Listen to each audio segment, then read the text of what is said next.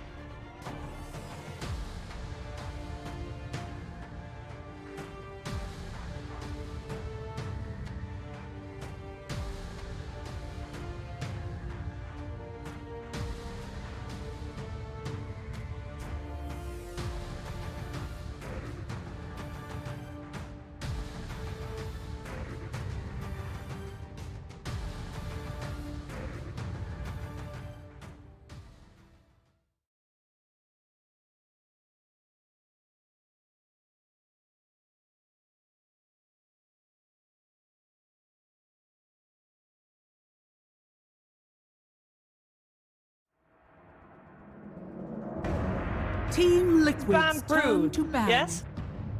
I actually argue second phase ban, yes. First phase, you can let it through if you know it's coming and you draft for it, right? Like, we had that interview with Notel yesterday where he's like, he feels like Brood's one of those kind of bait picks because like you lean on it to win the game. Like this game was the perfect example of why teams want to play Brood. You know, you play out your lane, you occupy the jungle, your enemy can't really do anything because you're always sweeping across the map. But they ban it out, simplify the process. They I would 100% ban it. I think. What do you want for your first phase other than Hoodwink Mars versus Broodmother? It's not like your first phase is bad versus it, right? Yeah, that's true. It's like, of course, you don't want Warlock Luna versus it, but I think how he played Brood that game, it made it impossible for Liquid to have any sort of flow or tempo or like feel anything. Feel anything. Ooh, we got Lina ban as well. That means Enchantress and Tidehunter, those are the two bans that were banned our previous game that are still left into the pool. We'll see if Liquid wants to go for that Enchantress, which is definitely one of Taiga's favorite.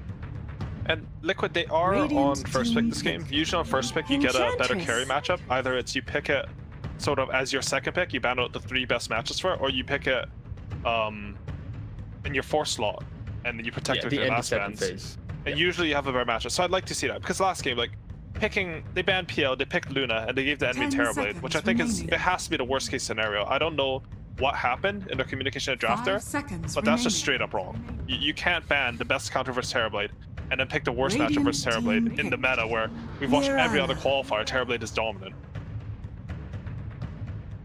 It's, the Enchantress for Liquid, it's the same as yesterday. If it was, if Taiga is going to play it, the one game he played yesterday, they lost horribly. So didn't really work out. They paired it up together with the Sand King, which is also the Boxy special, but hopefully they'll get something this time around as we have the Mirana Tide coming out for Tundra. Tried and tested, I'd say.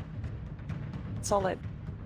Yeah, I just hope Liquid don't look at that game 1 from yesterday and try and kind of go down that route again. I think when you're trying to go for like this, 5 Rubik, a Monkey mid, and then the end, it's a little bit too disconnected. But so far in DPC, when Liquid did pick up the intro, they go for the Monkey. Okay, they're going back to it. They're going back to it. It's fine. It's fine. The Rubik was the put. I didn't. Okay. But anyway. Yeah, at least Rubik would have purpose this game. Like last time, it wasn't even a good Rubik game, but he's good versus Mirana and Tide. Yeah. Good point. The game 1 yesterday just felt like I want to play these heroes. Pick them for me. Yeah. They did no, exactly. 5 seconds remaining. But like, I guess if you look at the Monkey and why they picked it, it's gonna be if this is like a laning duo, I wouldn't mind that. I think if you put Monkey mid, that's an issue. But if it's Ench Monkey in the side lane, laning into potentially this Tide Mirana, Like they're gonna have decent like fights there. Sure, Mirana counters Ench, but Monkey can fight into Tide. Like it'll be a fun little warfare of like who can play the lane a little bit better. And I think ever since Monkey King, he had Jingu got worse, but he got like 3 or 4 base armor. Before that, I think Tidehunter with a nuker was actually quite good against him in lane. I think ever since that changed, Monkey's he's very solid, stable in lane. And maybe that's sort of what Liquid has a read on them needing. Because like after the laning stage, they weren't stable enough. They just got run over. Monkey might provide that. I have no idea. I don't see this very much. But... No, we saw I think earlier today with Ghost Rogues playing it, but they lost that game as well with it. It was like a Deso Rush style Monkey King playing with like an Ember mid. But yeah, it just felt a little bit flat, and I think their carry player, like Chrysalis, I don't know how to say his name. He's ranked one Monkey King spammer for the last like 5 years, so yeah, that probably has more to do with it than like some actual read on the power level of the hero. No, exactly. PL ban. So yeah, we still have the Terrorblade. So Liquid yesterday they didn't have the Terrorblade Sand King and the Brew because the other 3 heroes to complete the draft. 5 seconds how remaining. much they'll copy from that one, but we're definitely expecting the Terrorblade to get banned now that the PL is banned as well. First pick out of this is going to be Tundra, so they will pick that Terrorblade, I think, if Team Liquid gives them the chance. Team Liquid does have a little bit of a better answer. I think Enchantress and Lion specifically are the 2 best supports for Terrorblade. You deal with his map pressure by just killing or taking over the illusion. So you do have that going for you, but honestly, I think Tundra will just take Terrorblade anyways. They have a ban into Terrorblade. They've already banned a PL. You can probably see, I don't know what's the best, maybe Timbersaw? Maybe some counter like that, but I would feel very comfortable picking my carry here on Tundra. 10 seconds remaining. Especially because like Liquid's bans have kind of presented that I feel like this Monkey is a carry in this scenario. I think they've developed from the time where they played it yesterday. Just because like when you're banning heroes like Luna, Medusa, even AA, like it's all annoy what a carry Monkey King wants to bring to the game. Like Medusa just outscales you, Luna just runs you down before you get online, and then AA is kind of, you're like a healing style of carry playing off a Jingu, so I can see why these 3 bans have their merits, but yeah, I want to see the Monkey in the carry slot for sure. And that's why I think, you know, we mentioned Terrorblade already. Terrorblade just looks very good for Tundra because he also can stand still, high armor, doesn't really care too much about the ring because, you know, and if he gets the axe, pushes the Monkey out of the ring. Yeah, typically that's been a Terrorblade favorite matchup. You literally just kill him in the ring because he just does overwhelming damage and your armor's too high for a ring through to kill you. Radiant team. You okay there, Shiva? But why didn't they ban it? Terrorblade? Honestly, it's this weird thing. I think every region but Europe, Terrorblade's been super high value. Like, picked in the first phase, banned in the first phase. I don't know what's happening. I feel like there's a Timbersaw ban we saw. I think we should see Terrorblade. That's Terrorblade. Yeah, there it is. Like, Surprise! It's just so clear what Tundra's gonna do. I don't quite understand. But okay, guys, the key difference here is Liquid gets 1 pick, like 2 picks to respond, and they'll see the final pick for Tundra before they pick their final hero in this phase, right? So they are going to be able to at least pick their mid hero to counter TB, be it some like big magic dealing invader style. Like when you have like heroes like Monkey, like Ench, you play your lane and you want to run at your opponent. Like if they can cleanly take over that jungle, like it does make it a little bit awkward. So I can see maybe why they are forcing the draft, because like this is a drafting style which is like we give them the TB game, we know we can play for it, you know, we draft for it, but it's a high risk, high reward style.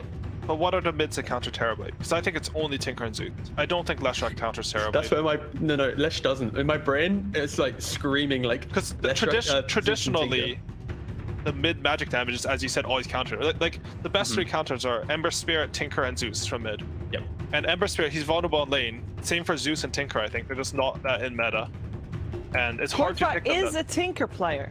He is. But you can't play Tinker unless it's last pick, I think. Same for Zeus, I think. I'm not too sure. I feel like maybe people are under-indexing on the strength of those heroes versus Terrorblade. Removing this hero's win condition is huge, but I don't know. I would honestly love to see one of the classic counters to TB come into this game. Like if Liquid can pick like one of the stronger offlaners to... Okay, they go for Sand King. All right, I'm gonna hold back on the Zeus Tinker style now. I don't really... We'll see. Sand King Edge is really good versus Terrorblade in lane. I think this is one, like the thing that Liquid has going for them in their draft the most for me is the fact that I think Enchantress is easily one of the best supports for Terrorblade. Pure damage in lane, control the map. He's not that easy to right-click later, and if you can take towers, then you can really start to pressure terribly. You can also steal the jungle, and they actually go for the Leshrac. Okay. Do. So the reason why we mentioned it's not like a counter to Terrorblade is because like going into like the middle portion of the game, you're not really killing off the illusions with your damage, and TB just right-clicks you down. But I guess if you do win your lanes and you can take those early towers with the Ench, with a Lesh, like the map can feel pretty small. So then it starves Tundra, where it's like TB's farming, but Tide becomes a support. Mirana Abaddon watch the farm. So Liquid could deal with Terrorblade in the form of making him starve his own team. That could be like Liquid's approach here. Yeah, and typically Leshrac can counter Terrorblade. It's not like it's some terrible matchup, but usually it's when the Leshrac team has more team fight. Because Leshrac's a very committal hero. Like both Terrorblade and Leshrac, if you look at their skill sets, they commit to fights. Terrorblade has to press meta, Leshrac has to run in to do damage. But I don't know if you have better team fight against Abaddon Tidehunter, Terrorblade. It's very scary. Are we really saving a position 5 for our last pick on the side of Team Liquid? We got the Oracle removed already. Rubik, of course, still in the pool. If we want to see that still. Which other heroes plays are in? I mean, is Wyvern in the pool? I can't believe Wyvern. They'll probably ban on Wyvern's still available. I think it's pretty standard to actually pick your position 5 in the last slot from first pick. If you see 2 cores that you want on your 16-18, like your 3rd and 4th pick, then it's not like the last pick on first pick has any additional value. You don't see anything else. There's not much. I like Grimstroke for Liquid. Give yourself another platform to deal with TB later on. Like you have the early pressure of Sanking Ench, the mid game tower with the Leshrac, and then you take the late game with the Grim and the Ag still. I can see that working, and they do ban out that Winter Wyvern, which I think was probably the first choice, right? Winter Wyvern versus Terrorblade, and it's not even that bad in lane versus Tidehunter if you have something like Monkey King. This is too left field. Okay, Grim's my realistic one. My hipster prediction, quote from PPD, the hipster prediction is Undying. There we go. That's my 2.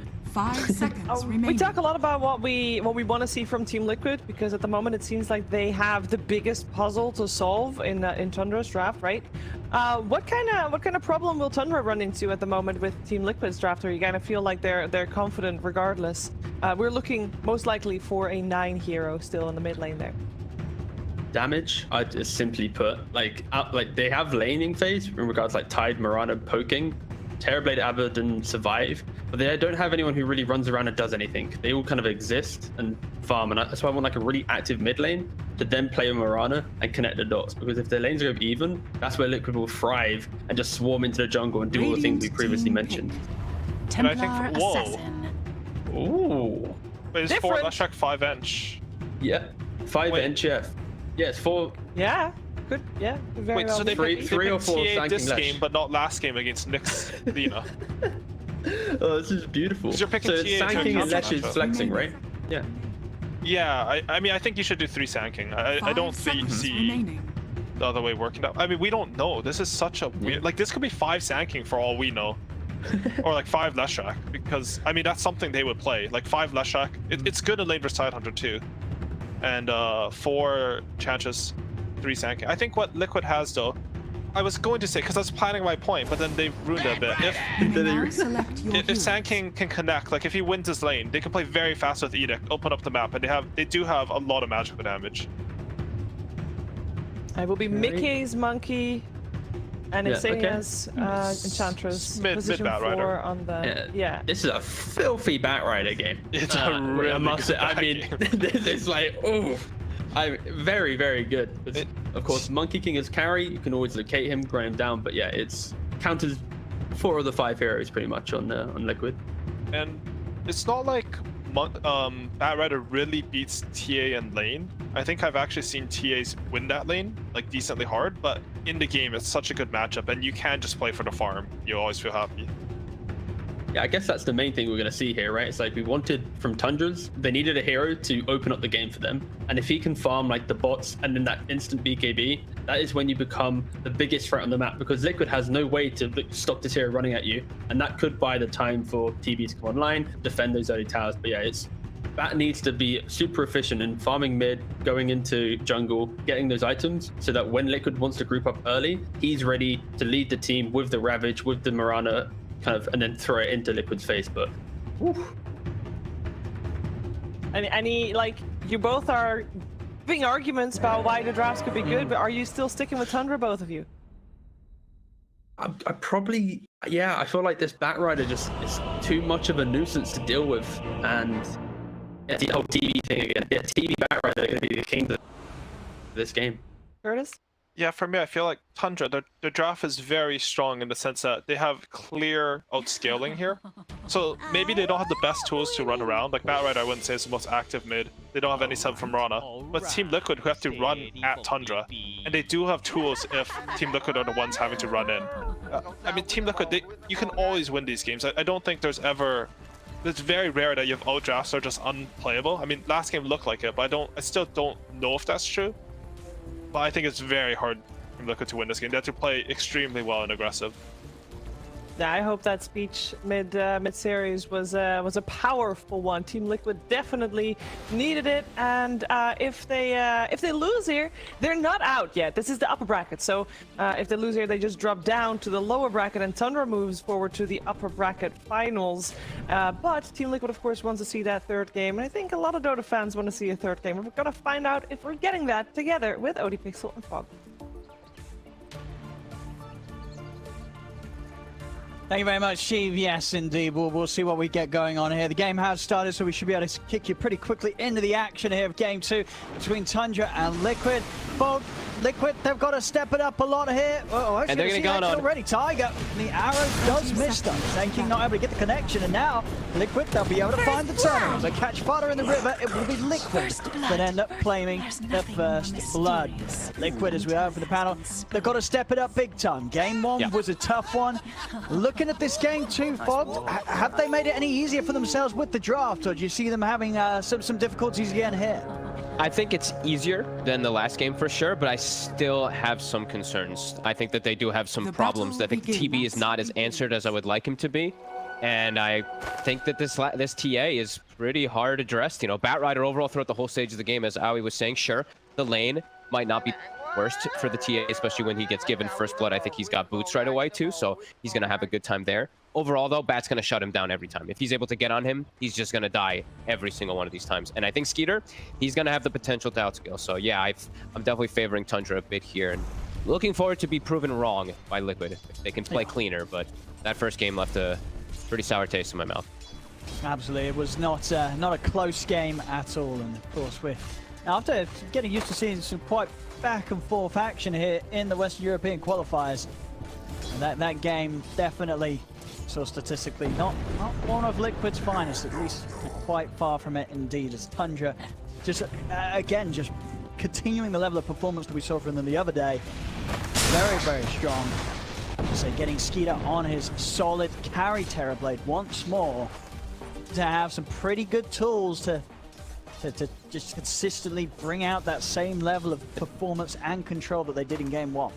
And looking to having some pretty damn good matchups, right? Like, I mean, it's a TB versus Monkey King and TA. I don't think TB's really too flustered about this. Sure, he's flustered if Boxy gets crazy farm, but that's probably not going to be happening. As Fada, he's got 10 stick charges. He's kind of baiting them bottom. Another round of stuns in a second, but they've got to be careful how they overstep the mark. No metamorphosis to worry about for now, that long cooldown. If it gives any chance for Boxy and Tiger to play aggressive. We got to bring more regen, though. Okay, Tiger's got a good amount. I was like, Boxy's got one tango. And Tiger in onto Fada. Tiger taking heavy hits here from Skeeter. We'll have to put the Fairy Fire step back.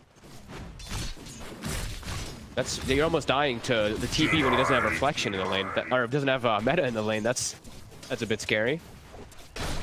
We are seeing mid Koifa coming out very far ahead. With having that first blood, having boots, you're pretty much under no threat of the Batrider in the start. So once the levels build up, as we said, in the game is where the Batrider does counteract the PA. So Koifa off to a great start. Taking a look at top, how's Mikke doing?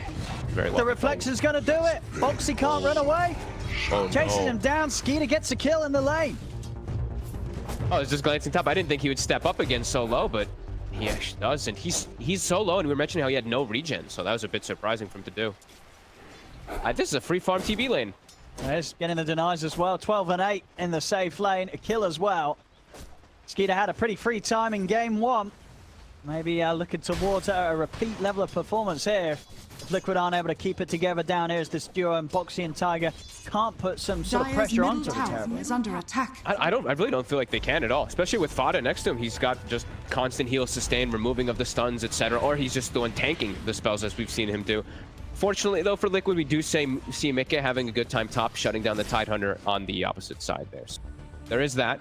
But yeah, Skeeter's just, it's a full free TB farm lane. And Boxy is going to start much slower than the Tidehunter. He will have a harder time of recovering it. Boxy. Haven't got any detection out here at the moment, Fada, so Boxy will be kept safe in the sandstorm. But applying no pressure Dire's middle and tower getting is under attack. constantly zoned away. Concerning. So as well, 9 doing a good job of controlling. Not choosing to play into the face of TA, did skip behind the tower, grab 2 waves to make sure that he's keeping on par. He's trying his best with the farm. Obviously, at the moment, still Qualifier having that edge. Getting a little bit more out of this. We'll see what he's able to achieve as a TA that is having a solid start.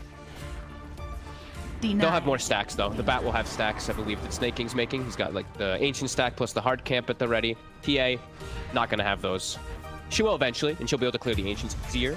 But 9 can do Ancients, too, which we can't forget, so. Just enough damage, actually, there with that final hit, Qualifier. That was very, very close. I mean, it must have only just been enough, but it was.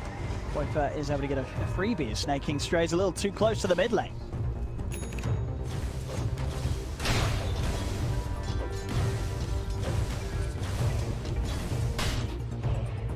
Bottom Snake King.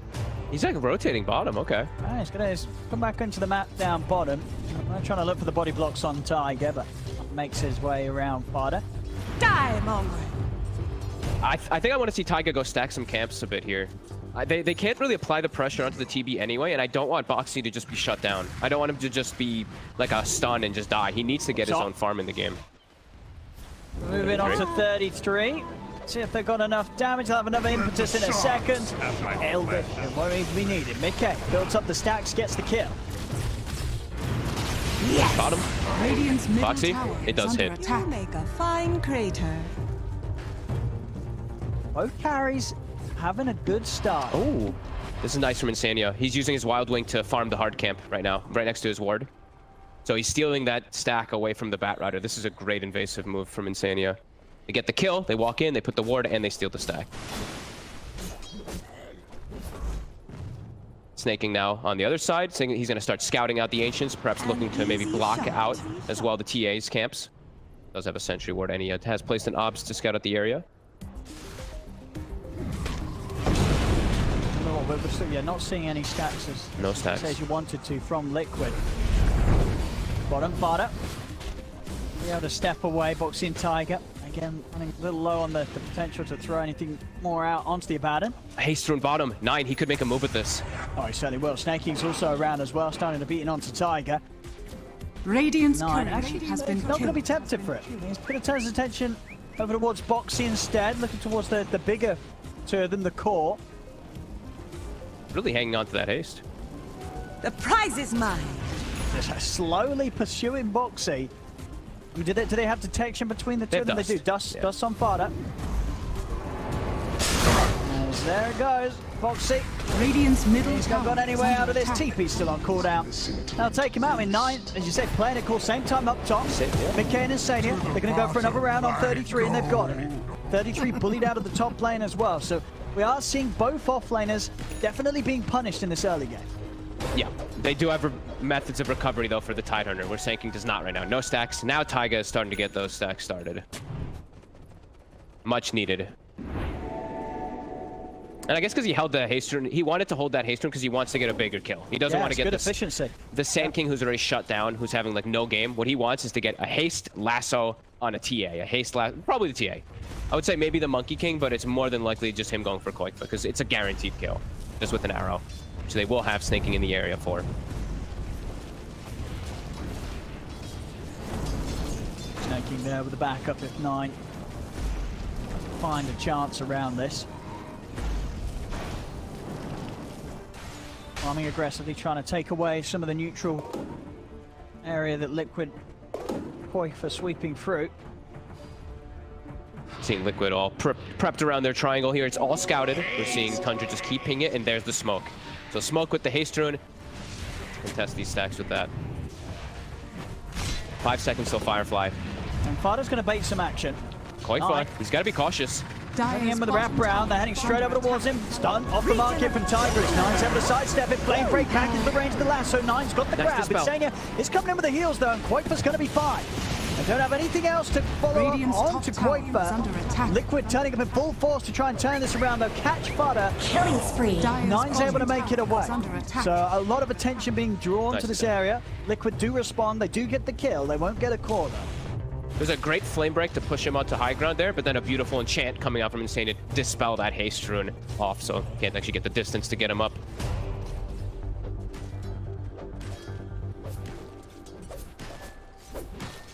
Move. Mickey ready to now play aggressive on the bottom half with Insania. Got to put some pressure onto this tower. We'll see how much Tundra put into holding this.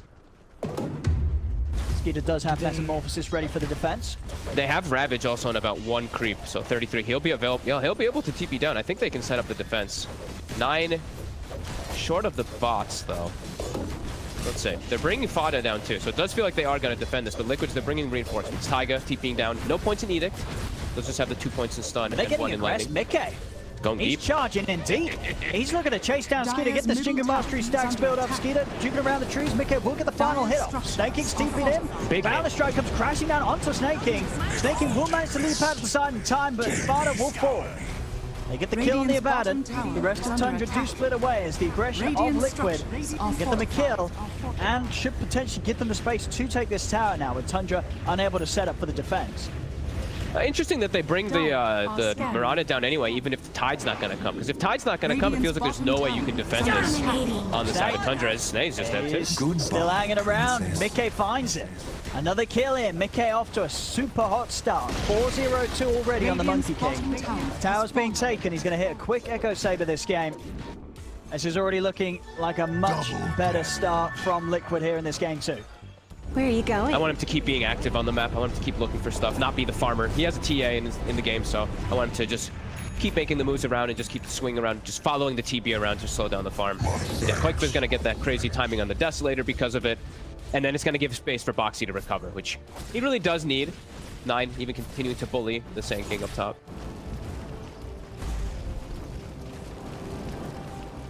I mean, for the most part, you expect to see what Mickey sort of just stay on Tundra's half of the map.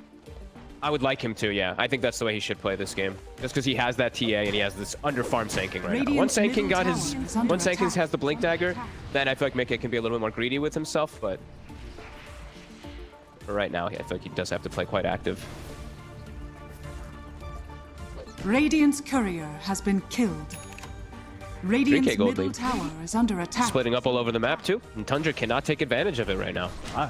Quakeford making the most with this space. He's going to hit these scary item timings, as you would expect on a TA that's had all the free area of his half of the map. Radiant's Desolator pretty is under attack. Shortly around the corner, over the jungle, they found 9. At the back with the Moonlight Shadow and Fada TP in as well. Sentry has been dropped here by Liquid. Backup TP's coming in though for Tundra around the outpost. Snake King looking for the angle onto Insane. He's not going to be able to get the connection though, missing the arrow. Insane is going to live for a little bit longer. Heads out to the side. 9 still trying to get in on this. Getting the stacks, so sticking a build up on a Mickey. Ravage from 33 comes out and trying to hold back Liquid as Tundra. They're looking to escape. Tiger chasing down 9. They're in with the jump. Mickey is going to get lassoed. 9 will continue dragging back, but 9 so low. The balance comes down to 33. In fact, not onto 9 though, so 9 will be able to escape. And they even got the damage for 33. They don't. 33's off into the trees. Liquid not quite yet able to get a kill out of this. 9 continue to get these stacks really built up on Tiger and Quakefer. Big hit comes in onto 9, and 9's gone far. Can't get after the miscoil or the shield in time. 9 will fall. Boundless comes crashing down onto Fada. Snake King, he's on the run. Mickey looking to chase. The Primal springs up. Snake King has no leap available. One more hit here from the Monkey King. Claims the kill. As Liquid, they will persist and they continue to get this action going in their favor. Mickey now up 6-0-3 on the Monkey King. And Tiger instantly goes mid too, starts edicting, and look at top. Skeeter, he starts hitting on tower, but Boxy's still in the area, and they're ready on swinging Mickey. This is a big kill if they can finish it off. TP coming in for 9. I'm gonna try and protect. Oh, Mickey, what? Oh! it doesn't matter. It doesn't matter. You know, at the end of the day, it doesn't matter. Didn't need to hit it, didn't hit it. You know, no need to be overkill. Mickey knows that. And immediately smoking, not slowing down. I love this right now. They're actually playing, they're getting to play their game. Unlike the game before where it was like they weren't able to play around any of these cooldowns or anything like that. Like, oh, TB meta's on cooldown, Ravage is on cooldown. This game, they're actually able to take advantage of stuff. Swing around the map quickly, Ravage still cooldown, meta cooldown, everything's on cooldown. Got a huge advantage. They could potentially even look for a Roche. Wait up. Snaking. Raising it onto him, another kill for Qualifier. They have, you know, no doubt about it, recovered big time after what was a rough game 1. This game 2, no messing around, and they, I mean, top lane, Spotter, live here with the borrowed time.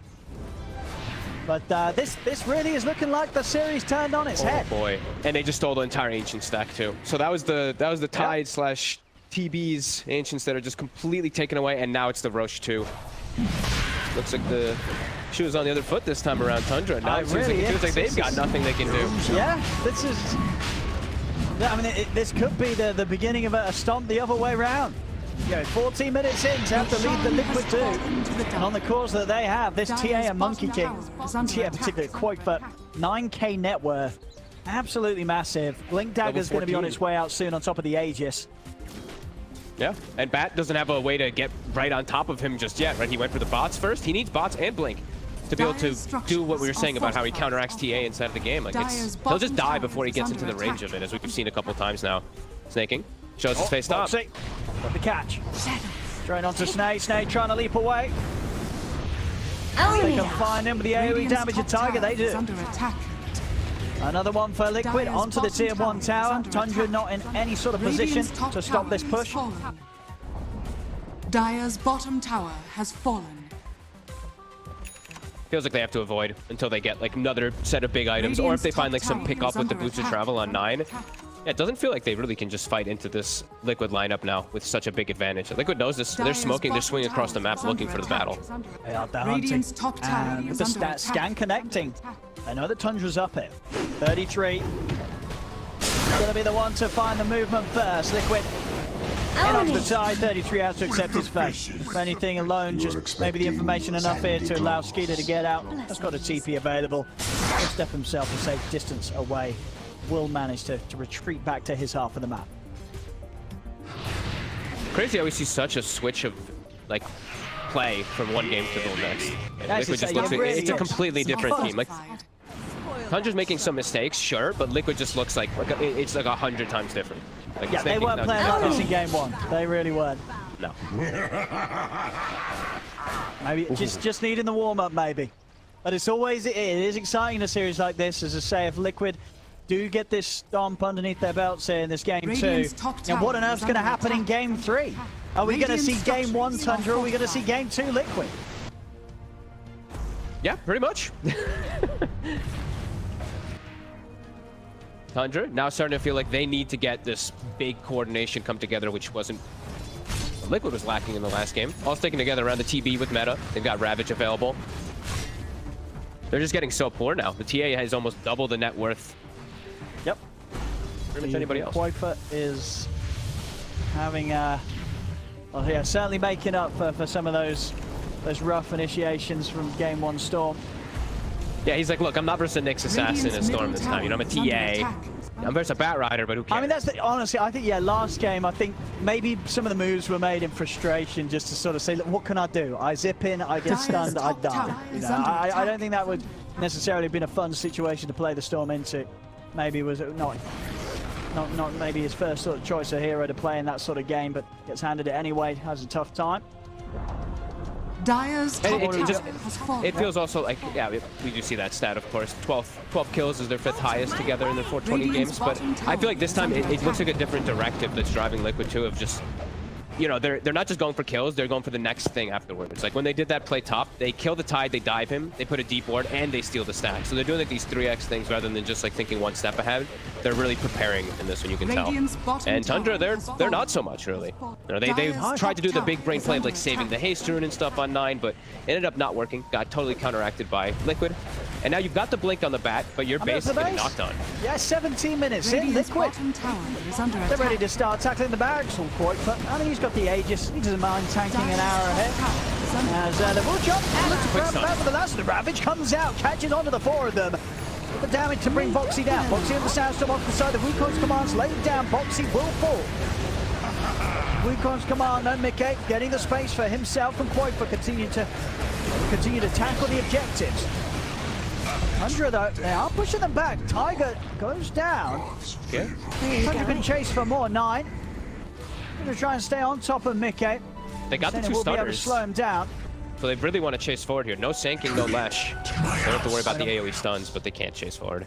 All in all though, Tundra base defended. The racks stay up. They are able to push Liquid away before an objective is claimed. It didn't use meta, actually. Skeeter was holding it the whole time, didn't have to end up popping it. Sure, they used Ravage and Lasso, but pretty good hold when you're at a 10k deficit. Absolutely. Liquid respawning. Looks like they want to go right back to bottom lane, though. Lash TPing down, Sanking pushing out mid. Yeah, They're saying do it again. They're a Ravage down. You still have the benefit of the Aegis. Qualifiers in with a couple of hits on a Snaking. Not enough to kill him, though. It's done with the arrow. They will manage to burn Qualifiers' life once. It's got, that's an Ags gush. Okay, Tide's got an Ags. Haste. I guess this quick timing is going to help out with the deep push. Is it going to help out enough? Boxy's in with a stun on Tafada. This time round, Liquid, they will have the space to get the racks. 19 minutes in, the first set of barracks taken away by Liquid. Liquid still maybe want to fight. They're in. Trying to over the jump there, able to blow up Fada. Fada not standing a chance there to the hard hits of Qualifier. I think Tundra accepted the fact that Rax was going to go down, right? They just had Skeeter farming top the whole time. They didn't even call him back. They're like, all right, if Liquid makes the call to come down here, you just don't come. And Liquid did make that call, so... Dire's Tundra top tower is under attack. Quite on the back foot here. Liquid still continue to have most of the control of the map. Almost a BKB done on the TA now, too. Manta soon to be finished on Mickey. They're pretty rich. And now looking to claim this triangle area. Dire's Deny top this away tower from is Skeeter. under attack. For that A bit cautious to walk in, though. I mean, with all the pressure and the lead that is building up in favor of Liquid, Skeeter is doing a good job standing toe-to-toe with the farm of Mickey. You see the iron progression. He's still making good strides into it. You know, he's not falling off. So despite the lead that Liquid have, if there is that sort of that misplay, that overextension on the high ground against heroes, against spells really, like the Ravage, the Lasso, instant damage output of TB standing in its place with the Metamorphosis. Tundra, they do have strong abilities to be able to turn around a misplay from Liquid. So Liquid, despite the early lead that they've built up and the early racks that they've claimed, they do still have to remain on top of their game here against Tundra. They absolutely do. And they got to watch out for how much damage will kick out from the TB. Because sure, the TB may not be the most farmed in comparison to TA, but he has an Ags Gush, which is never, you know, you can't really ever write that off. That extra minus armor that comes out from a TB just wailing on you. This could really work out to be a big brain early purchase for 33. Yeah, we'll see. Dire's top tower is under Liquid's attack. just, it's relentless. They're showing no mercy, and I see, did Taiga purchase the shard? He didn't. Okay, he bought a 4-step, but they're ready for the push. Radiant's middle I mean, they know tower they're still at this moment in Dire's time top tower is under attack. hitting quite a peak in their strength. Now we dive in. Up to 9-9. He's gone. We got him. Stuns landed. 9's out of the game here. Does have buyback available. There's still 20 seconds without the tide as well. Did Fada not have borrowed time there? Just borrow time to stun and then shield him off? I think you hesitated for a second. Now he's at 2. Double He kill. is. The speed that the heroes are dying, though, you're not getting much time to react at all. You know, 1 stun and literally 2 hits from Qualifier, and you are gone. The damage output, of course, of this TA this early on, incredibly potent. Push coming in. They're going to have creeps joining them in a second, so the backdoor protection to disappear. Tundra will have the full lineup back up for the defense. We're already going to see Oak back on the top. They've managed to get in onto him. Skeeter, he's got any way out of this? He doesn't. Stun controls there from Tiger and Boxy. The magical damage as well. They bring down Skeeter. That's a pretty big GG kill right there. That's 40 seconds without him where he's not going to be farming on the map too, and he needs every little moment in the game to be able to 1v5.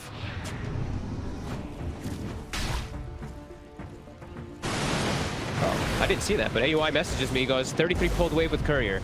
So I guess that's what happened in the mid lane. That's why there were no creeps there. We saw Tundra do that actually in the Was it? I was going to say we have some. Was it in the qualifier? I think it was Dire's Tundra. top tower Yeah, it was is under Tundra. attack. I think they lost that game, but they tried. They did. Oh, Mickey. Ravage comes out as well. They changed stunning. Mickey's gone.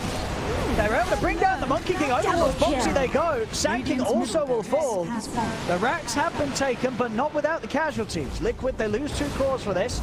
See if Tundra can get more out of this. They get the knockback onto Qualifier. No lasso, of course, already used, but the arrow connects. Big Tiger holding him back with the split off. In fact, look to try and turn as he runs back in on the Snake King. The hit comes out of far and not enough damage to finish him off. Skeeter sets in with the Metamorphosis, brings down Qualifier. Tiger falls as well. Liquid, they get the racks, but it's not a clean job. Losing 4 heroes for it. And big streaks being claimed. They're 33 able to get quite a bit of a cash bonus for taking out Qualifier.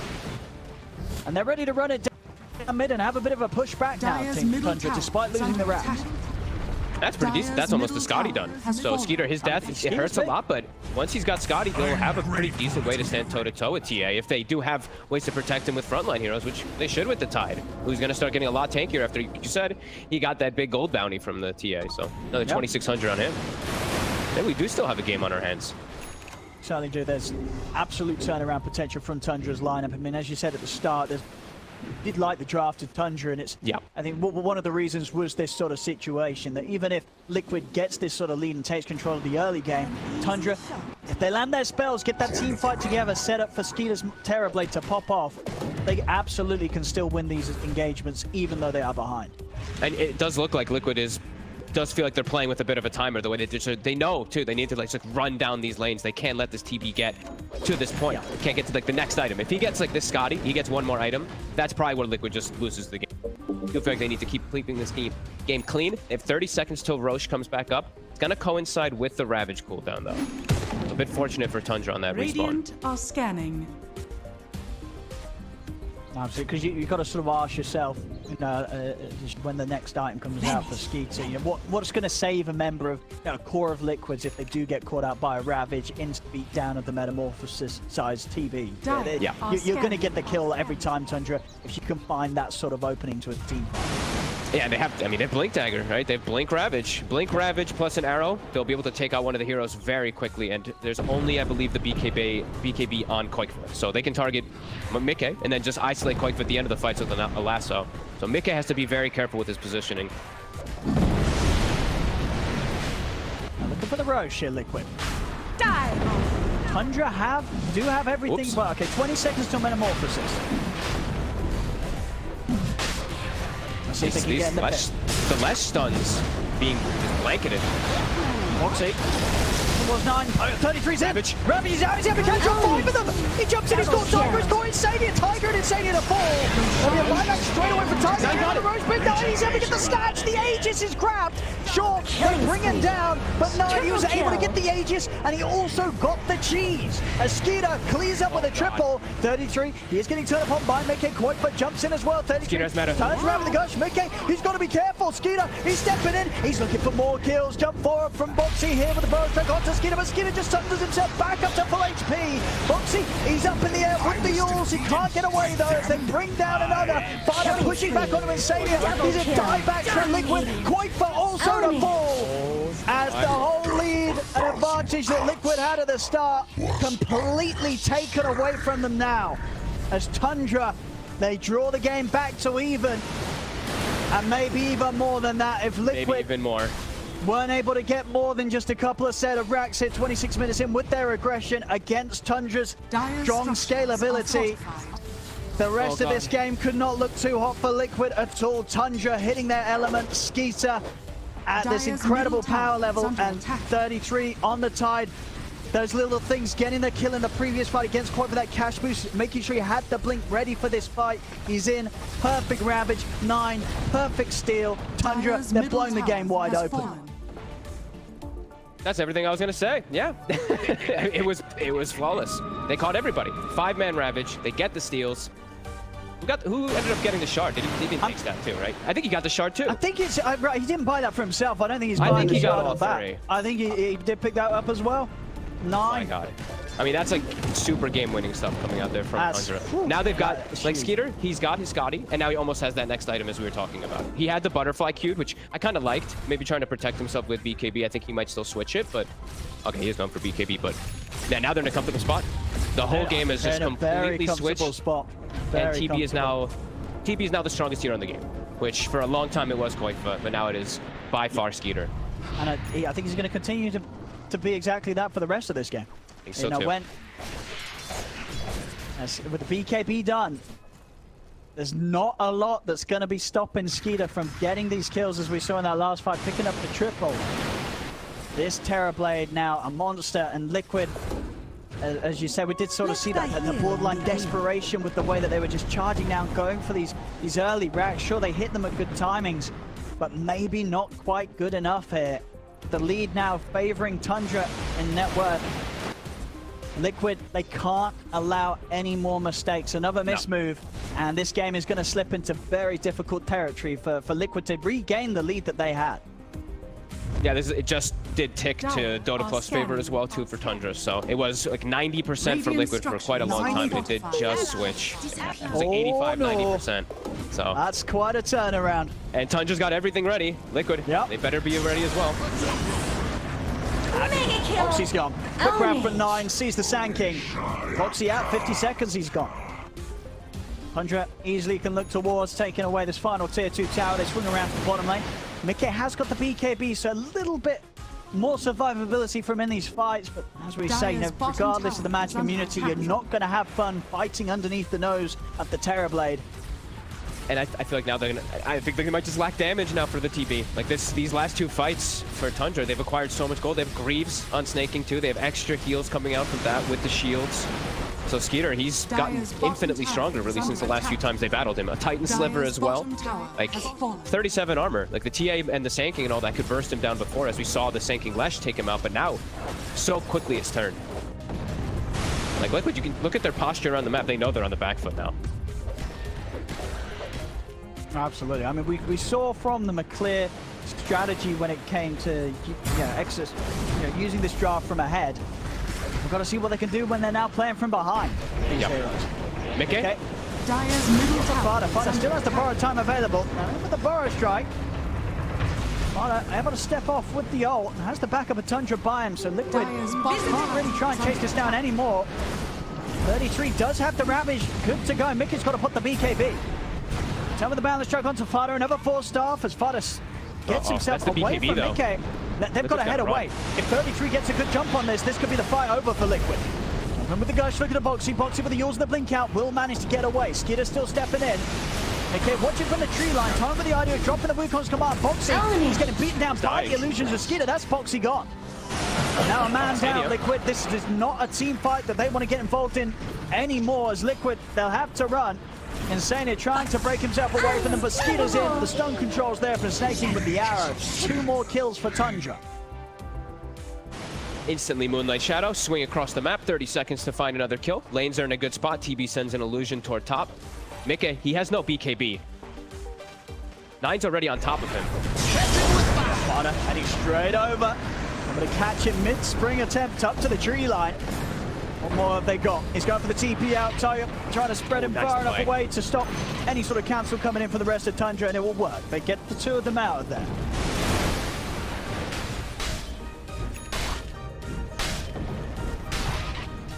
All your lanes are pushed in now, though. Liquid, they're respawning, but yeah, these illusions, TB has cut everything, and they still have meta, they still have Ravage. Sure, Lasso was used, but starting to see that they don't really need that anymore. So now, Liquid, what's your move? Like you said, what do you do when you're behind with this drop? What do you do? They're getting close to the data list on Quakefoot, but they have to find like ways to get back into the fights. Like, they just can't get through this front line. This TB, this high. But they're jumping on Fada, but again, you're committing onto the abandon. He's got borrowed time. Fada's fine and out to the low ground. Okay. Try and chase a little bit tentatively. Does have BKB ready to pop if a turn comes into play, but won't be required. Tundra step out to the side. He's starting to get back in. Or they're going to have an arcane ready for the next fight as well. Nine's going to grab it. Nine's going to have that, yeah. Like, almost Butterfly done now on Skeeter. So they're going to be a full item behind now on both of these cores. They're not going to be able to deal with him. That's what we're mentioning, how when he gets that next item versus this lineup, like, this is why TB is the king of the scaling in this game. Even though Liquid had such a good early game, Skeeter, he's hit his stride. 8-2-8. Dire's top tower is under attack. Looks scary for a moment for him, but yeah. I mean, Tundra showing some incredible strengths in this series. Coming out game 1 with a complete stomp from the start. And as you said and we saw there on the probability of this one, turning around a game that Liquid had such a solid beginning with, but it slips away. Tundra hit back so hard with that fantastic play, coordination around the Roche pit, that Tundra absolutely, even if it's just a 3K lead, it feels like much more than that. Tundra, they are the ones with the huge advantage right now because of the position their heroes are in. And I think it's a testament of itself when yesterday we saw the same thing from Tundra. They were behind significantly in a game, and they knew how to play from behind. I think that shows for me, a team that's actually better. It's a team that knows how to play behind with the draft rather than a team that plays from ahead. And Tundra's shown this several times, so yeah, very impressive so far, and yeah, looking really good for them in these next few moments, unless Liquid lands some huge connection. Yeah, 15 of the 251 games so far in TI 10 calls had an 11,000 plus K. 11,000. A lot. Not a lot at all, and Tundra looking to pad that stat up a little bit with this sort of showing. I mean, Liquid, how do you go about the fights? Like, we've already established this Terrorblade, very hard to burst through. Like, can you even commit onto Skeeter if you just got to look to try and take everyone else around him? Like, how on earth do you go around with dealing with this Terrorblade now at this point? You have to kill everybody but him. You have to isolate him completely, and it's extremely difficult. They're not fragile at all, and the ones that you run into every time, it's a Tide Hunter and a Batten. So they just soak your abilities. They don't care. Roche is back up. Tundra looking for the fight. Invisibility. Where are you going? Just heading in first. He's got the squad smoked up behind him. Charging in, and they're able to get the grab on it. They've got the lasso down, 33 in with the round. Mickey's never get it on, catch them all. They don't get the BKB off the top of Mickey. It's 2 dead. Mickey now pops the BKB, loses one fight up and fight. They've got the borrowed time. Mickey just dying to the damage up and on Skeeter. Mickey's gone over to the side. Gush catches Insania once more. 33 finding the perfect ravages here that just Liquid, they're not ready. They're not ready for them whatsoever. Tundra straight up to the high ground. No buyback on Qualifier for a minute. Good amount of duration still left on the Metamorphosis. This is going to be some heavy damage done to the base of Liquid. They might just go tier 4s. I think they might just end this game. Tundra. Yeah, they have to buy back, but they've got to do something, Liquid. I don't think they can even hold this buyback. TA still dead. BKB still on cooldown for Mickey. He can't really get anywhere close to approaching them. The meta will come to an end. I don't know if that matters too much. Skeeter is going to continue to step up. They will jump in on the back line. Snaky's going to get healed up by the missed call. He's off to the side. Mickey, he's out of position. Mickey's gone out of action. Tundra, they can look to close this one up with 3 dead on Liquid. Tiger and Insania giving their final attempts to push them back. It's not going to happen. Tundra, they focus the ancient. GG is called as Tundra will take the series 2-0. And my goodness, as we say, with game 1 being a complete stop from Tundra, game 2, Tundra turning it round masterfully. They just completely outclassed and outplayed Liquid today, Fob. I totally agree. First 15 minutes, first 20 minutes or so for Liquid looked perfect. And then like 1-2 slip-ups, Tundra somehow just makes it work. This was really impressive individual things and really impressive just team coordination.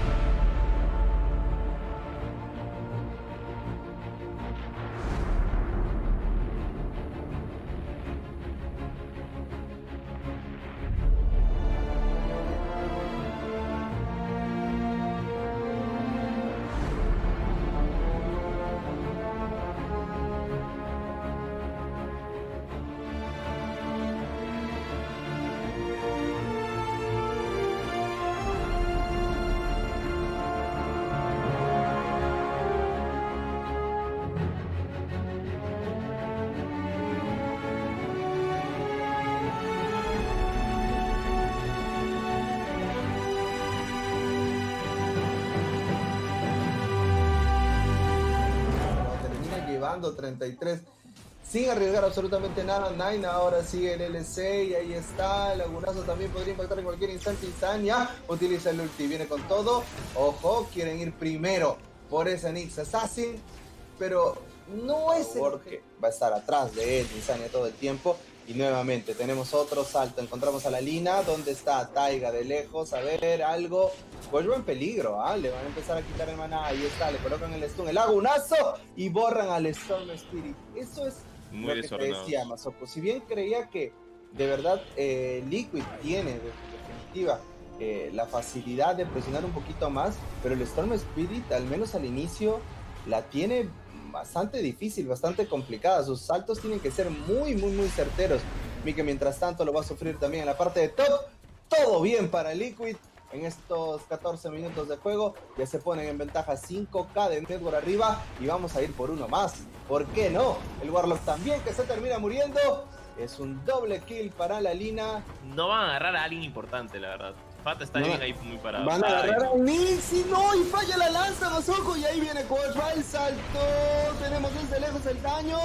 También está el ulti incluso del Warlock.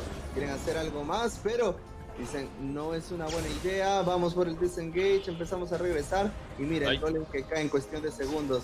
Insania va a morir, regresa nuevamente. Quad va con todo, Mike a ver si pega o no. El Eclipse no lo tiene disponible, 18 segundos todavía, Masoku. Y Nine otra vez con el Laguna Blade para frenar toda intención de esta Luna. No está yendo a presionar las líneas, rompió la línea de abajo. Mira, Boxy, el ingreso, ahí está, el Storm Spirit quiere hacer algo más. Cuidado, los Fatal Bones, empezamos a desgastar el resto, pero lo derriten finalmente ese Mars. No puede hacer mucho, Insania desde lejos para apoyar de repente con ese Shadow Ward.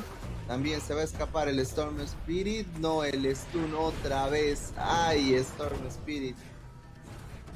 Y sin embargo, Skitter pues no encuentra contrincante al frente porque se lleva el set de Raxes de manera bastante rápida. El Mars, la arena. Tenemos también el golem, empieza a pegar con todo. Mike desde lejos. Veamos qué puede hacer. No, esto ya es muy de un solo lado, Masoku. Ojo, el combo. A ver, el stun. Para ejecutar finalmente la flecha que llega. ¡Ay, Hotwig!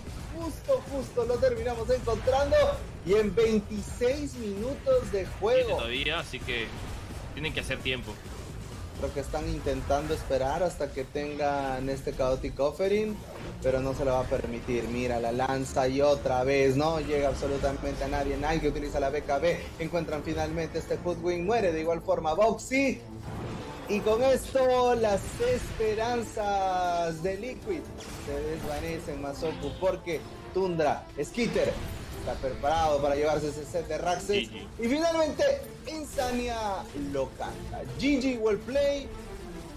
Iba a decir que turbito hace como unos 7 minutos, pero bueno, aguantó un poco más la escuadra de Liquid, fueron 29 minutos. Llega ese último golpe, el daño del Mel, 33 que se puede morir. Ojo al slow, Taiga, se quieren llevar ese kill, no lo consiguen. Mike va a ir por Snaking, tiene los saltos, tiene el leap, que no creo que pueda hacer mucho más. Mike por ahí lo intenta baitear, el último golpe, y mira lo de Kuchma, el rango enorme gracias a ese Dragon Lance, consigue ese kill, se llevan también al Abaddon, y con esto un 9-4, Mike que sigue sí o sí, quiere matar a la Mirana, es el 3 ya en la parte de bot. Tiene que llegar a defender, cuidado la flecha, sí impacta sobre la Templar Assassin, está buscando Snake en el momento exacto para poder iniciar el penilazo, pero nuevamente Box y la iniciación, el Ravage completo, pues va a perder el Aegis of the Immortal, quizás Mike lo asegura con el Gugus Command y desde lejos empieza a generar un poquito más de daño. Snaking casi en la lona, la flecha que impacta solamente sobre Taiga. Y Quashwa también retrocede un poquito más. Todavía no pierde el Aegis of the Immortal. Y le ha costado la tier 3 y casi el set de Raxes completo a la escuadra de Tundra. Liquid tiene que vaquear. En un minuto se le va el Aegis. 33 lo sabe. Primero tenemos el Boneless Strike, el daño del Mel. Y derriten al Tide Hunter en segundos. Ahora sí. Tienen 40 segundos. Llevarse la segunda torre. Tienen 40 segundos de tiempo, ¿no? Para poder hacerse este rack. No tiene buyback. Tiene Ravage, pero ¿cómo lo tira si está muerto? No, ya no hay absolutamente nada más que hacer, creo yo. No está el Batrider, llegan los creeps, viene Boxy, otra vez Boxy pido con la iniciación el penilazo. Ojo, lo intentan salvar, busca el salto y termina muriendo finalmente. Mike, Boxy va a ser el siguiente en caer. Coach va solo con la BKB, intentaba enfocarse en el set de Raxes, que casi lo ha terminado de conseguir Masoku. Ahora es a correr nada más, Templar. Ojo, a ver, tiene la flecha que impacta. Mira el stun de parte de Taiga. Le va a dar oportunidad a Coach, va a escapar. Quiere dar ese último golpe. Viene Skitter. Ahora finalmente algo le tenía que salir a Tundra. Knight, el Batrider también lo quieren robar. Boxy lo anticipa el Batrider. Ahí viene Insania. Empiezan a golpear. Y cuidado, solamente se enfocan en el Roshan. Los supports van a caer demasiado rápido. A ver, Liquid van a perder a sus dos supports muy rápido. Repite Masoku. Nancy termina robando el Aegis. No lo puedo creer, Coach va. Y ahora sí, oportunidad de pelear bastante rápido. Triple kill de Skitter. ¿Qué ha pasado contigo, Liquid? El caballito empiezan a perder uno por uno. Coachba regresa. Ahora sí, ¿lo peleas o no? No tienes la BKB, Mike, que aguanta un poco. Insania también. Llega Boxy, doble stun. ¿Y dónde está el follow-up? Luis Sander. Y creo que Boxy está muerto, ¿ah? No hay nada para poder salvarlo. Ay, no. Insania se cae. Qualifiers también de igual manera. ¿Qué está pasando con Liquid? ¿Y este era? Sí, viene con todo la escuadra de Tundra. Ahora ellos son los que proponen. Insania retrocediendo nada más. Mike también de igual forma. Se quieren posicionar bien. Tienes el Flaming Razo. Tienes también el Ravage. No puede ser. ¿Cómo borran a la Templar Assassin tan rápido? Y ahora Mike le pelea en pleno Ukut Command. No, Masoku, no. En pleno. No tiene buyback. Le ha peleado. O sea, ni siquiera el Terror Blade se ha tenido que mover. Esta es la jugada desesperada, creo yo. El Epicenter también. Ahí está la iniciación. Encuentra solamente a la Mirana. A ver si la terminan matando. Utilizan las grebas. Utilizan todo. No puede ser. Es el dieback. Es el dieback, Masoku. No hay nada más que hacer para la escuadra de Liquid. Esto es GG. La victoria. Tundra. Y lo va a ganar en un 2-0, mandando la lower bracket. Ahí está. Complicándole un poco más la vida. Predicción acertada por parte de Masoku. Predicción acertada. En serio, sí, se lo va a tener.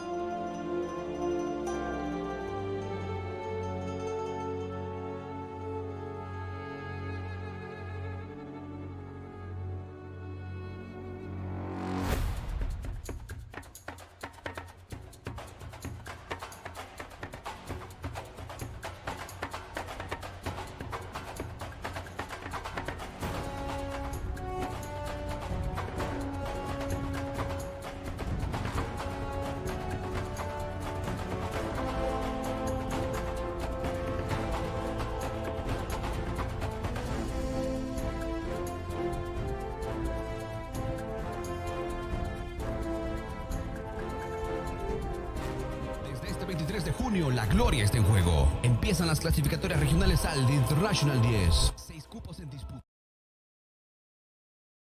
Todas las regiones, todas las series. Sudamérica y CIS del 23 de junio al 26 de junio. Norteamérica y Sudeste Asiático del 30 de junio al 3 de julio. Europa y China del 7 de julio al 10 de julio. El Dota 2 en su máximo hype. Vívelo en Live Esports y en nuestros canales alternativos.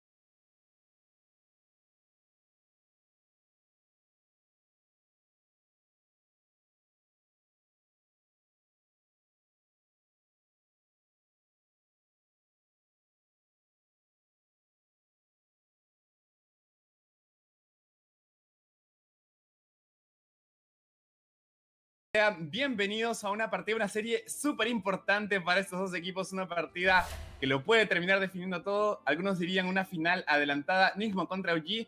Y para traer los comentarios, la emoción y el análisis de este encuentrazo, tenemos al grande, a Stinger, capitán ahí de uno de los equipos más fuertes de nuestra región. ¿Cómo estás, Stinger? Hola Patrick, ¿qué tal? ¿Qué tal? Gracias por la invitación. Y sí, ¿no? Como dices, probablemente esta sea la final adelantada. Creo que estos dos equipos tienen mucha trayectoria, son muy fuertes, a diferencia de todos los que están en esta clasificatoria, ¿no? Tal vez por ahí que uno da la sorpresa, pero fijo, vamos a ver a uno de estos dos en la final. Sí, definitivamente. Tanto Nigma contra OG tienen las ganas, por donde lo veas, de poder llegar a este International. De ganar esta partida cualquiera de los dos, se terminarían enfrentando a Tundra en la final de Upper Brackets. Tundra que está dando la sorpresa. Tundra un equipo ciertamente bueno, pero bastante inestable, ¿sabes? Tiene temporadas buenas, tiene temporadas bajas. Entonces vamos a ver si al final de cuentas logra estabilizar ese potencial con el que cuenta, ¿no? Con Snaking de su lado y todas estas estrategias nuevas que puede terminar aportando para con el equipo. Por ahí pueden llegar algunas otras sorpresas, como tú ya bien lo mencionabas, pero uno nunca sabe, ¿no? Entonces, de cara a lo que se viene, ¿alguna expectativa pre-match por ahí con respecto a este juego? ¿O te guardas ahí alguna predicción? En este juego creo que me gustaría ver el draft, porque en habilidad creo que son bastante parejos, así que no diría como que tal equipo va a ganar simplemente por habilidad o por nombres, ¿no? Creo que no. Este no es una de esas partidas. Exacto, yo creo que es súper importante tener en cuenta, ¿no? Creo que el draft va a influir demasiado, y hablando de eso, ya tenemos el draft ciertamente avanzado y lo tenemos ahora en pantallas también. Hoodwin, un héroe que se está debatiendo muchísimo, muy metido en el meta actual, y el único equipo, bueno, de los pocos equipos que lo he visto en la parte central ha sido OG para el buen Thompson, así que Nigma se lo arrebata de lleno.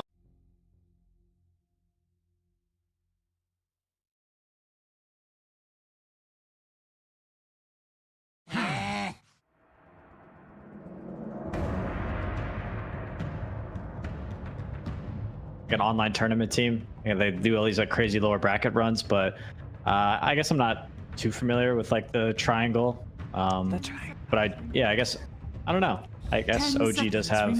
Were you just saying OG has Nigma's number, or what were you saying? Yes, they do. Yeah, basically that is generally the case. OG has got a great record against Team Nigma, of course, especially in 2020. Team Nigma wasn't playing with their full roster, but then again, neither was OG. So overall, OG does have their number. We saw that in the TI9 finals. It's crazy that we see the same matchup in the qualifiers, and we have got the draft already in front of us. Nice. So could you go over these openings, because we got a Willow on the board. I was just researching your triangle idea. It seems pretty good. Yeah. I'm running through some games. Very nice. All right. Yeah, we have the Axe Willow. So we talk a lot about the Willow paired with the Mars, right? The idea of like the arena and stuff. You can do a lot of similar stuff with the Axe. This used to be one of those duos that's similar to the Axe Lina, is just like hardcore pressure on the safe laner. In my eyes, of just like damage, try and force them out of the lane as early as possible, which then makes me start thinking about like Luna and TB if you're Nigma, because that's what they've been playing a lot anyway. They're very good heroes, and I don't want to have to stay in them. I love the Axe first pick. I feel like it's super strong. Sumail will play it, or Seb will play it. Seb has a ton of experience with this hero in the offlane, and Sumail's been playing it a decent amount as a safe lane. I feel like this hero's it's very Sumail as well. It's like super aggressive, but also farmy, and he can just solo people, which I know he loves to do that. Turn to the Dark Willow pick, I guess, is just more for Soxa. They just want it. I would watch out for possibly like a Morphling pick for OG. Yeah. I feel like the Morph Dark Willow combo is just like, it's one of the most broken things. It's like the new Morph Shaker, basically. Yeah, so if they have, if they don't have a good answer to Morphling, I would be a little bit worrisome for that hero. Like an fourth pick for OG, a Morphling on that slot could be just devastating. Thompson could even play at mid versus, he could play, I think he would play at mid versus Lina as well. It would. It feels like they banned all the other or they nerfed all the other combos like really hard, right? Because like they all get shown off and like nerfed over time and stuff. Like the Earth Spear fell down, and then the Earth Shaker as well. And Willow for some reason still gets to look really busted. So, and then of course Morph into TB has historically been pretty good, because copying TB is also kind of nice. So definitely some potential there, depending if Nigma maybe fall into a potential trap laid out here by OG. Yeah, Yeah, a lot of thought went here into the bonus time and for the bans here for OG. So curious what they would be thinking about with these bans. They end up banning out the Luna here. I didn't get the chance to ask either of you yet, but going in, I do want to have a little bit of a, you know, a little bit of prediction in terms of who you think is going to come out on top, because we've seen both teams yesterday. Very similar fashion in terms of not great game one, and then as the series progressed, getting better and better. Do we have a favorite going into this, or do we feel like it's pretty even? Trent, you can go first. To me, it's like fairly even. I also kind of agree with this idea of like the LAN environment for Enigma has always seemed pretty good in their grounds. OG to me is like, I imagine they're incredibly motivated because I feel like they've been getting a lot of attention, and I feel like that kind of helps them the same way that they like to voice line and tip and stuff. There's a lot of negative energy around the OG brand these days. They've somehow become villains in a sense. And what happens when you win too much. Yeah, and they want to feed into that. So I don't know. I think storyline wise, I really want to see OG win this qualifier just so they can go back to TI. All right, so I mean, what's your prediction? I feel like you're just buying time for another pick right now. Oh no, I'm actually just my prediction is OG. I will take OG. 10 All right, I'll take remaining. Nigma for the fun of it, but I also would have gone with them in the first place. I feel like they just have more going for them right now. I feel Nigma was my pick to win the qualifier, and I still believe that, even though their game one yesterday was a bit shaky. I think that in this match against OG, I think hopefully we'll see that really, really high level of Dota that we saw during the DPC. And yeah, I expect these last couple of days of the qualifier to really just up the quality on the games as we thin out the herd. It is pretty crazy to think that, of the 4 teams that we have in the semifinals here in the upper bracket, 2 of them haven't even seen a major this entire season, right? Only Team Nigma and Team Liquid were able to even make it, and then Team Liquid didn't do so great on all of them, where Nigma was at least able to get quite a decent run in the Animajor. But yeah, OG. We don't know what they're gonna bring. They have changed their rosters, of course, with Sumail now joining them. Interesting to note that we do have ILTW up against OG. I mean, ILTW was also the replacement for Ana, like Sumail is now. We do have the Winter Wyvern picked up as the 4th hero for Team Nigma, so guaranteeing that either Lina or Hoodwink is a core. Revealing that nugget. I think it's probably I think it's definitely the Lina mid, right? I don't think Kuro will play Wyvern and GH will play Hoodwink, or I think GH also plays Wyvern. I don't know if Kuro's been playing Hoodwink at all, but it could be either lane at the moment. So very open, but they did, it's kind of like 3 backline casters again. Like they don't really have that frontliner, so it's going to put a lot of pressure on their pick here.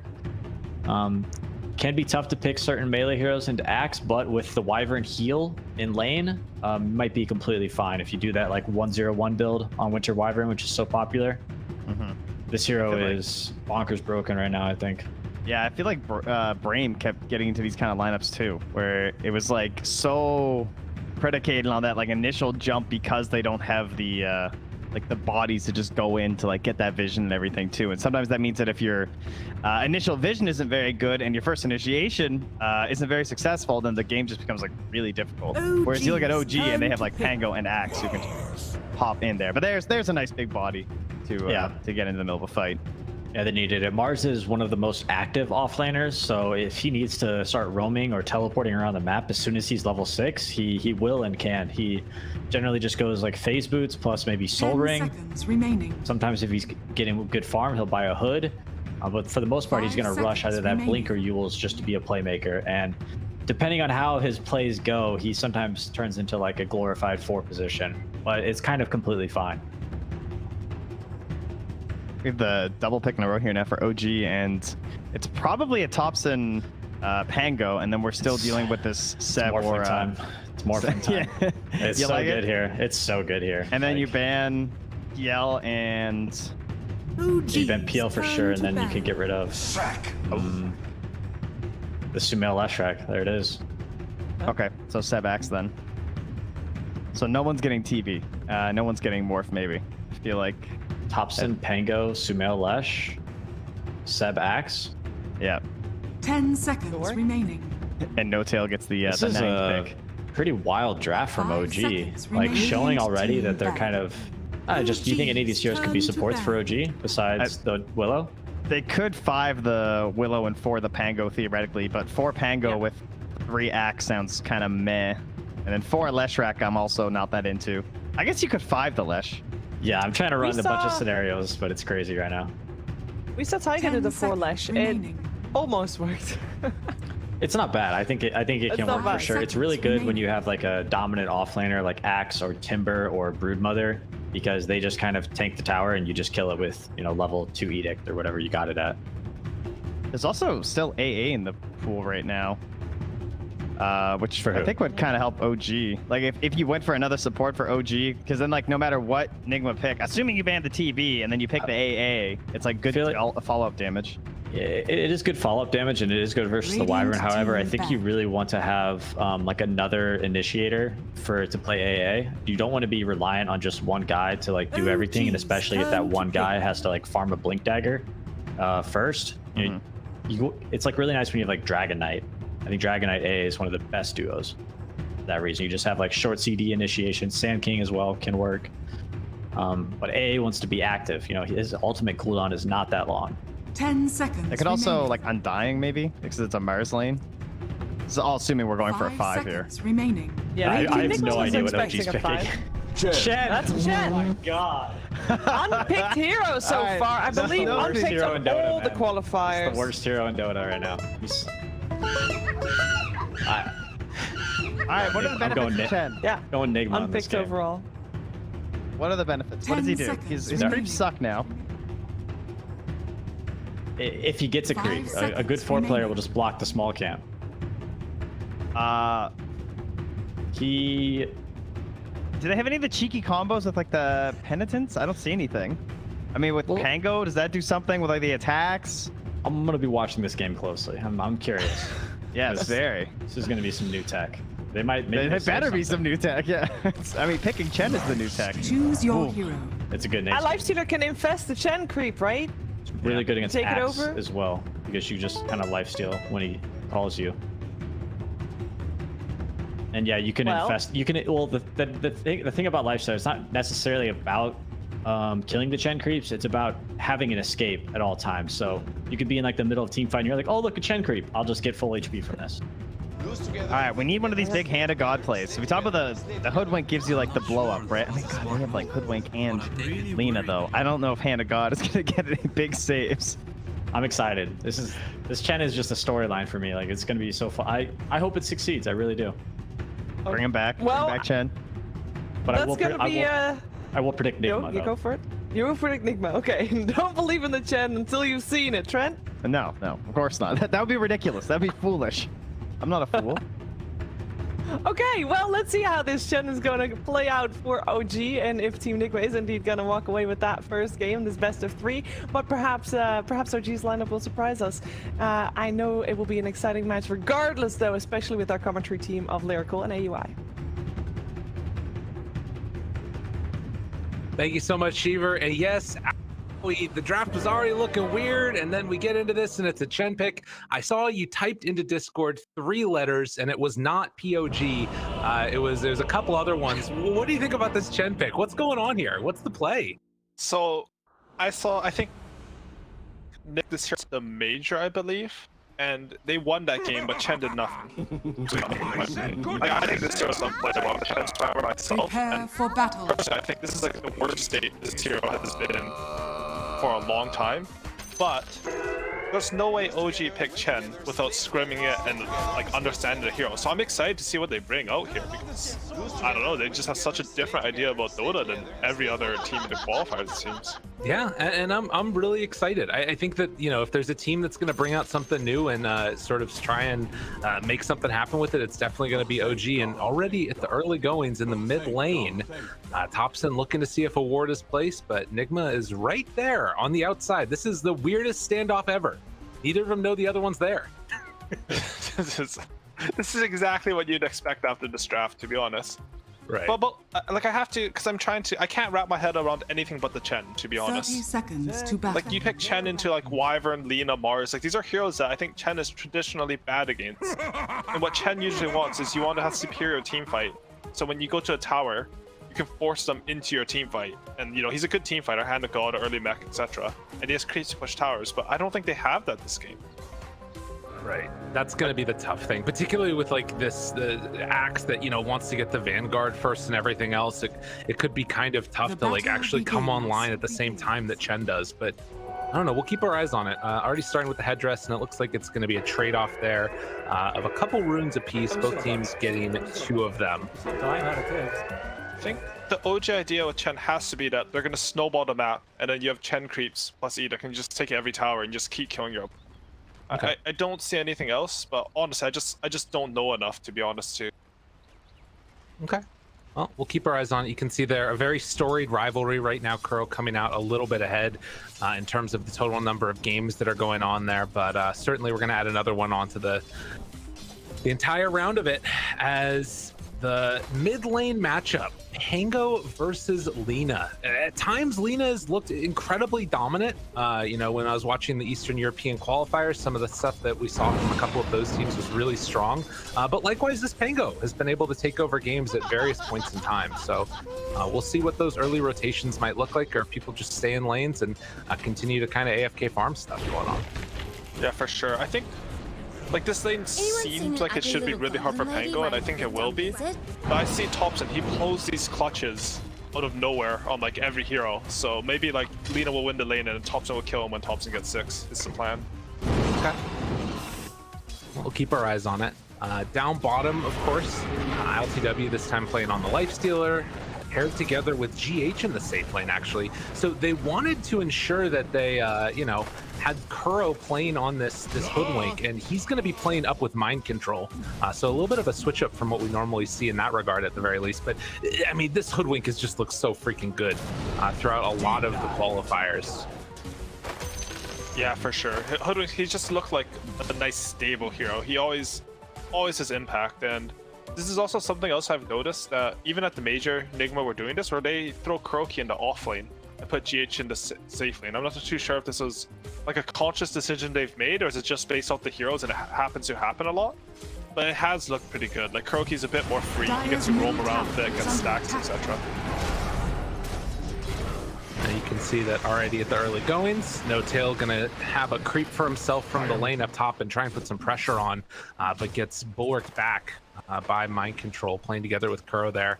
113 hero pick banned in TI10 qualifiers, so we're right up there on the edge. And to be honest, some of those heroes that look unpicked, I've seen people call for them a few times. As Miracle trying to zone Thompson back, was able to get that water rune though. They are going to keep him out of the creep wave for the moment. Kind of tough for the Pango right now, almost getting doubled up in CS actually. Yeah, it is a very hard lane for Pangolier, but honestly, I don't know how many heroes Pango likes to lane mid against. I don't know how many heroes like to lane mid against Lina anyways. Right. So you're not like, when you did the draft, you're not expecting to win mid, and you've constructed your draft around that fact already. So it's not too bad for them. GH with a nice courier snipe on bottom. What? Ooh, and Notel got a Harpy creep. This is the creep that makes Chen viable, I think. Get it. He actually snatched it from the mid small camp, which is really cool. Yeah, that's funny. Normally you see him head on into his own jungle, but moves on over now. Gonna throw some punches out there onto Kuro and get some good damage out. Afterwards, Mind Control able to sidestep and a bushwhack afterwards, throwing out the extra bits of damage that they can. At least in the early goings, it doesn't look like anybody's getting completely demolished in the laning stage. Axe a little bit ahead of the Lifestealer, obviously, down bottom, and they're sort of winning out those side lanes slightly. But Seb going to trade some more hits. The Cursed Crown goes out. Does he decide to get some more damage there onto LTW? Just pops Rage, turns around, goes back to farming.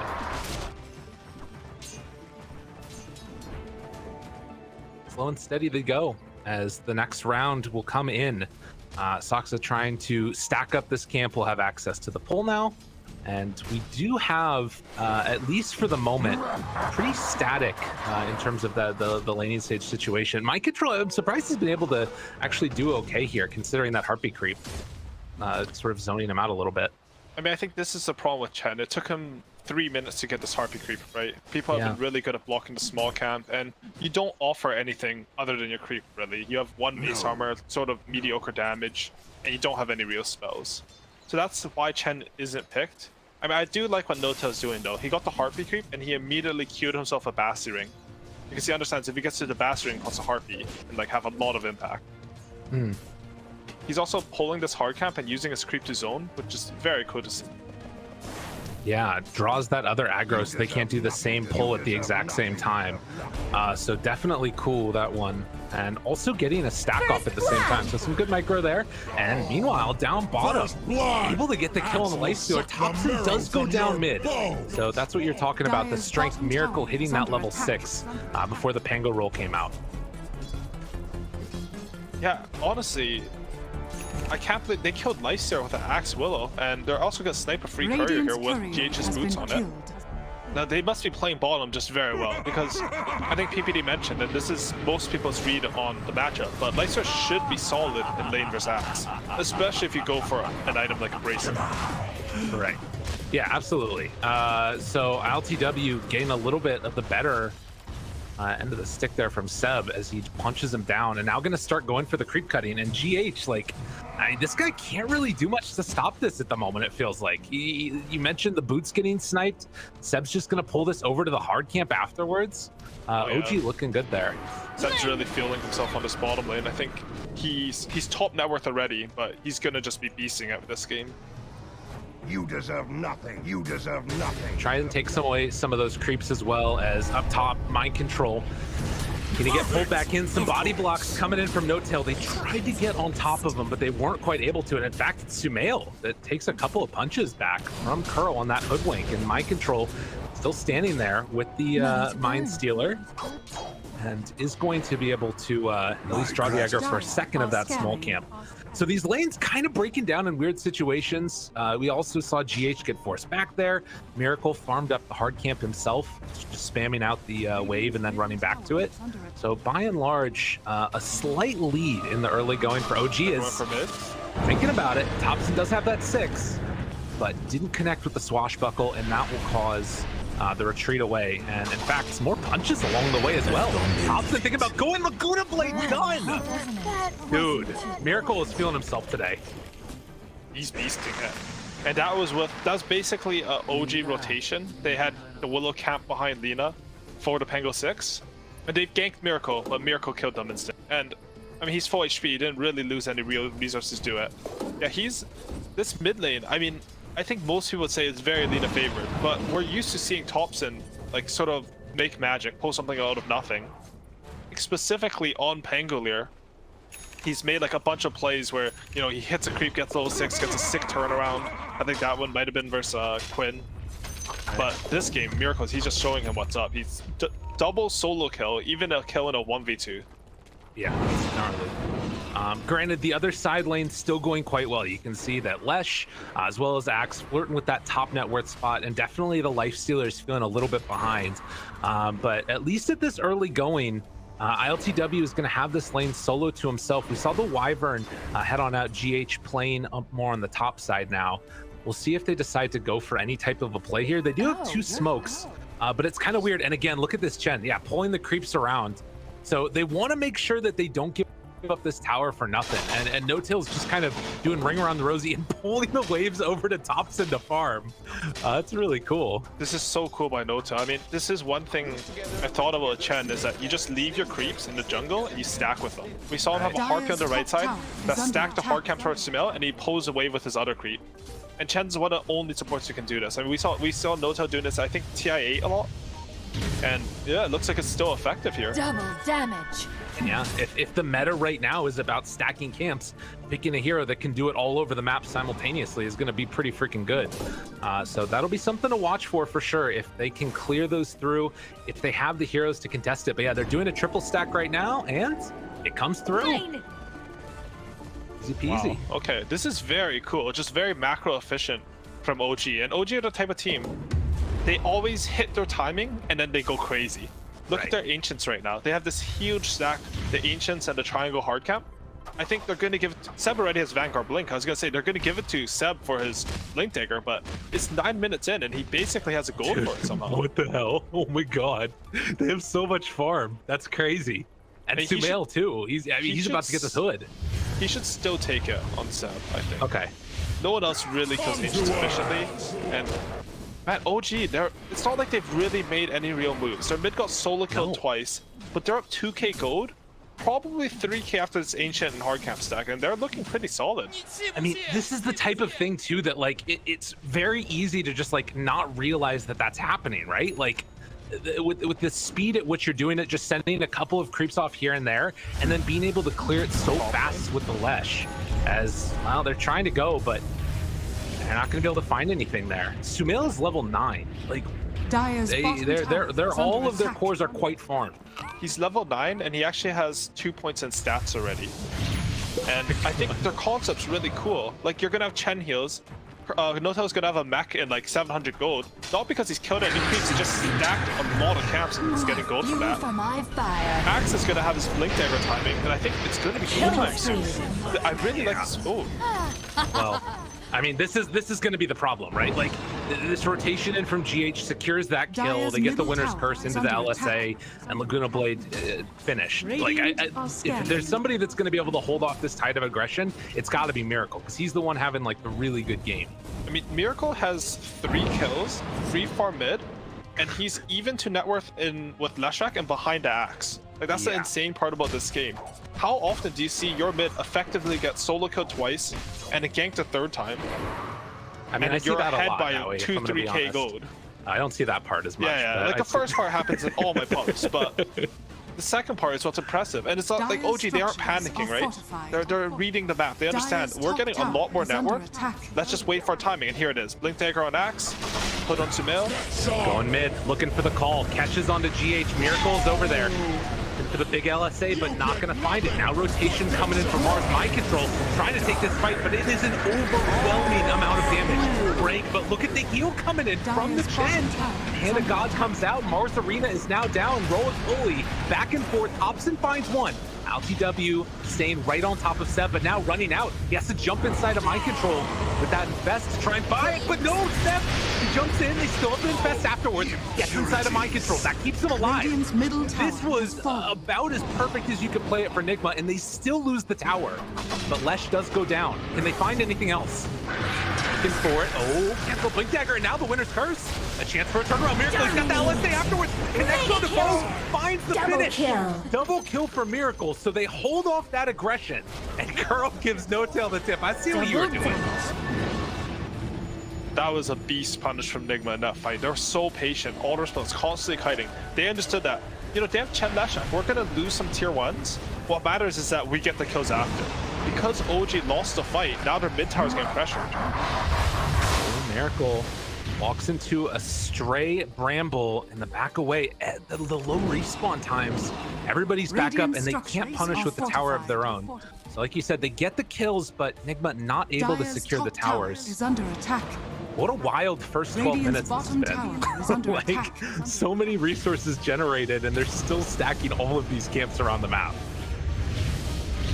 Yeah, for sure. And I guess, like, we had a sort of a healing meta Animager, right? There's a Winter Wyvern, the Phoenix, Holy Locket, these heroes. Chen has to be one of the best heroes at that still, regardless of how underwhelming I would say he is in Radiant's bottom tower. That's putting it nicely. But yeah, I'm with you. And like, this is before mech too, right? Like, keeping all of that in mind. We saw that the Hand of God completely nullified Mars' damage on Leshrac. The only reason OG lost heroes there is because they were sort of diving, right? Like, Sumail died basically in range of the enemy tier 2. And then they were all out and they just chose to turn around because they wanted to get a bit more. Nigma baited them in with some really good play.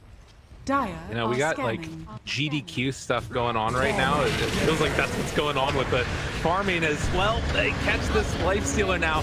Tries to get away, tries to get out. Not going to happen. They're just speed running the map right now on OG. That's what it feels like. For sure. And you can see all their items are for it as well. Thompson, he went for the quick Echo Saber. Leshrac went for stats in the hood. If you combine these with the heals coming out from Chen, as long as you don't dive, Nigma shouldn't have damage for you. Yeah. You know, we were wondering when stats came back how long it was going to be until there were heroes that just started not take abilities. And, you know, Sumail at this point is like, I don't need Lightning Storm. I'm just going to have my stun and then taking tower abilities. And the usual build is 4-4-0 into stats on last track, right? But he's opted for the even more greedy 2 points. They're going on bottom build, good curse. Chance, No Tail still has Hand of God and the mechanism afterwards. Can they bring him down regardless? Sumail just gets full heal, but it might not be enough. They brought numbers from Nigma, and they punish. Nigma again with the good reads. OG are showing heroes top, they're showing heroes bottom. Is under attack. They're not done on Nigma though, they're still going for Chen. Yeah. Even if you just kill the creeps though, like screw the hero if you play against Chen. Ooh. The big bushwhack into LSA. Yeah, all those creeps go down. So they'll get those kills, but they lose another tower. You know, these big rotations, they find the kills, but it does cost them these objectives. And OG are taking full advantage when they're spread out. Seb almost has a Manta style on Axe. He's offlane Axe. He's way more farmed than most safe lane Axes we've seen. And he's just beasting it. He's even bought his own smoke because when Sumail comes in with full resources, they understand that they're strong here. The enemy has used Curse, maybe expend some resources, and it's just a two-man smoke. This could be big. What can they find with it? They have great vision. Good vision. Oh man, right on top of him. They see this the whole way through. And looking for the jump. Didn't get rage off or anything. The stun comes afterwards. LTW gonna get dropped. So a good rotation finds the kill, and you know where they're going. There's only one place, down bottom. It's such an interesting game to study because Nigma, they're sort of punishing them on kills. And they're like getting decent map control from those kills, but OG, they're playing everywhere. Jump forward. They find him again. On GH, looking for that stun, not going to come through. Managing to back away for the moment. Actually going to throw out the winner's curse just to get a little bit of separation, but the rest of OG are looking to dive TPs out.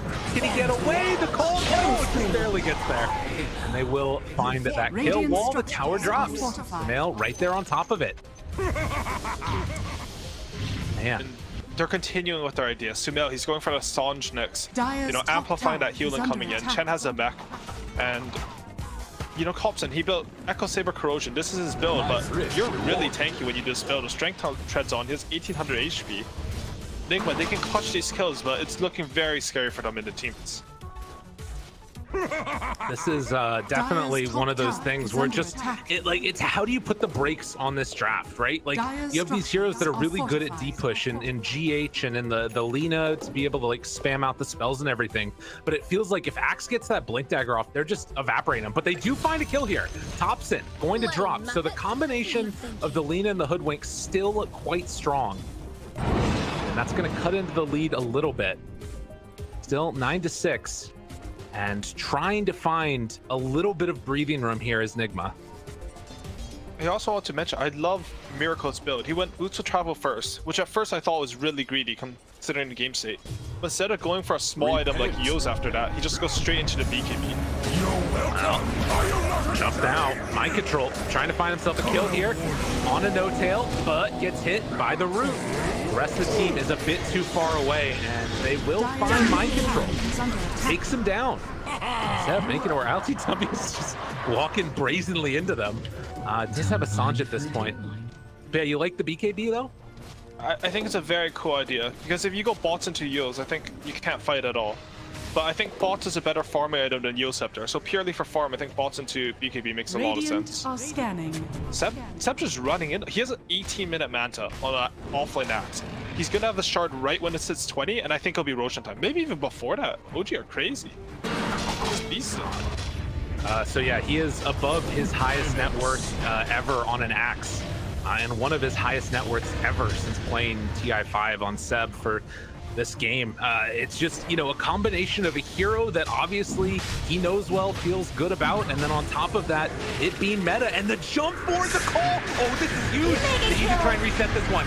Hold embrace there for the save. Now they get the winners first to try and turn this. BKB out, LSA gonna connect. They need to take down Thompson. Will it be enough? Right clicks him through with the heal. It's more than enough. Miracle still staying as BKB, and then they jump out the call afterwards, trying to kill him, and they're gonna get him. Miracle drops. They lose ILTW to boot. and the heal, it's just too much. They've got an arena, but you can't really get out of this one with the heroes that matter, at least. They already got the Lina and the Lifestealer. And Chen, he's looking like a good hero this year. Yeah, no doubt. It's like instead of playing, because you don't want to play Chen with your standard carries that go jungle, instead they draft him with an aggressive carry that gets more in stats. I mean, Sumail, he went back for the points in Split Earth, which is really good there because he landed this huge 2-man stun in that fight. And then they built Tanky, and Chen, all of a sudden, he's this teamfight beast. He provides the mech, provides the hand of God. I mean, that was a good save by GH. He gets the save off, he gets the curse off. Angler did not really get a real roll off in that fight. I mean, he got it off and hit a hero, but he died in that, and the fight was still so convincing. This is crazy. I mean, and like, how often do you see Axe get to like Blink Vanguard Manta and then had enough gold for the shard for those 20 minutes? He has like all the pieces that he needs now of the kit. A little interesting that he's opting to go back for the Boots of Travel instead of just that straight BKB, but I guess they want to like be able to keep the lanes kind of shoved out and stuff. But this game has just completely fallen off the rails. I think he understands that they can win any team fight right now. So you don't need BKB to double down on that. Instead, he needs to match the map control of Miracle, who has also gone for the Boots of Travel. It's a really smart item purchase. I also want to say, like, if you look at this game, Axe is actually the 1 position. They were fighting without him in bottom lane. He was given a lot of priority. Oh. And they jumped mid. They're thinking about, I mean, Seb has an illusion rune and Manta. That'd be a crazy jump. I mean, to be fair, he's got illusion the shard Manta too. That's it's a Monka. Yeah, you might solo kill him through the Wyvern heal. Yeah, he's gonna try. There are a lot of illusions punching that guy, but is it enough? Winner's Curse to try and turn this around. They're still spinning, still doing that damage, but LTW gets it off. Able to walk away from that one still. The chase is really strong. GH trying to back away. They drop down the arena, just hoping to escape from this one. But the curse crown is there. Miracle, big LSA, connects on to 2. Can they kill him off the time? Seb dropping down low. Can they finish it yet? They take down 1. LTW not enough save. The damage coming from Sumail is just too intense. But they find him there. Oh, the root. They had the LSA primed up, but they weren't able to get close enough. Good play from the Willow. Soxa there, salvaging Sumail's life. So just a classic OG game, 20 minutes, dive into enemy tier 3s, get a 3-for-1 and a buyback, just for the cost of 1 axe. And they're really just beasting at this game, just moving around the map. Sumail, I think, he has this Kaya Sanj, I believe, and he's opting to go for Bloodstone mix. Man, they're really making Dota look more fluid than it usually is. You know, you usually have your traditional carry in your safe lane, all the farm goes to him. In this game, they're rotating around all their core heroes. Lashak's in the safe lane, but Axe is given farm priority. Lashak gets a timing, he's running at them. And then Axe, he gets a Blink there, he's also running at them. They're just playing the Dota, I think, like you expect out of like OpenAI. Like that's what I think people learned from that time period in Dota. Yeah, well, it's working quite well, and you know, there's still an incredibly strong Lina in this game who's topping the net worth. LTW is behind. It's not like, you know, one huge item ahead, but he is definitely trying to get towards that Scotty now. Like, do you think that, like, with this MKB online, what's the avenue that Nigma have to try and get back into this game? Is it just holding out against the aggression? Honestly, they need damage, right? Because there's so many heals coming out from OG, and they itemize so tankily for these fights. So they definitely need to hold on a bit, wait for Lina to get that big damage item, and then like bait OG into them, because OG are going to run at them, as we've seen this game. Alright. Well, they find him there. Gets the rage off first though, Kuro. Throws out the bushwhack. Sumail standing tall. Oh, he got the rage off earlier. Winner's Curse into the fear. Tries to back away, but they have that LSA afterwards. Connects now onto Sumail. Right clicks. Coming through. Oh! Soxa came in and soaked the sharpshooter. That keeps him alive. And now the taunt afterwards back on a Miracle. They keep him alive though. Cold Embrace yet again. Wyvern being so strong. And now jumped inside by that Lifestealer. Trying to turn on to the Chen. Seeing if they can find that kill to stop all of the healing. But the chop came onto the backside. They find themselves another kill here. LSA round 2. No, he's taunted. He's taunted. And he is in trouble. Miracle goes down again. ILTW just doesn't have the damage at this point, and they're going to turn onto every one of them. Dual Scepter lift up, ILTW trying to back away. Kuro is dead as well. They jump forward for the kill as the taunt comes out. ILTW trying to escape, but they got him. The chase down, the eventual finish. And one last time, Kuro looking for the snipe. It's not going to matter. The roll in from Thompson into the face. He takes the sharpshooter to the face and gets himself out. I'm going to pick up my basher on my way back home. This has to be a TI from OG coming in hot here, right? Just outplaying everyone in the fights. Who died on the OG side there? Was it only Chen? I think so, yeah. N0tail the only one that ended up going down in all of that. And it's just everything, right? Like, Saksa, he's tanking the sharpshooter. Sumail's hitting these clutch two-man stuns off no setup. You know, Seb is always patient with his calls, getting the right targets, and my goodness, like, they're looking so dominant this game. I can't believe Chen's winning. Like, How is this I love this hero, but, like, clearly, like, it's just my ideas about the hero are wrong because they're making it look fantastic this game. Every time I look in the jungle, there's like some extra stacks that are just being built up. But I guess that's just what sort of allowed them to get to that first initial point where, you know, things start to feel good. And now you're seeing like all these little auras get picked up, right? Like we've got the Cloak aura, they've got the Wildwing Ripper one. What the heck is this, you know, the mana aura? Like, he literally has 4 auras right now. Yeah. Even the 10% magic resistance on heroes on the Centaur Courser, I had no idea that was its name. It matters a lot because again, we saw in last fight, it's not like Nigma aren't hitting their spells. They got a 3-man arena there. They got a lot of damage out, but just not quite enough. If you can heal through damage, no one's gonna die, and that's just what's been happening in these fights. Build tanky on everybody else. They've got spell lifesteal going on Sumail. Incredibly hard to deal with.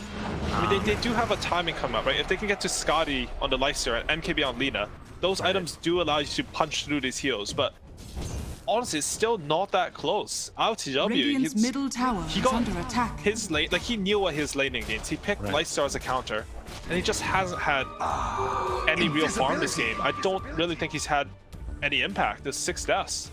Just a really hard one for him. Like, Soxa's almost caught up to him at this point. As down bottom, they caught Miracle yet again. Bushwhack trying to salvage it, but it's not going to happen. They drop down that Lina another time, giving him the tip afterwards. And, well, one by one, they go through, find the kill onto Kuro. And they have some ideas about Dota, that's for sure. OG looking good. Now looking for more. They find LTW as well. Gonna get Cold Embrace there, Winter's Curse afterwards, but Seb just goes for GH. Fine, you won't let me kill LTW, I'm coming for you. Bash. Get the TP out, no, they got the bash, and then into the taunt, walks right into it. There was nowhere left to go. OG find another one. GH tries to get away, it ain't gonna happen. Damn, dude. The thing is, like, if you look at their drafts on paper, I think everyone in their head's like, oh my god, they have a Chen, they have no real carry, how are they gonna win this game? But OG's really showing sort of a next level of Dota, where they're running at their opponent, and they're even like taking objectives, taking away their farm, they're just stacking their own jungle, just being so efficient with everything, hitting their timings. This is insane levels of play coming out. I mean, I guess it's expected, right? They won 2 TIs, but they never looked like this in the past, like, couple of years. This is insane coming from them. It's a different style for sure, and trying to take a mechanic that, you know, is in the game and exploiting it to its maximum extent, and that's what we're seeing here, and it's working beautifully. Now, again, you've got Nigma. They were able to pressure that tier 2 tower a little bit, but they've lost a lane of Rax and are down 19,000 gold. The other thing that we've got pretty soon is, speaking of old school, Chen has his Aghanim shard, so they've got the send back now. Sumail, with the Boots of Travel, is going to come back out, join the team after getting filled back up, and has his Bloodstone completed. And there's no Yule Scepters to purge that on the Radiant team. When you're this far behind, you can't afford to go for this utility item. And look at that. Illusion Rune top, they're going to give the bottle over to Seb. He's going to have this huge burst damage, and Roshan's up in 45 seconds. They're not going to pull a Liquid, you know, go high ground mid without Roshan, I think. They're just going to wait for it and methodically end this game. Damn, dude, too soon. Sorry.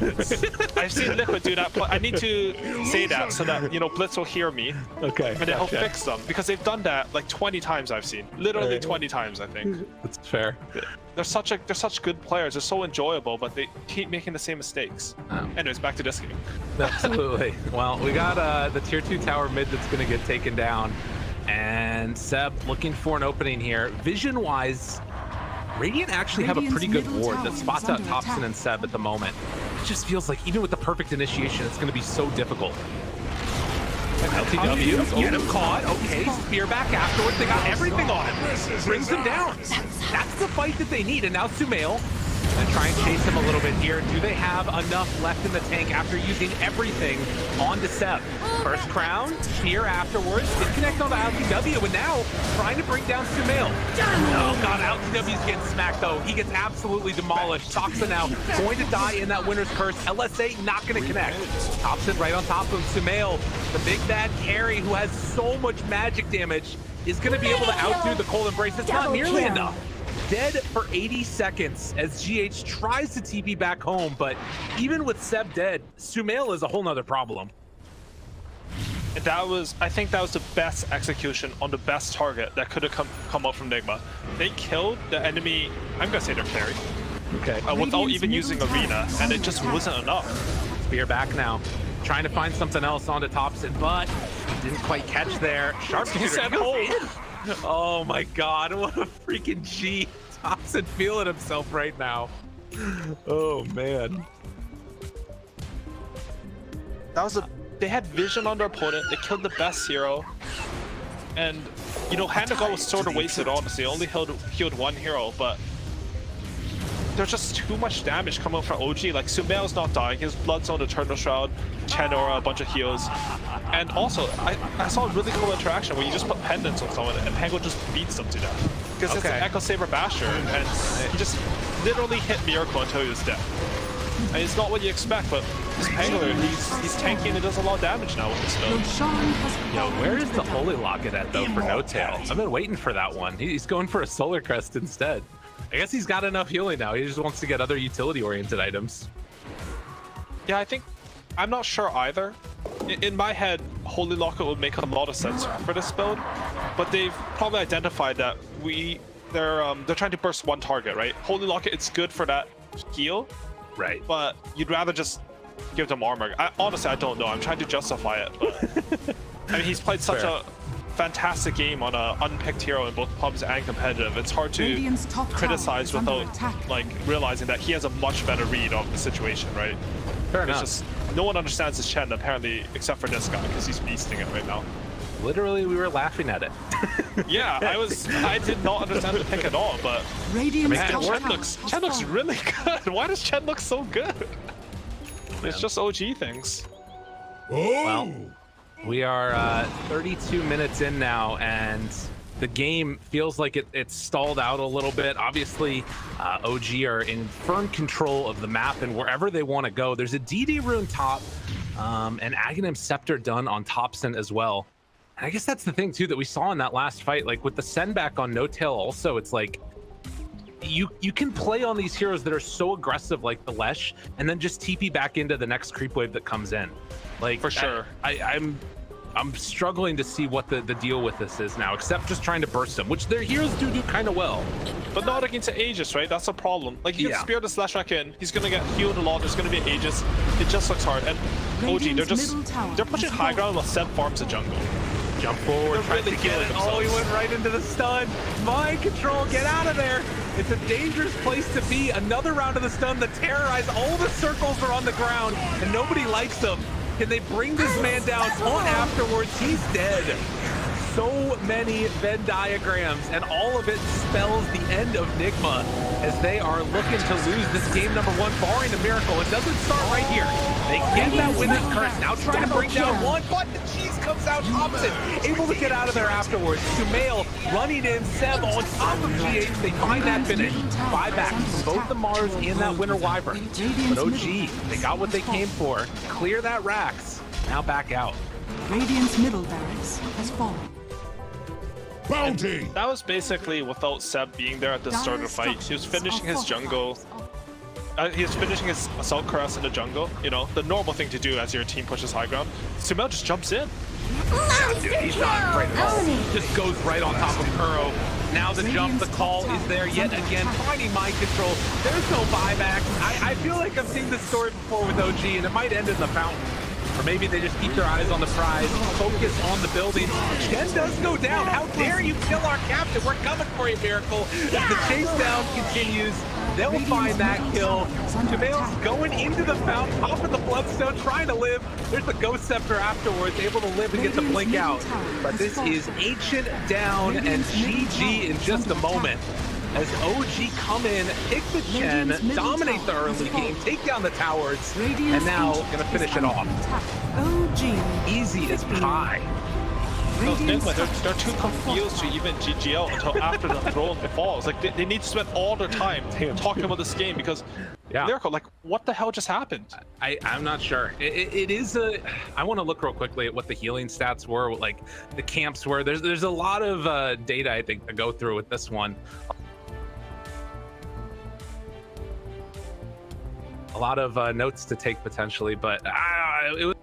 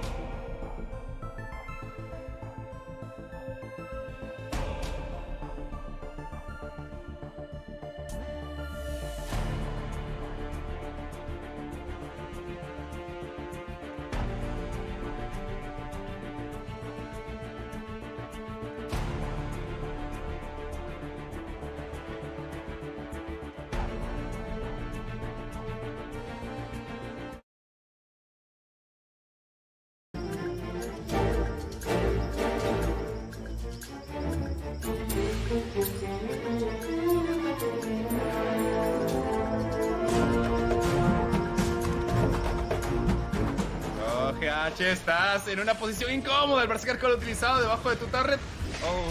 No vas a poder aguantar el tirón. Hay un TP defensivo. Llega el Mars. Mind Control. Arena Flood. La lanza en palas. Ahí está. El follow-up. Pero hay un Terrorize. Igual manera el Sharpshooter. Y el Healing Hand of God. Va a llegar ese Cursed Crown. Ahí está LTW. La pelea continúa. Zeb. El Ice Striker reconecta, pero con la puntita. Cuidado. Ahí está. La pelea continúa. Zeb recibe castigo. El Swashbuckle utilizado. Y LTW. Thompson hace mucho daño. Miracle. Ahí está. Uy, el Berserker Call de nueva cuenta.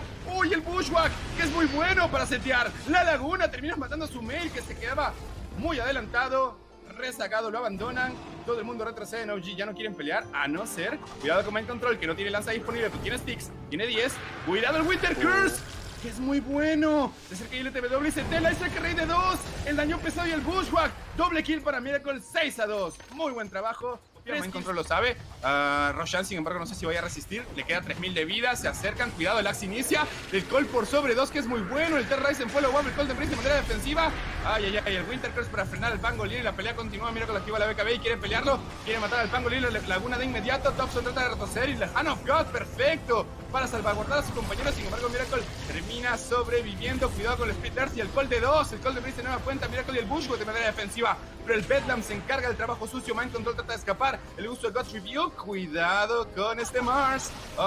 Arena Flood defensiva. Y parece que sobrevive al final. Pero es que este Axe se está poniendo el equipo al hombro de forma increíble. Sep tiene que escapar ahora. GH, el Split Earth. Le termina cancelando el TP en el último instante. GH está en la bolsa. Golden Brace para ganar tiempo. Sumail no tiene maná. Eso no le importa. El Axe de Sep va a golpear. GH no puede huir. Unstoppable. De otra manera.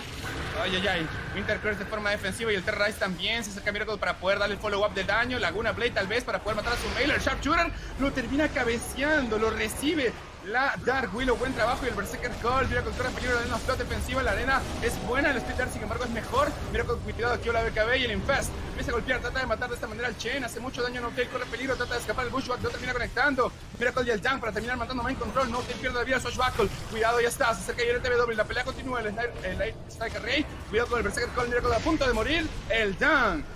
La poder matarlo. El Bushwhack no es suficiente. Miracle ha muerto y el LTW se queda solo. Kuroki quiere apoyar de alguna manera, trata de matar a Zep, pero ya está. Saxa preparado para la batalla, utiliza el Bramble Maze. Kuroki, cuidado, a punto de morir también el Berserker Call. Y el LTW se quedaba solo contra el mundo. Quiere ayudarlo a la Hotwin, pero está sin vida, sin poder hacer nada en el rincón. Y el LTW moriría a manos de Saxa. 12-19, 4-1 el intercambio. Ay, ay, ay. Y también matas a Kuroki. Team Wipe para OG. Sobre el Axel, la lanza en pala. Vamos a ver el follow-up del Sharpshooter. El daño pesado de la laguna. Logras matar a Zep, de esta manera lo es. Miracle activa la BKB, por si acaso nos dice Miracle, cuidado. Activa la BKB, Mind Control, la pelea continúa. Vamos a ver el TW, el Pulse Crown de encima, el Terra Ice también, pero la Force Staff desengancha de esta manera. El uso de la arena, la lanza, cuidado al daño, pesado. Es Sumail, el Winter Curse de forma defensiva. Sumail retrocede, Mind Control a punto de morir. Parece que va a terminar cayendo Saxa también. El Bushwhack no es bueno, Thompson ingresa en la zona de peligro. Cuidado, Miracle a punto de morir. Speed Earth y en la bolsa no, Golden Breath primero.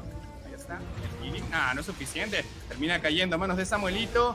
Si bien no está vivo el Axe, está vivo Samuel con su Leshrac para poder limpiar la casa. Sí, hablando de Samuel, se lo permitió Nigma.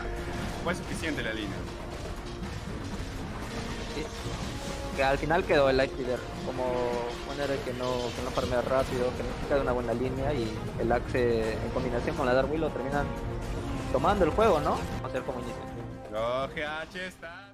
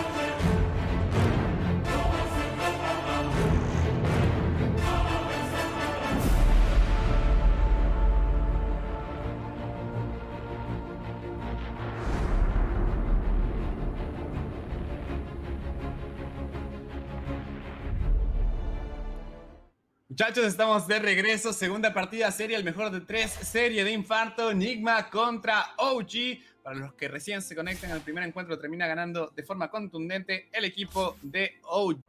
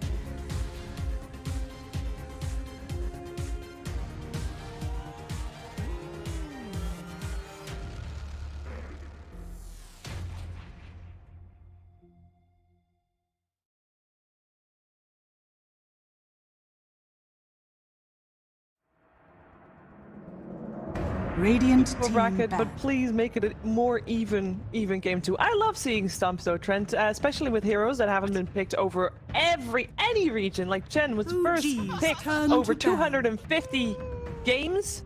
That's crazy. They made it work too. They made it look good.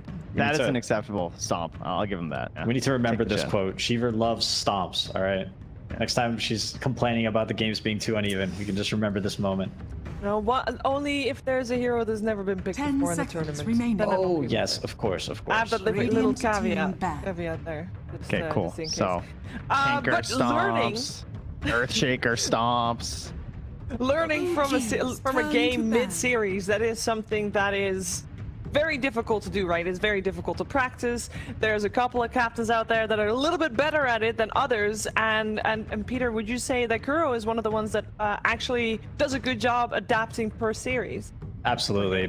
Being at the very top, like Kuro has been, Puppy, Noto, etc. Like these guys, it's all about adapting and learning quickly, and they're definitely going to bring a better game. It's hard to get more stomp than they did in the last game, so this one's for sure going to be better. No doubt. They did ban the axe this time too, which I think was a huge problem. Yeah, it really was. They also left the Pugna in.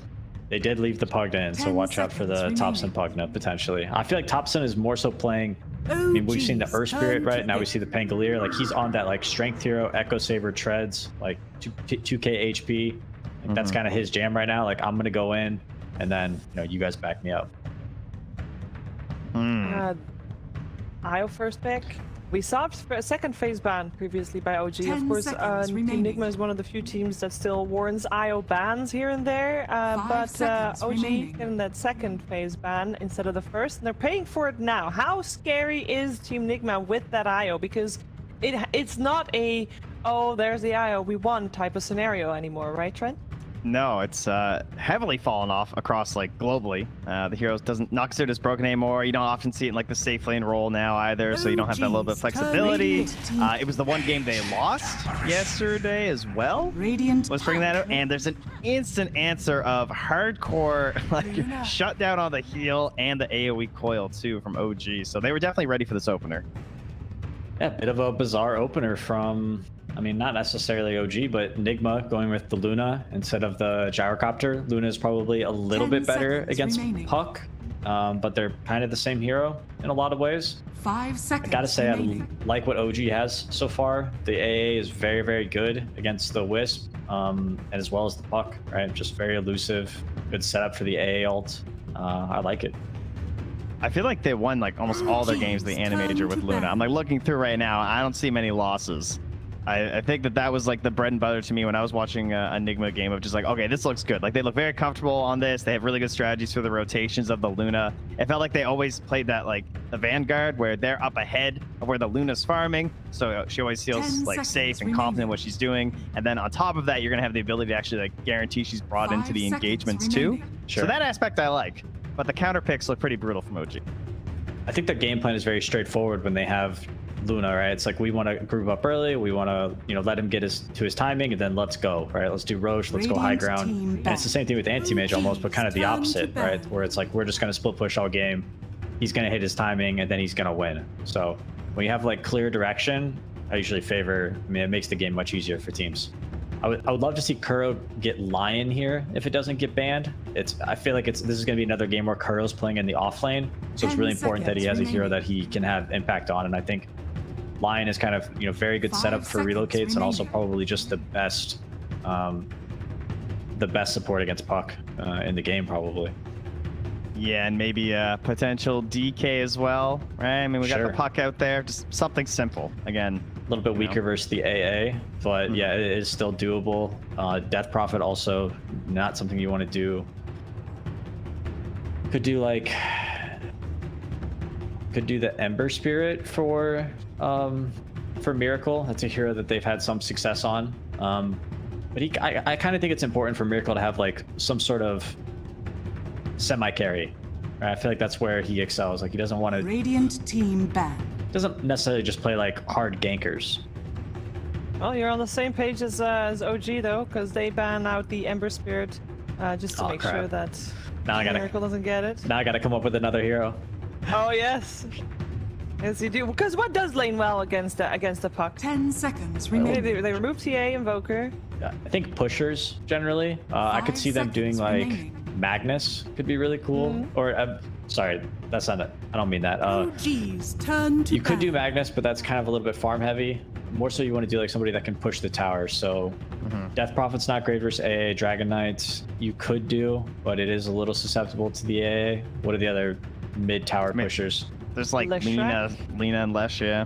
But again, similar like squishy-ish versus the AA. Yeah, I didn't like that from Nigma last game. Their first three were just very squishy, right? It was Lina, Hoodwink, and their other support, which was Winter Wyvern. Yeah, and I think that they really just need to get like a melee hero or an initiator or somebody like that in their first three. That way they don't put limitations on the rest of their draft. The mid Earth Spirit looks kind of good. For Nigma? For Nigma, but I don't know if they would play it. But like that's kind of what I want, you know what I mean? I guess you can't hit towers, but this idea of just I guess that Miracle doesn't scale those, the only problem. Plus, obviously it's a extremely just Thompson at this point. It would be cool. Well, and Yopaj, I guess. Yeah. We got the Doom removed on the side of OG there in the. Yeah, well, hopefully they take the Lion since it's in there. I feel like it's very good, and it might also make Miracle feel like he doesn't have to play like this catch hero mid. Yeah, because as you said, it's not really like his flavor. There's like a list of replacement Puck heroes to me where like you just like slowly go further and further down the tiers of just like what you're trying to get out of a Puck, and there's like the Kunkka or that DK and stuff, and they're just not really heroes that you expect to see Miracle succeed on. But have themselves the Clockwork, so. Just more AoE control.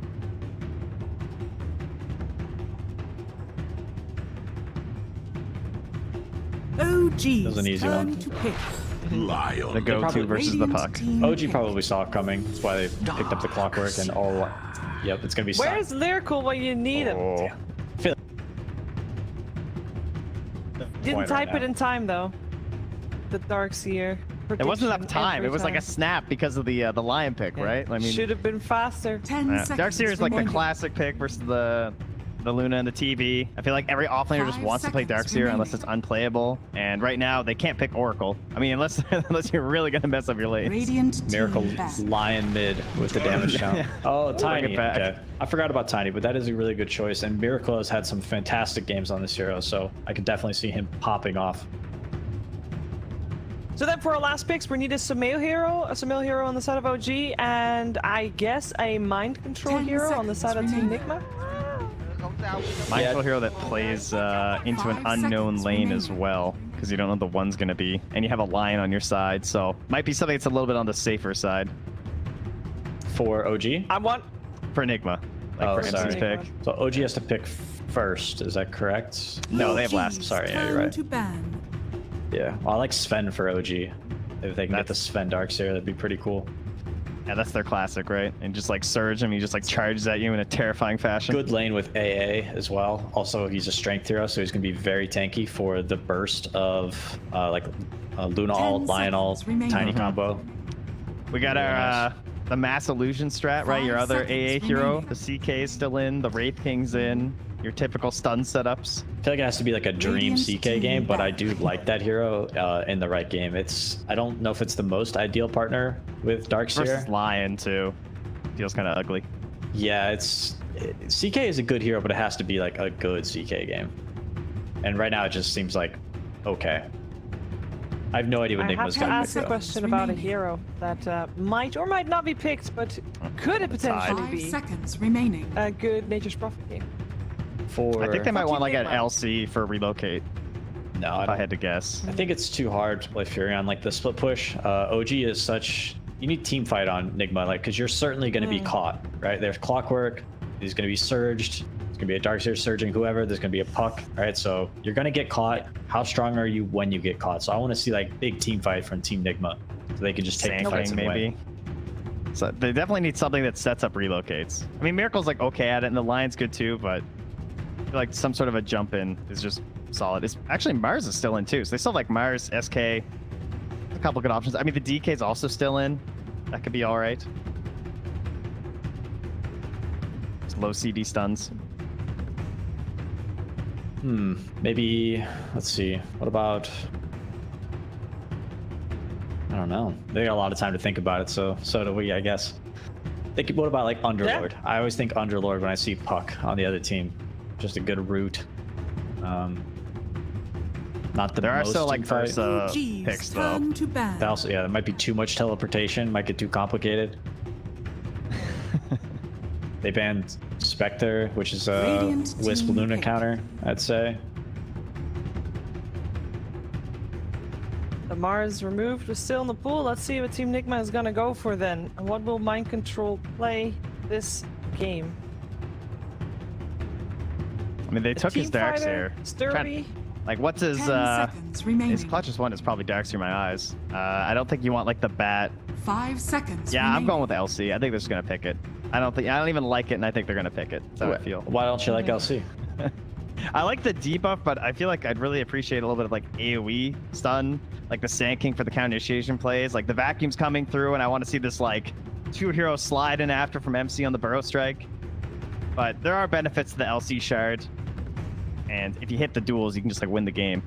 But there's also AA Ice Blast on a stationary target.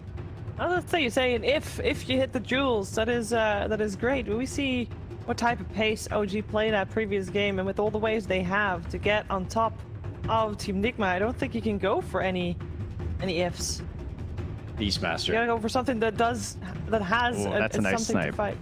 Going for the YOLO. The Beast. The Beastmaster? I'm just Is that your hipster prediction? Nah, it's not even hipster. That hero's just solid. Centaur. It will just be the sturdy Centaur.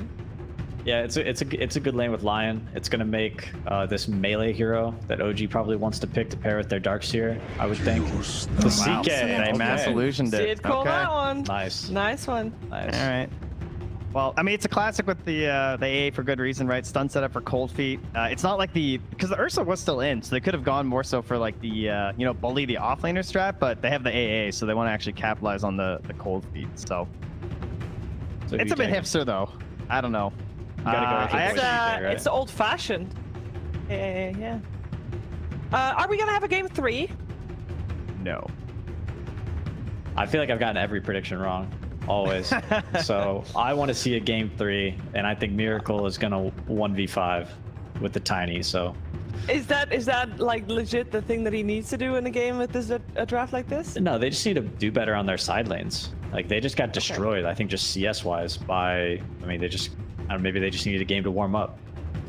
So I hope they're warmed up. I mean, 28 camp stack to 1 camp stack, and just like not getting the farm, not getting the tower push, not really doing a whole lot of anything, And if you do nothing versus CK, you are definitely going to lose. Because you know that he wants a Midas. That's true. Let's see if they can do something at this game. Let's see if we'll have a game 3 between OG and Team Nigma. We're finding out together with Lyrical and AY.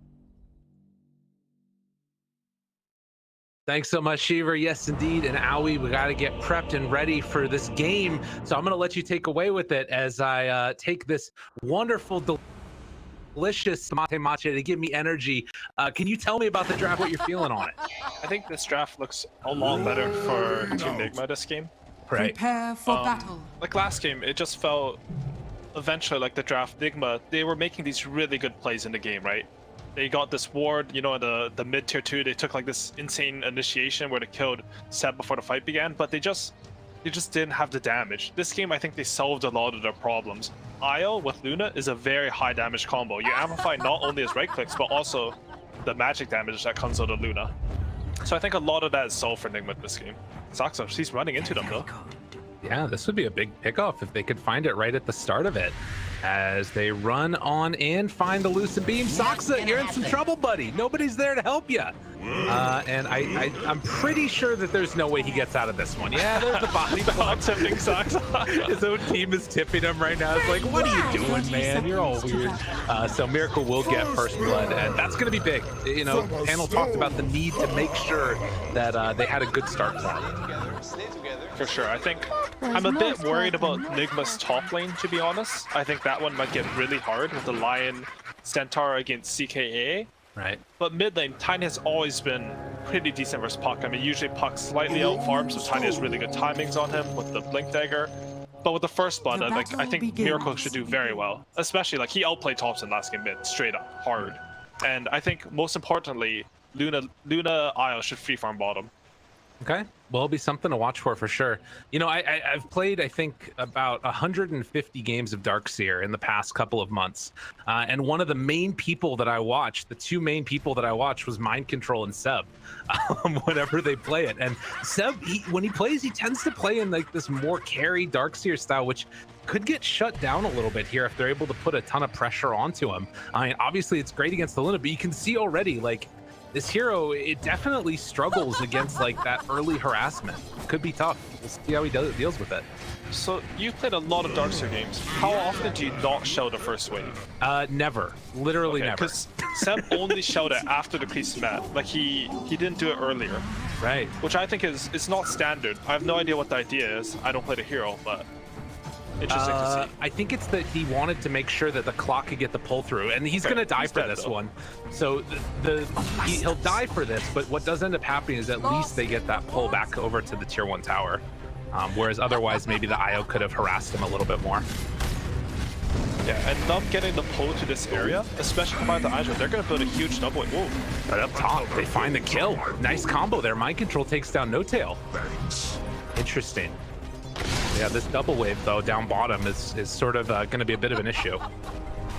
That's a cool idea. Like, you don't push it in too fast, your clock gets the pull, and then you build up this huge wave, and like, even though Darkseer is supposed to be really weak at this level, perhaps you can get pressure out just because you have so many creeps with Iron Shell. Yeah. You know, IO definitely not the type of hero that's going to be able to like sort of mass push out in turn as well. So they're doing a good job of that, and also have access to this pull. So they're going to get that pull off as well. Maybe deny out a couple of creeps here. H comes a bit too late to block that out. That kill top, I want to mention how huge that is for Team Nigma. I think this is the lane that, on paper, CK is going to free farm and pressure Centaur. I mean, Centaur still has 1 CS, so it's still a really hard lane.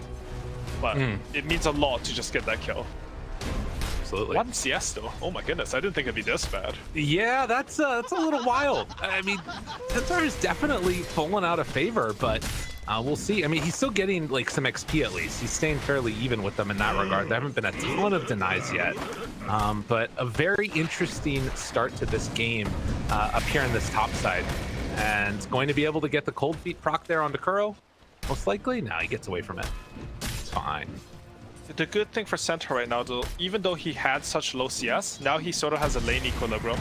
If Kuro can manage to... Oh, he's going for the stacks instead of blocking the pole. Okay. But if he can get to his ring of health, he should be fine in this lane. I don't see CK versus Centaur much this patch anymore. Yeah, we're not seeing a lot of CK, except a couple of times like in the off lane on occasion. But it is going to be like a ton of damage out there. Like if you can find the IO at the start of the fight, there aren't heroes that really blow it up as effectively as a CK just stacked out with items. For sure. I think that they do have a lot of AoE stuns and just AoE damage with the Tiny Luna and Centaur together. Oh, wait, LTW's Courage just walking in here. LTW also under fire here with the double Ion Shell. There's going to be the vacuum back, and that's the kill. Level 3 Darkseer along with Clockwork is scary stuff.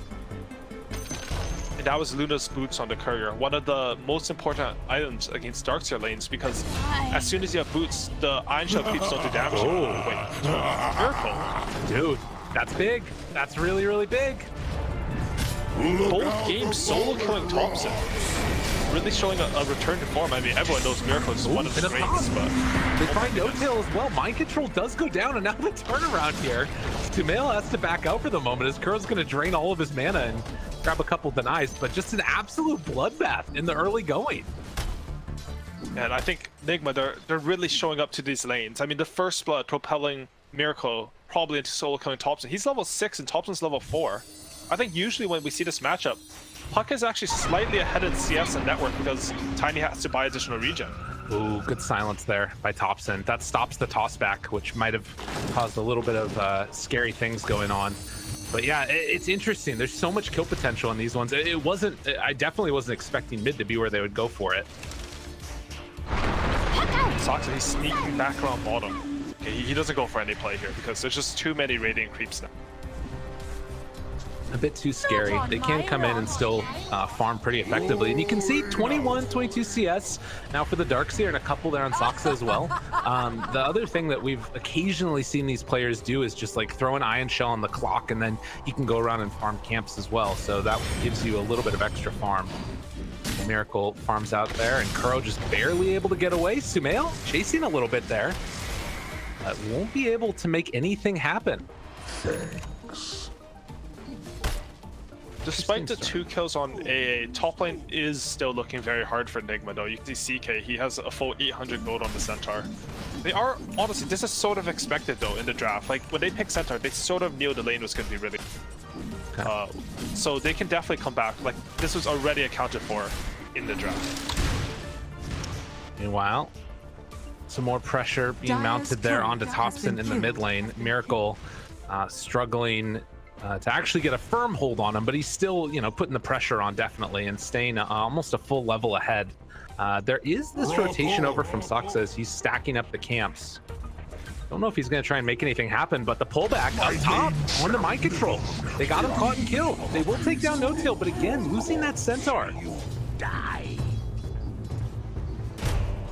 And that's 3 deaths now for MC. Just wait, 2 deaths. I can't read. Sorry, 2 deaths on MC before he can get out to that Blink Dagger. Sorry, to that Vanguard. It's a huge deal. And Tiny's actually pressuring mid with the wagon. He has a full wave here. Also has a glyph for Thompson spam here, I think. Now looking for it. Oh, doesn't decide to go. Instead, just throws the toss, does a little ring around the Rosie action. They have the coil afterwards.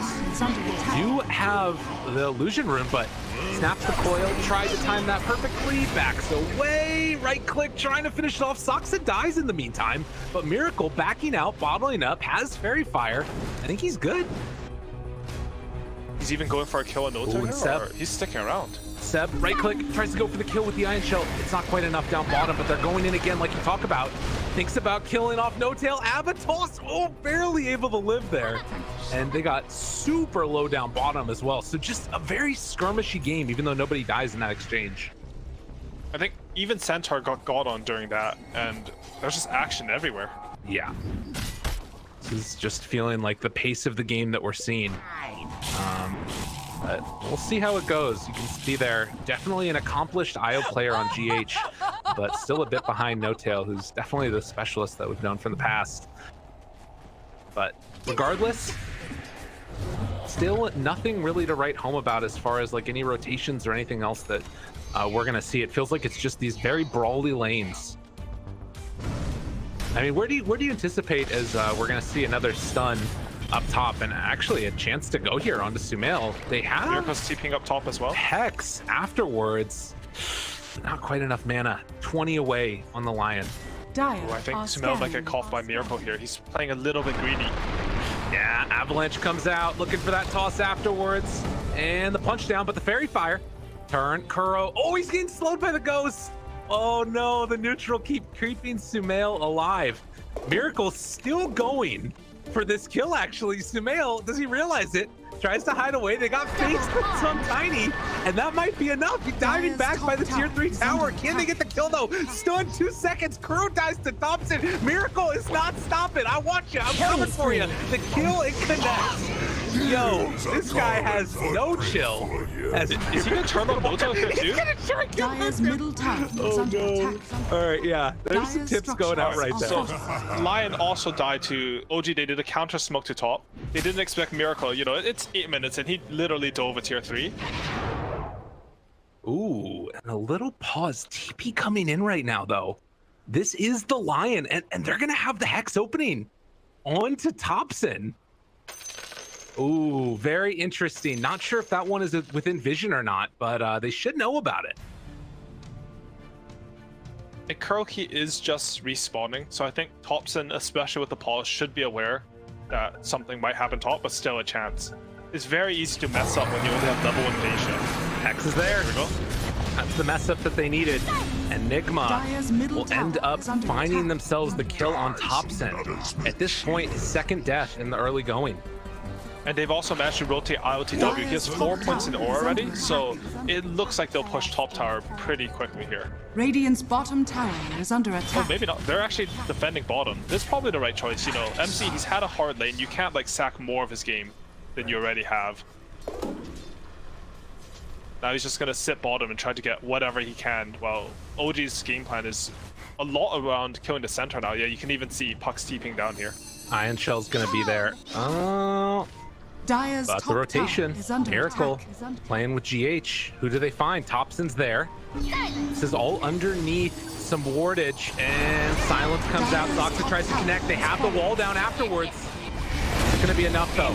Pull back in, Miracle, drop it down low and going to fall. Mind Control tried to go for a kill on the Zoxa, but it's not gonna happen. OG make the right play, move on in. Now looking to take down Mind Control. Can they kill him underneath the tower? They have another round of Surge. Seb going in. Does have Iron Shell on him. It's a slow, steady beatdown. It's enough. Really good sequence of events for OG there. They actually managed to break the coil with Zoxa's power cogs. And, you know, Nigma, they have the right idea. They're going to come defend the tower. But the place where they fought, it didn't really give them any advantage. You know, if you fight closer to the tower, there's going to be a TPN from Luna, some additional resources able to be committed. OG sort of take the fight away from the tower, and as a result, they win the fight. However, IOTW was farming up a Storm during all of that. He took top tower, he farmed all the enemy's jungle, and now he's pressuring mid tower. Right. Well, and you know, you talk about sort of putting these players on heroes they're comfortable on, but oh, look at the hook shot in, the catch afterwards, Ice Blast trying to bring them down low. Miracle dead, ILTW dead. They didn't stand a chance. OG came in style, and now they're gonna kill the IO on the backside too. In a minute. Just that new relocate, you can't save from situations like these. Yeah, no, not at all. GH trying to get out of there, but it's not gonna happen. A double kill, and they're even bullying Kuro back. They just brought numbers. Radiant's middle tower. Maybe a little too ambitious hitting the mid tower. They knew that AA was going to get 6. I didn't quite see if he got the Total Knowledge, but I would assume so because Zoxa was quite high level. And OG, they get the good punish. Nigma, they do get a little bit of compensation. Every time one of these bad fights happen, first time Luna got all of top. The second time Centaur got a lot of catch-up space there, but still, they were feeling pretty good on Nigma, but now, I don't know, Miracle, he played the lane so well, and now his blink is way more delayed than it should have been with his start. Right, absolutely. It's feeling a little bit troubling right now, and you can tell like how much emphasis they want to put on this tower, but with this big tanky CK that can stand just right in front along with Zoxa, it's so hard to actually make a move like this. And you know, the Darkseer, he's got himself vac wall ready to go along with Surge. It's enabling Sumail to do so much more than he might have otherwise been able to. So Miracle, ILTW, and GH up top. Kuro is starting to make that move over, but it looks like they might catch him here.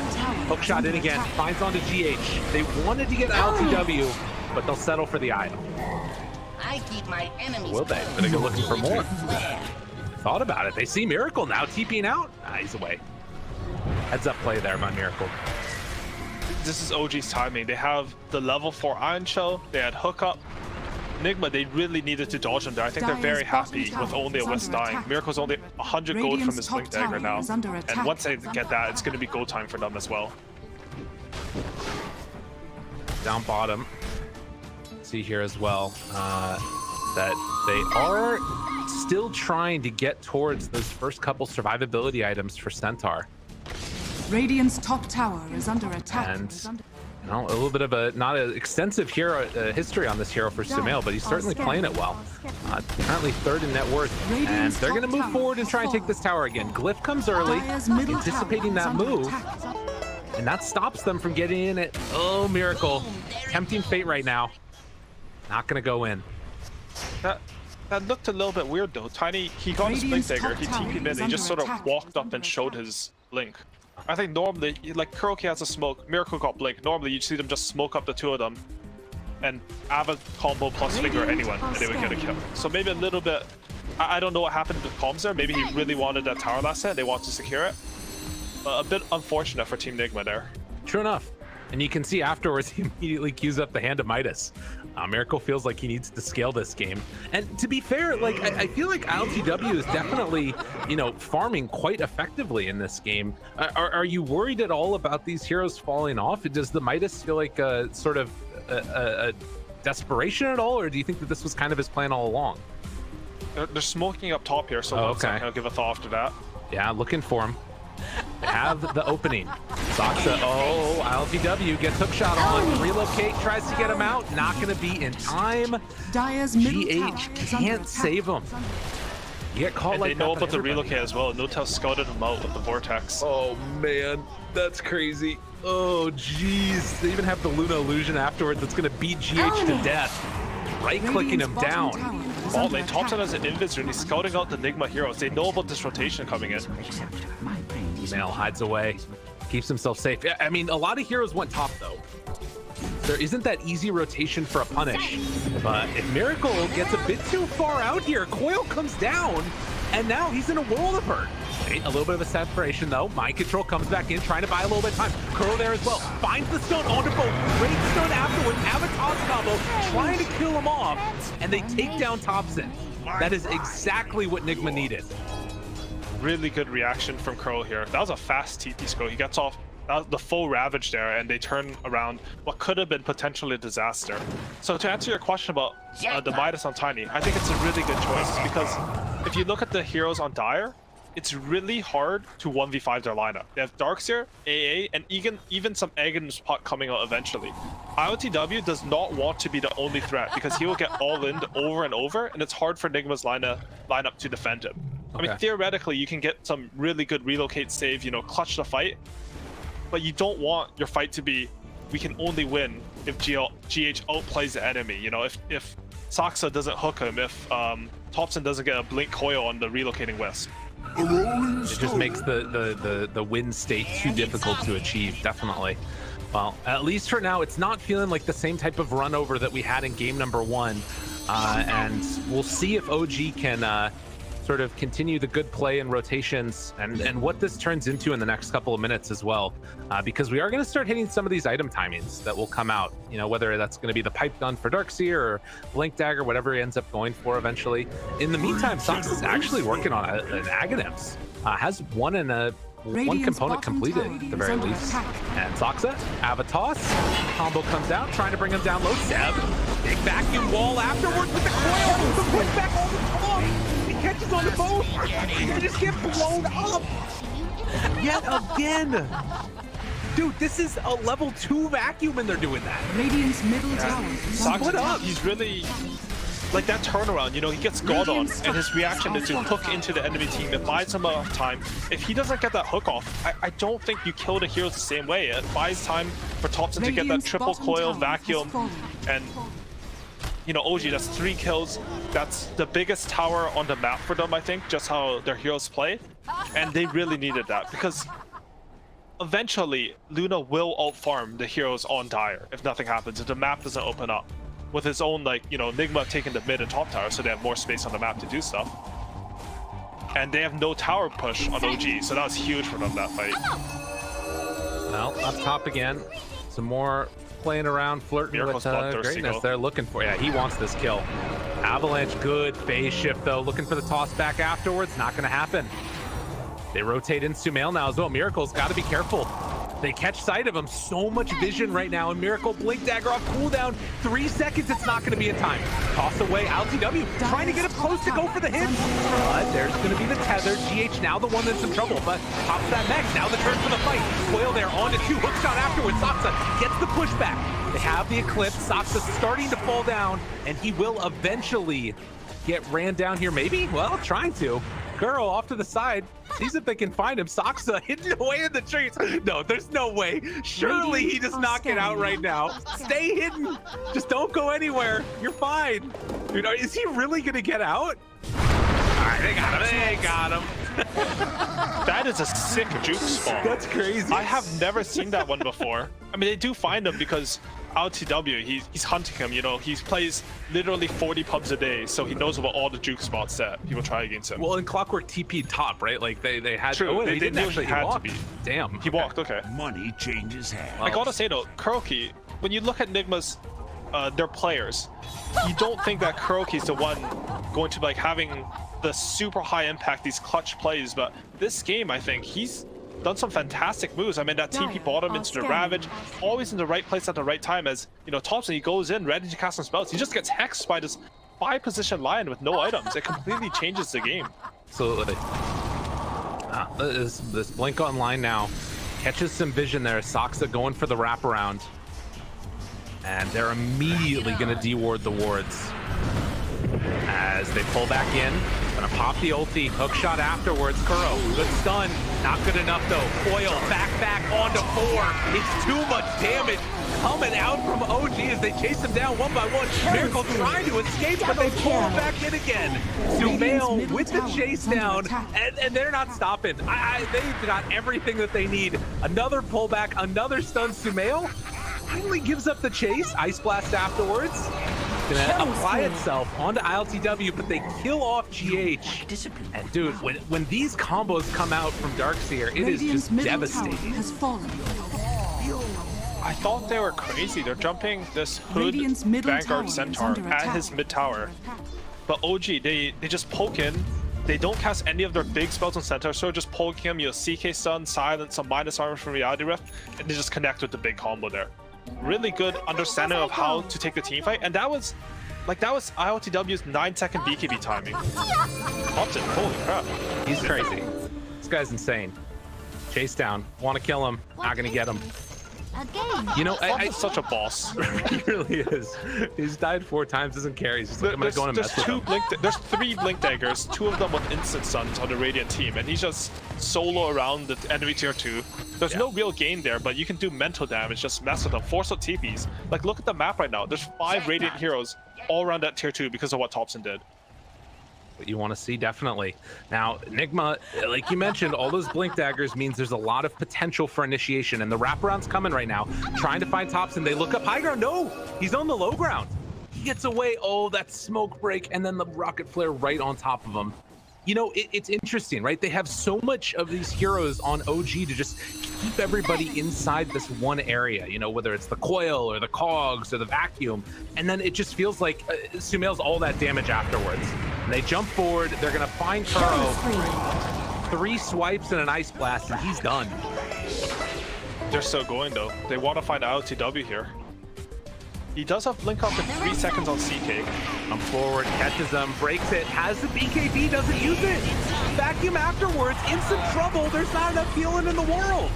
ILTW gonna TP out of there, will be able to escape as Miracle also jumps back. So it only ends up being the 2 supports. That actually is some value for Nigma at the very least. They did use wall. I think OG, they might take Roshan at some... I mean, the Roshan's not too bad. They're just opting to control the map. They don't want to farm such a big neutral creep when they're allied? Are they going for Roshan? Okay, because I was going to say Iron Shell is really good against Roshan, but a little bit hesitation as they farm the enemy Ancients. I wonder if that's going to come into bite though. Yeah, it's still so fast. But yeah. The last smoke by OG, it was such a smart smoke because Nigma, Thompson forced all of the mid. They sort of, I don't know how many of the heroes they saw, but they understood that as soon as they broke that smoke, all the silence were pushing it. They smoked, and if your silence are pushing it when you smoke, you're going to find something. Right? The enemy just has too many things to react to on the map.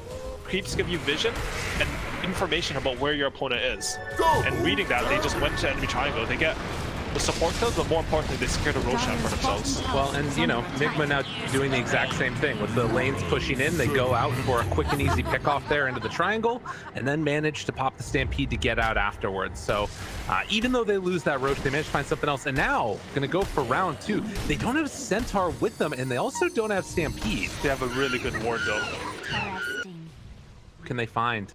Sumail is a tough kill. Sumail is a really hard kill, but Thompson, that's a little bit easier. That's a potential, that's a chance, but he doesn't get enough. And now the buyback, and they drop down that coil afterwards, trying to turn, they pull it back in. ILTW gets TP broken. They have to fight now, but there's nothing left to fight. They're all just gonna get dropped down, torn apart again, 4 dead in the middle. Here I am. My gratitude. And OG, they're just on top of it. The instant they initiate onto Thompson, the buyback's kind of sucks. They have a really good read of these fights. And Thompson, I think he was dead there, but a little bit of miscommunication between ILTW and Miracle there. Miracle wanted to get in melee range for that toss, and where they went on Thompson was just so awkward. He couldn't get past his Luna, who's trying to hit him and get vision. And as a result, Thompson lives, and they just wipe Nigma. God, and you see right now, Sumail is bringing out the Desolator. Because why not? That's apparently what he's decided his item is. And how often do you see a CK out-farm a Luna? Yeah. He has the cleave talent at 15, but this is not some, like, low-farm Luna who lost her lane. She died once a lane, but I think she was 7k when everyone else in the game was 5k in terms of net worth. This is just aggression plus taking the valuable farm away from your opponents, coming out from OG, leading to this hero who shouldn't have this much farm, farming what is usually the fastest farming hero in Dota. Well, that is a struggle right now for Nigma. We came in expecting this one to be close, and this game definitely a lot closer, but it still feels like OG are making all of the right moves. Pulls him out there to snap the coil and trying to bring him down. They're just always there, always right on top of each other, but be a little bit of an overextension. Sumail, No Tail, they're in the area. They can't go. And again, with the Aegis, you just can't go all in like that on the CK. Wow. It's interesting. I was kind of wondering if we're going to see out of ILTW that build that you've been talking about so much, the Ame build, but feeling like he just has to go for this like Manta Dragonlance BKB in this one. Yeah, and it's just hard. I mean, the reason why his farm fell off of it is because he did buy that early BKB in order to take the team fight. Right. But they lost that first team fight with his 9-second BKB, and it really reflects on the rest of the game, the net worth. It's been tough. Well, the next round, they are around this area. No vision at all. Sumail jumps forward. Good Manta. The back away. ILTW gonna get relocated. Now, this does mean Io is very vulnerable. Dire are scanning. And on the other side, Miracle. Oh, they scanned. Dude, they know he's over there. What? Oh my goodness. And now isolated away from the rest of his team. Miracle's gonna go down. Thompson gives him the tip. A good stun with the Eclipse afterwards. Thompson drops as well. That is what Nigma needed. Now maybe a chance for more. Kuro doing ring around the rosy. Will get brought down. They pull him back on the other side now. LTW pops the BKB, turning to try and fight this one. They buy back on the Lion, trying to run down Sumail. This is going to be the Aegis. But can they find anything else afterwards? Dark's here. Bind back. Force Staff up and away. Good jump in from Mind Control. Seb looking for a surge away. Back him afterwards, but there's no follow-up. Finger of Death comes out. Sumail is dead. Seb bought back for this one. And now trying to find another round of it. Nigma streaming forward. They take down Seb. That is a dieback. They just want to fight against Aegis, against a core buyback. Just really good punishing of OG when they went too far. And you can even see this Radiant has their own ward between the tier 2 and tier 3 bottom. And that's what sort of let them win this fight. Seb wasn't expecting them to have full vision on them coming in, and Croaky, again, he gets a Hex off, he gets a stun off. He dies for his team in that fight and buys back, but he really clutches it there, and that's a huge swing. Now Luna above CK and net worth. Now they have these items. You know, MC, he was sacked in this game. He really made a comeback, and he landed some good stomps in that fight. And now, like, this is the type of hero that can punish you so quickly on this Luna.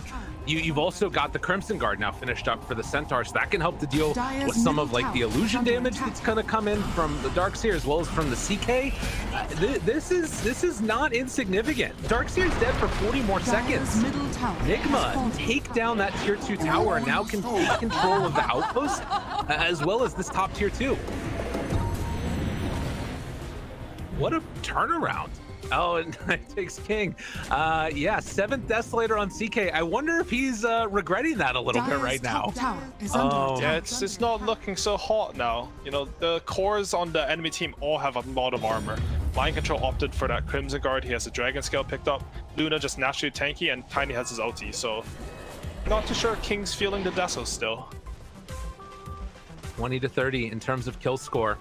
There is still this great ward that's towards mid, which I think Nigma should know about. They spotted it on a sentry ward that got dewarded right in front of their creep wave, but it hasn't been taken out yet. But besides that, there's like no vision on the map at all for either team. It's just been so many battles. All the wards are placed in the fights, which generally also get dewarded. Seeing these cool little relocate plays by LTW, who gets relocated to the bottom just to push this out and try and pressure the tower. Now they are coming back to their triangle. This is where they have a bit of vision. Radiant's courier has been killed. Thinking about going in. They're all over here. Mind Control has a good opening. Jumps forward, Stomp is out. Stampede afterwards. Hook shot misses. They find the wall down on top of LTW, but the right click coming through Sumail. He doesn't have that much left in the take, but it gets a huge heal. Nice blast afterwards. Good hits for the control, but is it going to be enough? Oil afterwards drop down. They pull him away, and LTW is dead. Now GH also left alone, tries to get out of there, is stuck up on the cliff, but there's the Avatar, he kills off Sumail. Miracle able to salvage this first team. They take down Thompson as well. One by one, OG start losing their lives, and none of these heroes have buyback. The chase, looking for No Tail, they find him. Triple kill. Just an overextension, and Miracle is becoming a problem for this OG team. Miracle is really taking over the game. He's just so patient there. He waits his time even after the fight is supposed to be lost. You know, OG are talking about, okay, we won the fight, let's go push out lanes. What objective can we get? They're not ready for Miracle to sort of just jump in, and this Midas at this point, it's really paying off. He has a quiver, he has a Midas, and he's scaling a lot. I also want to mention that Saksa, he had excellent targeting in that fight. They jumped Chaos Knight, and he should have died there, but he hooked Lion before the Impale or the Finger of Death could come out. Got Sumail out. Didn't mean much as Miracle, you know, he destroyed them after that, but really well played by him there. Is this Rax? Yeah, I mean, it looks like it. They still don't have CK for another 20 afterwards. I mean, it's slow. You don't have that shard yet done for Miracle. Solar Crest and Overcharge, though. He's just eating away. So they take the melee racks and then get out. Roche, 2 minutes away. So sort of middle of the road timer, and they're going to have to deal with their lanes on the side of Nigma, but OG losing this huge lead now.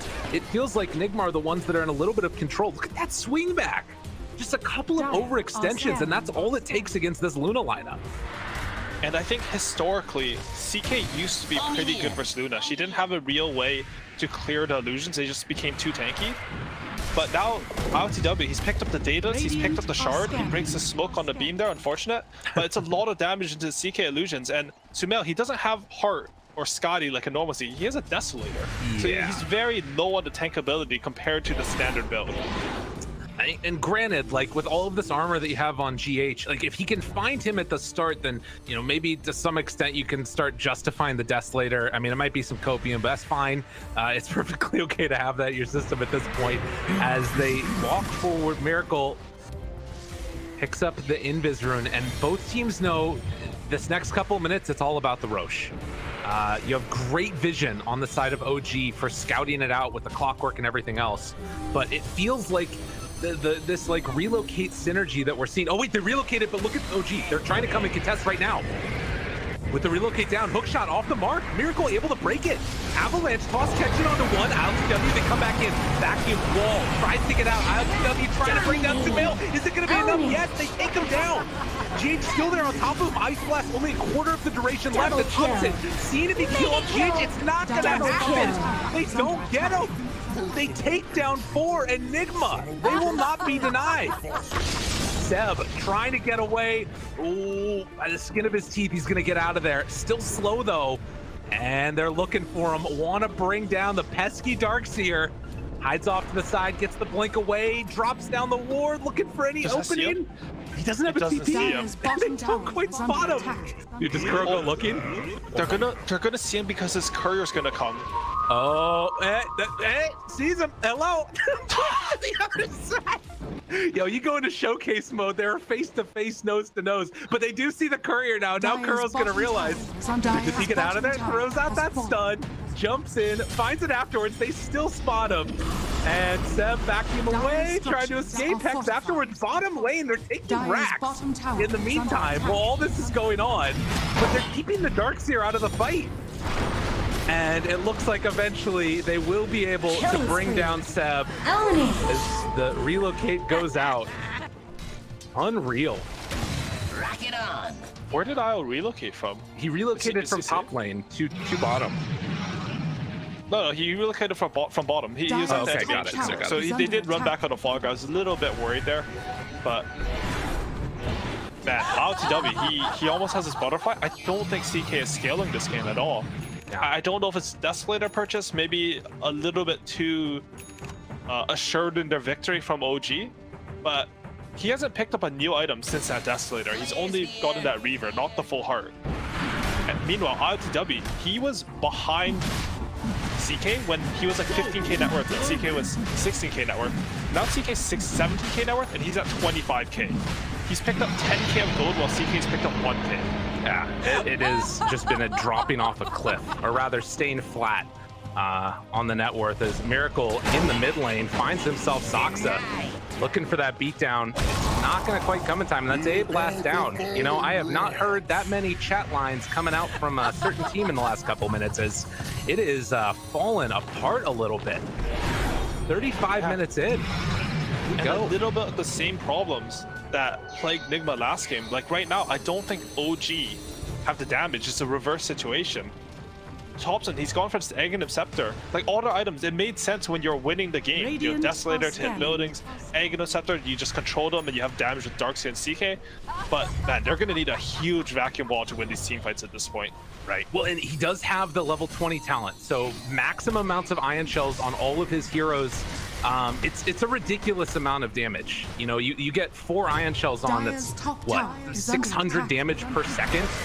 Magical. It's a lot of damage. It's like a freaking Laguna Blade per second almost is what it feels like. But the question is, can you stand on top of ILTW? Can you stand on top of Miracle without dying before the ion shell kills them? And that's something I'm not sure of.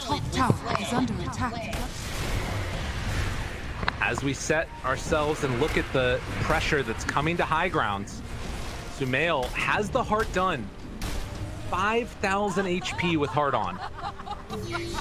And you can see that Nigma, they are respecting this. The potential, like, eviscerating team fight that can come out this way. The jump in, the hook shot, they find ILTW, but he pushes him out of the Ice Blast. Mind control, goes in for the stun, and now turning, trying to fight this one. Sumail, he's just getting shredded, absolutely torn asunder. Miracle, eyes on Sumail, wants to bring him down, can't quite get it though. ILTW does manage to kill off Soxa.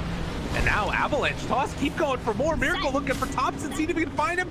Jump forward, silence to slow, and will be able to get out of there. But they lost the clock, and they use wall. This is gonna be a hard hold up top.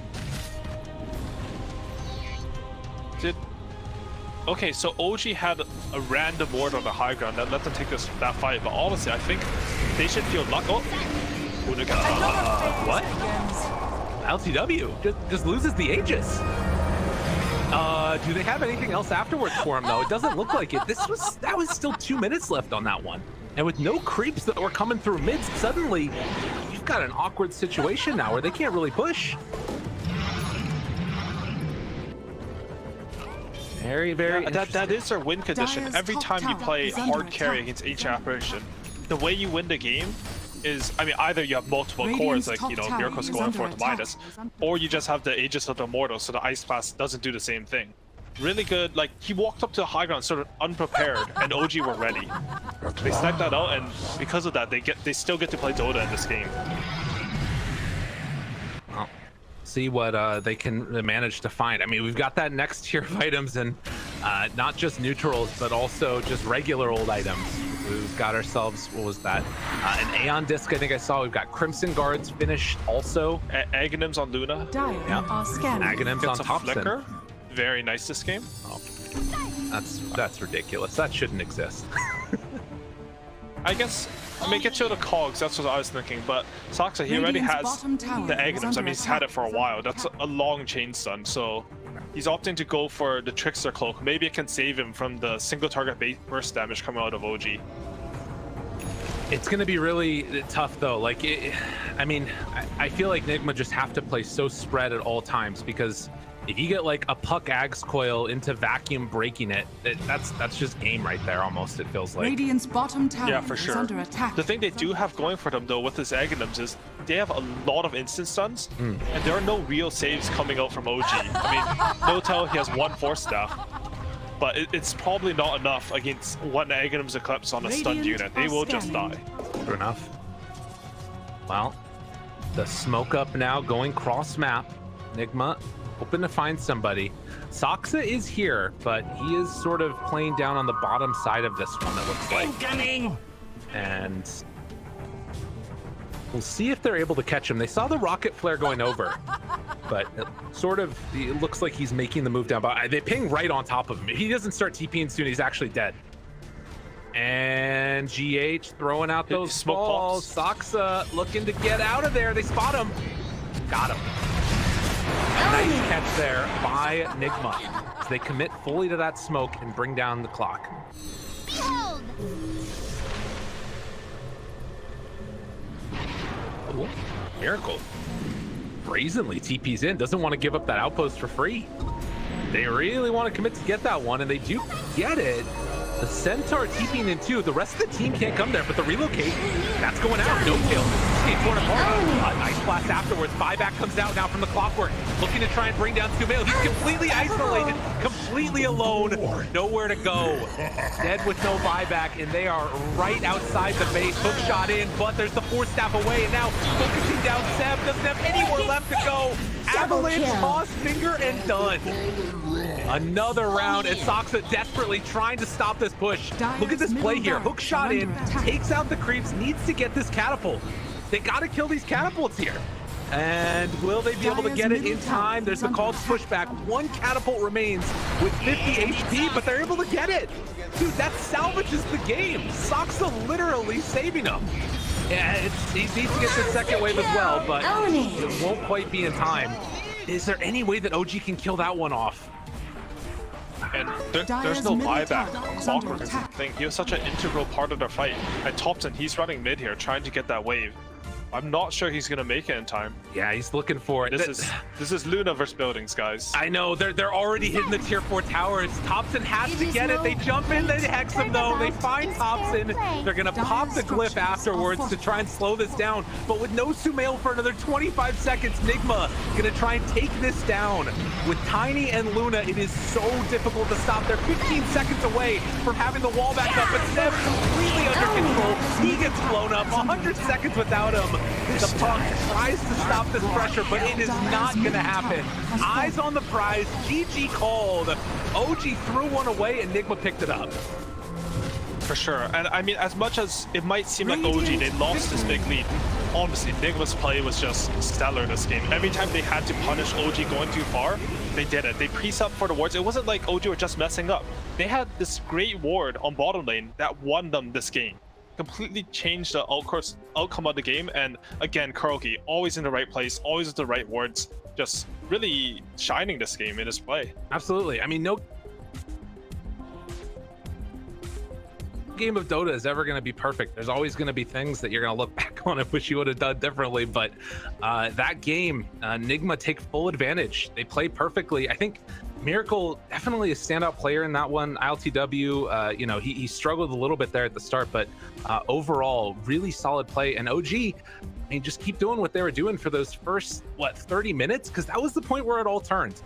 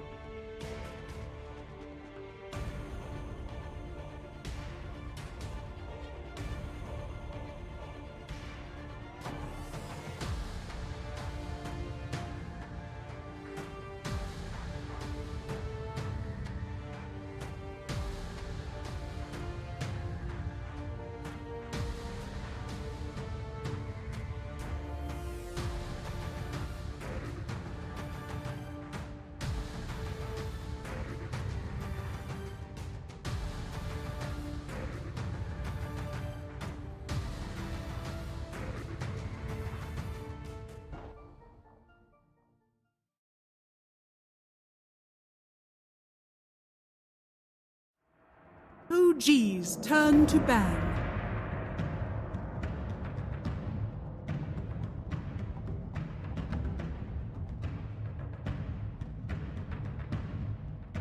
Radiant team ban. OG's turn to ban. Radiant team ban.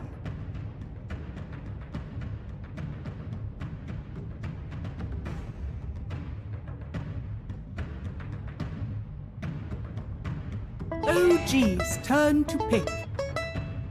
Radiant team pick. Ripper.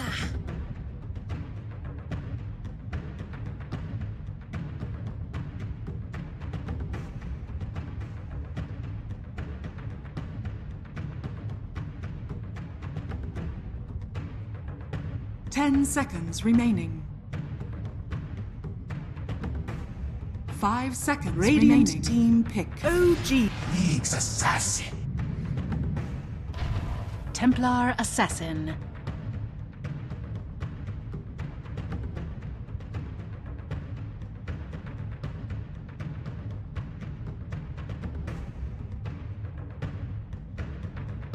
Ten seconds remaining. 5 seconds remaining.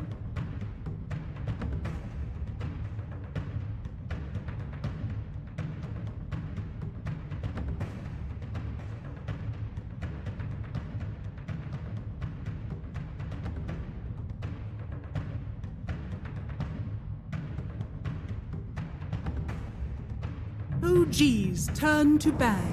Points away.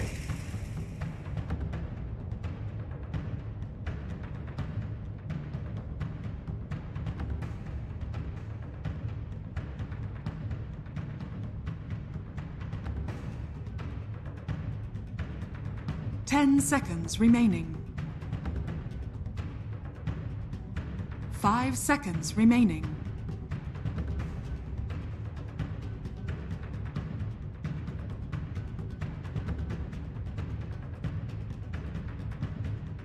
Radiant team ban.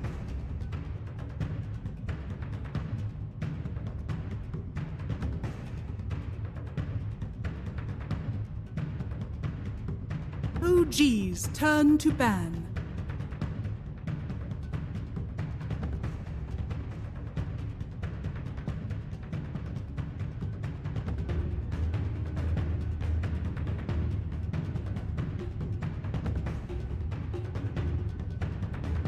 Ten seconds remaining.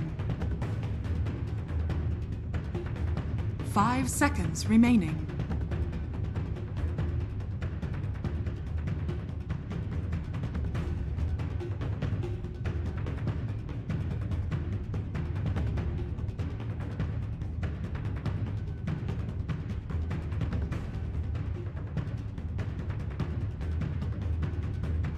Radiant team ban.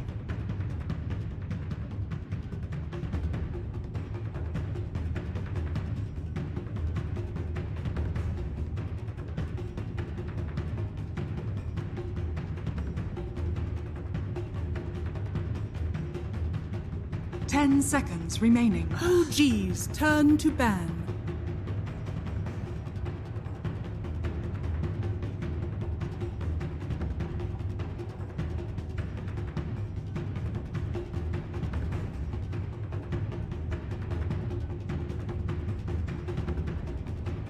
Ten seconds remaining. 5 seconds remaining. Radiant team ban.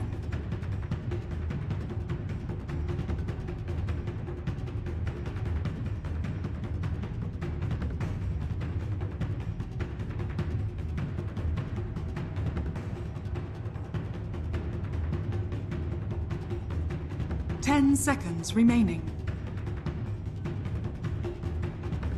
5 seconds remaining.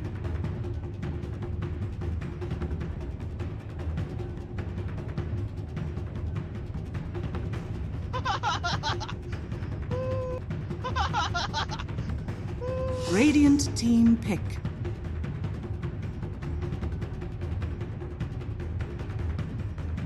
OG's turn to pick.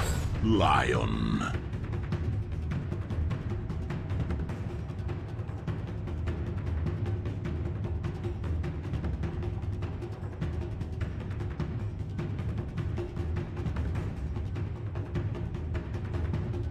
Ten seconds remaining.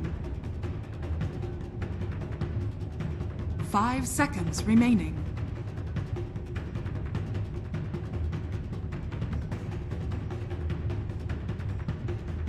Radiant team pick. Chen.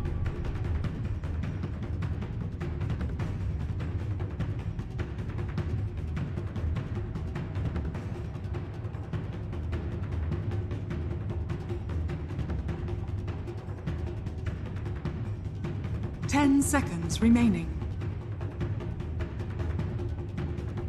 5 seconds remaining.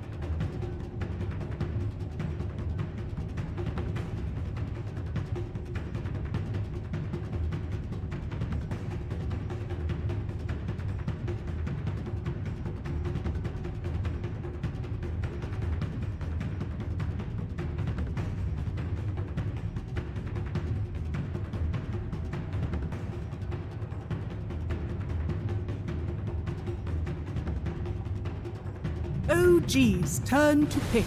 Tide Hunter.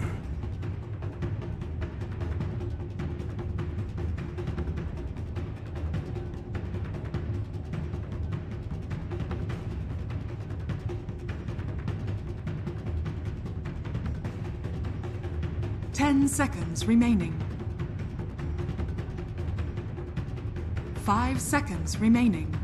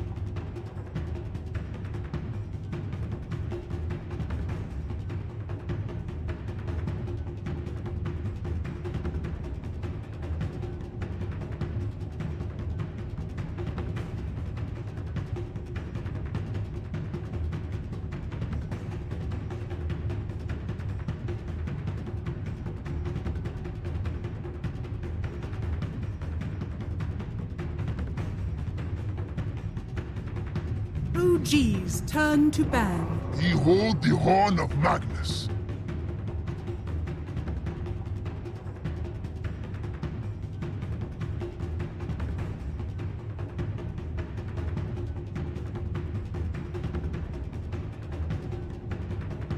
Ten seconds remaining. 5 seconds remaining.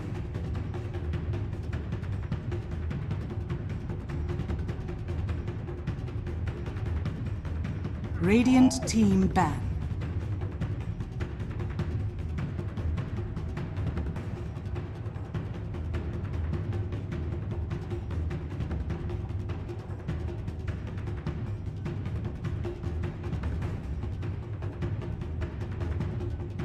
Ten seconds remaining. 5 seconds remaining.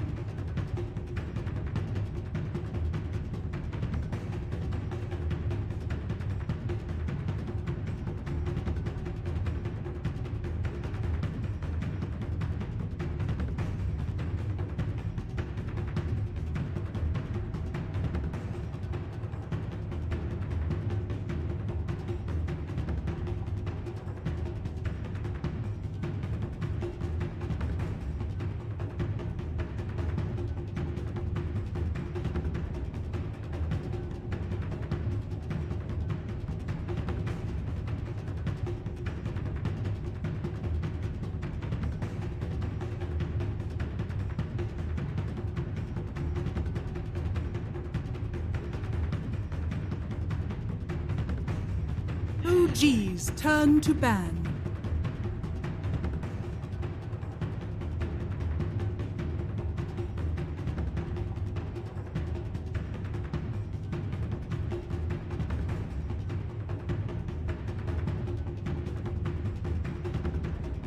Ten seconds remaining. 5 seconds remaining.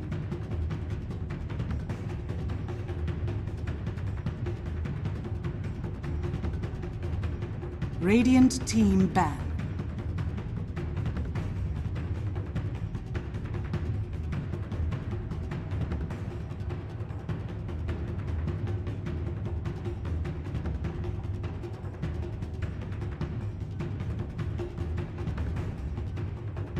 Seconds remaining. 5 seconds remaining.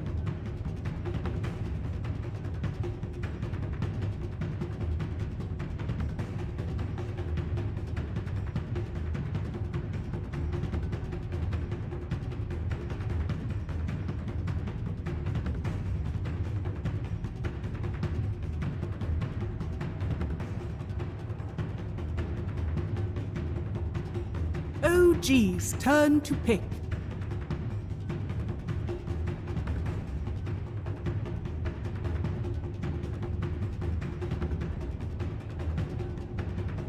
Radiant team pick. Beastmaster.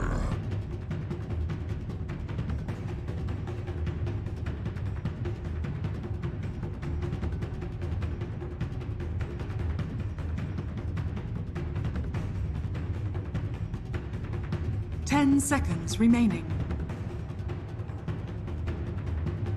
5 seconds remaining.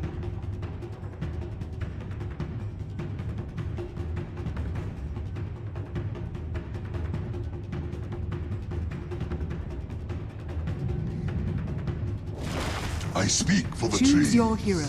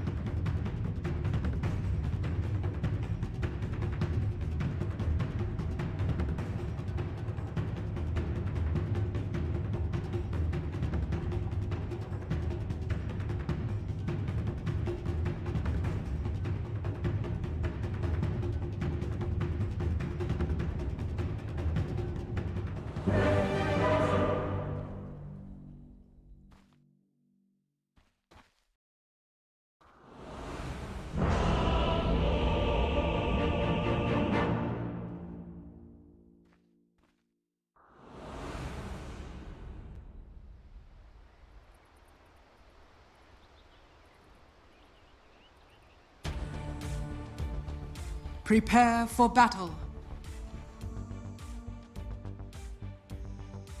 Lose together, win together, slay together, slay together, slay together. Lose together, win together, slay together, slay together, slay together.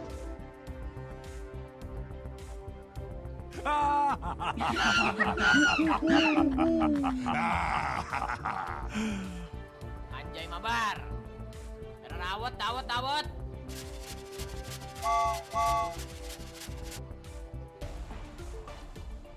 Grabe naman yun.เป็นเกมที่ดี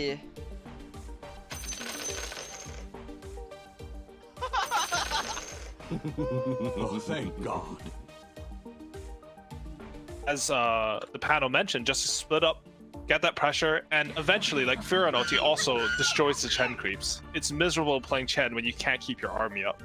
it's one of the worst feelings ever. We should mention real quickly, we're already into a pause, which is why we're staying on our beautiful faces for the moment. And also, as you saw in the bottom corner right there, in the other game that's going on right now, Into the Breach facing off against Spider Pigs. Apparently, spoilers, if anybody wants to go watch that series, just mute for like 30 seconds, then we'll come back. All right, you're muted now. Perfect. Into the Breach had a 16K gold advantage, lost a player, had to play 4v5, went down to 2K net worth. The player reconnected. They managed to salvage the game, the series, and now they're in game number 3. So just a lot of insanity all across the Western European qualifiers right now. And yeah, we're waiting for this game to get back underway. But so your idea with this Furion being able to take down the creeps, how does that pair together with like how much group up and push they've got on OG? Because with this Beastmaster in tow, you know, Peter talking a little bit about potentially having the helm of the Overlord coming out in the later stages as well. It feels like they could run out of damage potentially. Who will run out of damage? Nigma will run out of damage? Nigma potentially. I think Nigma won't run out of damage this game because of TA, right? I think she's like, I could see it if they had a different mid, but I think Miracle, he should have a really good lane this game, and he translated that pretty well in both previous games. I mean, he solo killed Thompson, right? Both of the other games. If he does that this game, I could see TA completely taking over this game. He is sort of countered by Beastmaster. It used to be a really unplayable matchup for TA when Necrobook was in the game, but that just got yeeted out of the game. Right. So let's see what happens. I also want to mention, when I played Chen, I also hated playing against TA. Because it felt like how you deal with raw plus HP and heals is you have modifiers like plus damage percent, percentage damage, or minus armor. Because that's more effective against the heals coming in. TA, again, also one-shots all your creeps, and the new TA Blade who goes Side Blades with the Side Blade range talent and Dragonlance, you might cleave some OG heroes off those creeps. You're hurting your own team. Yeah, that's fair enough. And like having that low armor can just be devastating to go into that. Getting hit by the Side Blades on the back side of it. So that's definitely going to be something to watch for. I guess the other thing that obviously ends up mattering so much is like, do we just see the early snowball as we are getting into this game still paused up? But do we see that early snowball potential that they had from OG? Are we going to see Nigma be able to go in and actually contest those stacks? I'm wondering how that will work out for them. Yeah, I think it's exactly what you said. A lot of the game will come down to these Chen stacks. I feel like he shouldn't have as free a lane. Like Tidehunter, Nyx Assassin, I think looks more robust to me on paper. Like maybe Nyx can even go into the jungle and follow him a bit because Tidehunter's a more stable laner than they had in game 1. Right. But oh, look at this. They're set up for Thompson. They knew that he was going to scout the mid lane, but unfortunately the trade scouts him. He doesn't go for it. They were so ready. They had 4 heals here. The stun scout up on line and next, and they wanted to get him. That would have been really nice if they could have found That's that really first funny, actually. I love progression on meta like that, where someone always does this trick, and then they're ready for him. They even place the lane ward mid so they would see him, even if he tried to scout them out. And instead, Chen took over the Treant, and he's scouting the mid ward. Oh my god! Their plan backfires a little bit. That Treant, not only does it prevent them from getting the kill on Thompson, but it also gives away their ward mid. Although I think that it might have revealed on one of the heroes instead, and I'm not sure what the Treant's vision is because the ward is actually up top. If you wrap around the tower, like if you click that ward, it does see just past that top tree, so they should know where it is. Okay. The hero was from the left, so they probably wouldn't see it there. But who knows? It's very hard. I mean, it's easy for us with full vision and like I'm able to click the ward, but for the players, it's not the same. Ooh, good deny by LTW on the Vance Rune bottom as well. And No Tail, he does spout it out right away. So this is nice for him. Able to get that D ward taken, and No Tail, will he pay the price? The right click's coming in. The lane stage hasn't even started yet, but the gush slow wears off. No Tail able to walk away. This is not good for Nigma though. I would take that trade on No Tail any day. He gets a D ward, and then they follow him for so long. Sumel's going to get a free like 2 or 3 denies here, and free CS. It's great. They did get all the bounce runes on Nigma though. 3 bounce runes and 1 denied, so that's a big start for them. Well, an early good start up there in the top lane, and we'll see if they can sort of translate that into more. The other thing is they actually haven't blocked out this camp, so Kura's going to need to body block it, and that does leave open the other camp to spawn as well. We'll see if No-Tail tries to take over some of those creeps in the early goings to get some pressure on there. As mid lane, Thompson taking a lot of Psyblade damage there from Miracle. Is under attack. Yeah, TA, it's not an easy matchup, and Miracle has looked consistently just so good against Thompson. I don't know if it's just sort of a player thing or if, there's some skill differential, what's going on, but Miracle is looking really freaking good. Honestly, sometimes it's just the two mid players specifically. I remember Miracle, he wouldn't go mid against no one back when like they were the two of the best mids in the world. Just because no one always had the edge on him, Liquid would always send Matumba Man against no one instead. Right. Whereas, in this matchup, like Thompson, I mean, he won 2 TIs. He's clearly a tier 1 mid player. His laning got really good in the last TI especially. But Miracle seems to have his number the series. In the head a little bit there, and looking pretty solid doing it as well. So we did see as the Psyblades continue to rain in on him there, Kuro getting kind of bullied back up top by No-Tail, and is going to be able to go for that D ward on the small camp as well, as he took over the Wild Wing Ripper little guy. And at least in the early goings, no lane appears to like get completely dominated here. Definitely the Mag is ahead of the Tidehunter too, but actually looking for that catch now for a punch down on a No-Tail. This will be big, and mind control able to draw first blood. Kuro goes down afterwards, but that's great for the Tide. Yeah, that's huge. I think both of the last games, mind control had really rough off lanes. This time he's against a Magnus Chen. I know Peter mentioned it on the panel, but he said Chen is a pretty weak laner, and I completely agree. Every time I pick that hero, I lose my lane. That's why I don't play him anymore. I think the fact that Nigma are punishing in this game is really important, just from like a drafting out. Like, you need to win lanes you're supposed to win in Dota. They're able to do that now. Well, I mean, it's still not winning necessarily, right? Like, they're still behind in CS, but at least they're starting to catch back up a little bit with that kill and gain a good wave pressuring into them. In the meantime, though, Miracle sitting in the mid has been able to get significantly more denies, and you can see that Thompson trying to make up for this by heading back to the jungle and farming up the small camps, as well as gain a bottle refill on the bounty. Had to wait for that voice line. It's too good. Classic. GH. Man, this new build, it just does so much damage. Oh, but Saksa maybe going to go down afterwards? No, they can't chase him down with the treant. So really nicely played there. And yeah, Seb just sitting with the Helm of Iron Will in a Quelling Blade. This item is great. 6 armor, 5 HP regen. Pretty solid. Yeah, it's one of the most efficient early items. He went Quelling Blade, just no items into the fast Helm of Iron Will.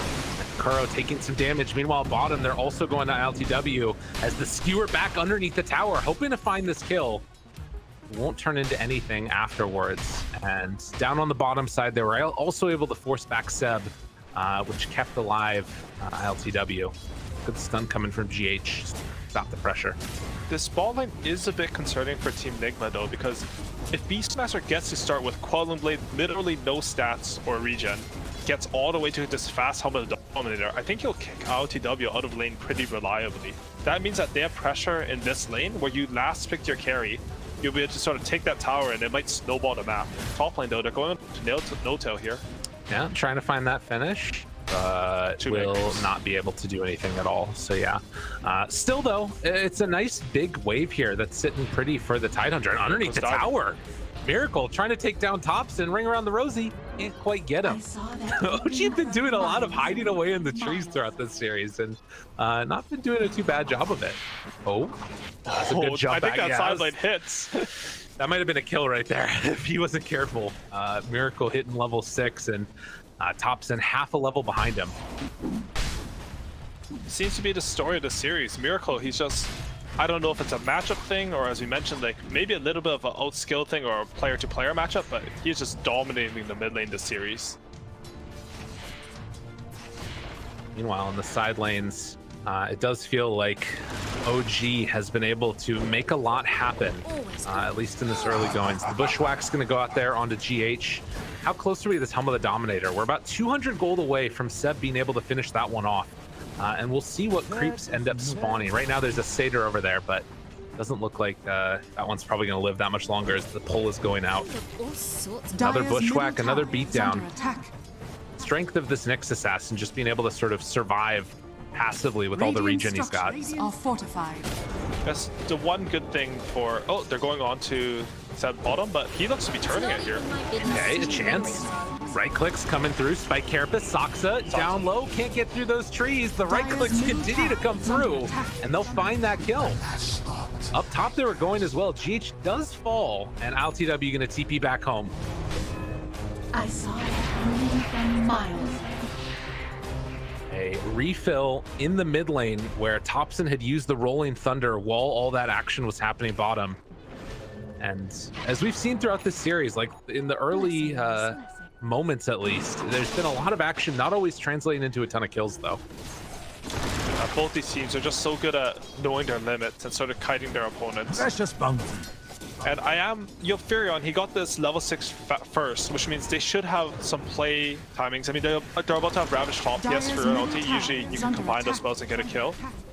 But I am a bit worried now that this Helmet the Dominator has come out. He's picked up a centaur. I think he should be able to kick Furion out of the lane.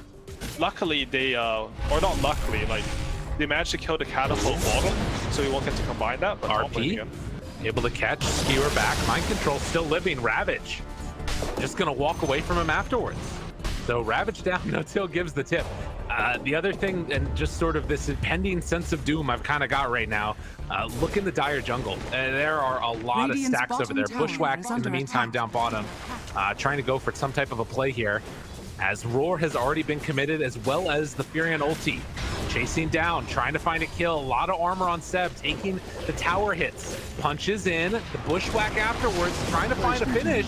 But the turnaround, Impale as well as the Earthspike. They find one kill, and they TP out with the other. Seb getting slowed down, and the body blocks coming in from the tree. Seeing if they can find a chase down, and they're going to. Look at these body blocks, just encapsulated in the trees. And GH is the one that cleans it up. Good stuff from LTW. I was scared about the Helm timing, but LTW with the perfect micro and perfect play. They managed to bait in the Beastmaster under the tower. They get this huge turnaround, and that's a missed timing for OG right there. God, look at this farm, they're going mid. Yeah, I mean, Sumail's getting this farm, as you said, going in mid. Trying to take down one. Kuro down low. Rolling Thunder, not going to get thrown. Oh my god, the sidestep. Saksa goes in a bit too deep, gets punished by Miracle. Thompson now trying to get the finish off there, and will be able to secure it as he just rolls on out of there. But in the meantime, this is all space being created. Mag skyrocketing up the net worth. Dire's top tower More stacks being created. TP and top by Furion. He has level 4 chance already. One of the benefits of running this core, they just profit, and getting this tower would be huge for them. Just opening up the map, it'll sort of allow the Ancients to be more protected in a sense, because if you can push lanes further in, it just gives you more info, and Miracle will be safer because of that. Thompson. Swashbuckle away as down bottom they are kind of setting up. What's the goal here? Are they trying to take the tower of their own on OG? For sure, they want to take the tower. They have the Helmet of the Dominator, but because they're not catching anything here. Because of that first play made by LTW and the really good TP from Kuroki, this tower is almost full HP. They have no real pressure on it. Now you can sort of see the panel was talking about. Tidehunter has always been a Beastmaster counter in Dota, and this is why. If you get to the point where Tidehunter can sort of sit under the tower, it's very hard to be a real Beastmaster. I mean, if they can't kill bottom tower, I don't see how OG's lineup functions, to be honest. They need to bring everyone here. Yeah, and the other thing too is like you kind of need that hoodwink ulti to be able to bring them down with the roar, to like get that break and then the burst afterwards, because otherwise you're just going to get ravaged. And right now at least, Mind Control doing exactly what they need him to do. And you can see just surrounded here by 3 different heroes, but they can't make any type of a move. Mind Control throws it out. Roar is there, but the Impale comes afterwards, and Seb in trouble, going to fall. They get his creep too. And I mean, they're gonna try and pressure this. Tower down to about half HP, but just throws out the anchor smash, right-clicking down this catapult. It's not working right now for OG. Nigma coming up with the answers. And I feel like Dire's Kuroki or middle whoever tower is suggested under this in the attack. draft, maybe it's RMN, their coach, they've sort of outstratted OG in this game. And there's a lot of stacks that OG took, but just the fact that you cannot take your enemy safe lane tower if you're playing Beastmaster. Oh, GH. Oh, the stun afterwards, Kuro finds that kill. Sumail might be able to play a little bit of cleanup, but taking down that Pango right there for the line, you'll take that trade every day of the week. Dire's bottom tower For sure. is under attack. Look at this, like you're even pressuring the enemy offlane tower with Tidehunter. Can tank I mean, I don't know if he's going to, but he could tank that tower with the level 3 package. Okay, he chooses not to. But this isn't looking like the Chen of game 1 at all. No. Their safe lane tower is dead. They can't take any towers with the creeps. And meanwhile, I mean, Sumail is farming a lot, but Miracle has been free farming on TA. It's, yeah, I think that this TA, I mean, granted, not a ton of stacks being taken for him as they do find LTW. And in some trouble, the drums, don't know if it's going to save him here. Roll back through, does a little do-si-do, hides away, jukes it out, and trying to TP out of there. Can they escape? Now the Bushwhack came through for the finish. I told you I'm not big on it. So a nice chase down. Eventually they get it in mind from tipping. Okay, that's fine. That's a good vibes tip. You know, you would never tip your teammate if the vibes on the team were bad or just any sort of bad feeling. Unless it's really bad, then you might tip them as well. But yeah, I mean, if you want to disband your team and lose the TI qualifiers, I guess you could do that. Okay. But I think these teams, you know, they have TI wins under their belts. Radiant's top tower is under attack. Trying to drain out that mana from Thompson. And does finish the Echo Saber now. This has been a lot of the timing that he's looked for, but right now, God, he is so far behind the TA. Almost 3,000 gold. And they do finally bring down the Tide, who's playing too aggressive, and they catch him out with that sharpshooter. Yeah, as you mentioned, they do have that Tidehunter answer, and they're top lane though. Thompson's going caught here. Looking for it. Stun comes out. He has Swashbuckle and Rolling Thunder though. So Thompson still well within the safe zone. Seb in the area as well, and they're just actually getting this tier 1 tower for free down bottom. Yeah, this is the most important objective for OG's lineup. Like Chen doesn't have purpose if this tower is alive. They just would never take mid tower either. But Nigma, look at the response. Just go straight into Roshan here. But they haven't played against Beastmaster in a while, and this Hawk, they've got full vision right now. They know what's going on. Can they get there in time to come and contest? Seb moving in, wants to hit it. The Impale is out though. Miracle could finish off Roche, but instead turns to try and take down that Beastmaster. Right clicks coming through, he falls. The Roche still available to be taken. The rest of OG is trying to make the move over here. They jump out of the pit. Thompson going for the roll through, but Refraction is up for Miracle. He's fine. Trying to burn through it right now with that tornado. Get brought down low, but not low enough. The good stun coming out from that Centaur, but the Rabbit, that's the better stun. Takes down Thompson, turns on to No Tail. 4 go down. Enigma gonna claim the Roche afterwards. And again, Kuroki, just in the right place at the right time. Thompson was trying to roll into the pit. Would have hit a really good Rolling Thunder there inside the pit, but Kuroki just disables him for so long, doesn't allow that to happen. As a result, they can play patient with the Ravage. They pick off the heroes, they don't commit to the Roshan, and just a really good teamfight win. And again, like the thing about Chen as a hero, the reason why I think both me and PPD don't like him, and he doesn't have much success in punts or pro games other than a game 1 from OG. Right. Because if you lose a team fight like this, what is Chen now? You've used your long cooldown ulti, you've lost all 4 of your creates, which is basically feeding an extra kill to the enemy team. And you're going to have to steal farm away from your cores in order to get your army back. It feels really bad to lose fights in the early mid game as Chen. Yeah, it's devastating. And you know, there are some other things that you potentially have, but a lot of this stuff is built around the cooldowns. Roar on cooldown for 50 seconds. Mag, he's gonna have RP back up in about 30. But this is a situation now where with like Rolling Thunder down, the map is completely open for Nigma, and they have the type of lineup that can pressure with it. You've got this TA Deso done. Granted, probably needs to farm back up a little bit, but NP can be there. A lot of things starting to come together for Nigma with a 4,000 gold lead, and hopefully we'll be able to start this game back up here in just another couple of seconds. But you can see this slow and steady increase that's been in the favor of Nigma is continuing on this way. And Tidehunter almost has a blink dagger. You know, IoTW, he's actually used 5 drum charges, and I think they've made a huge difference this game. Drums is such an underrated item for these early fights.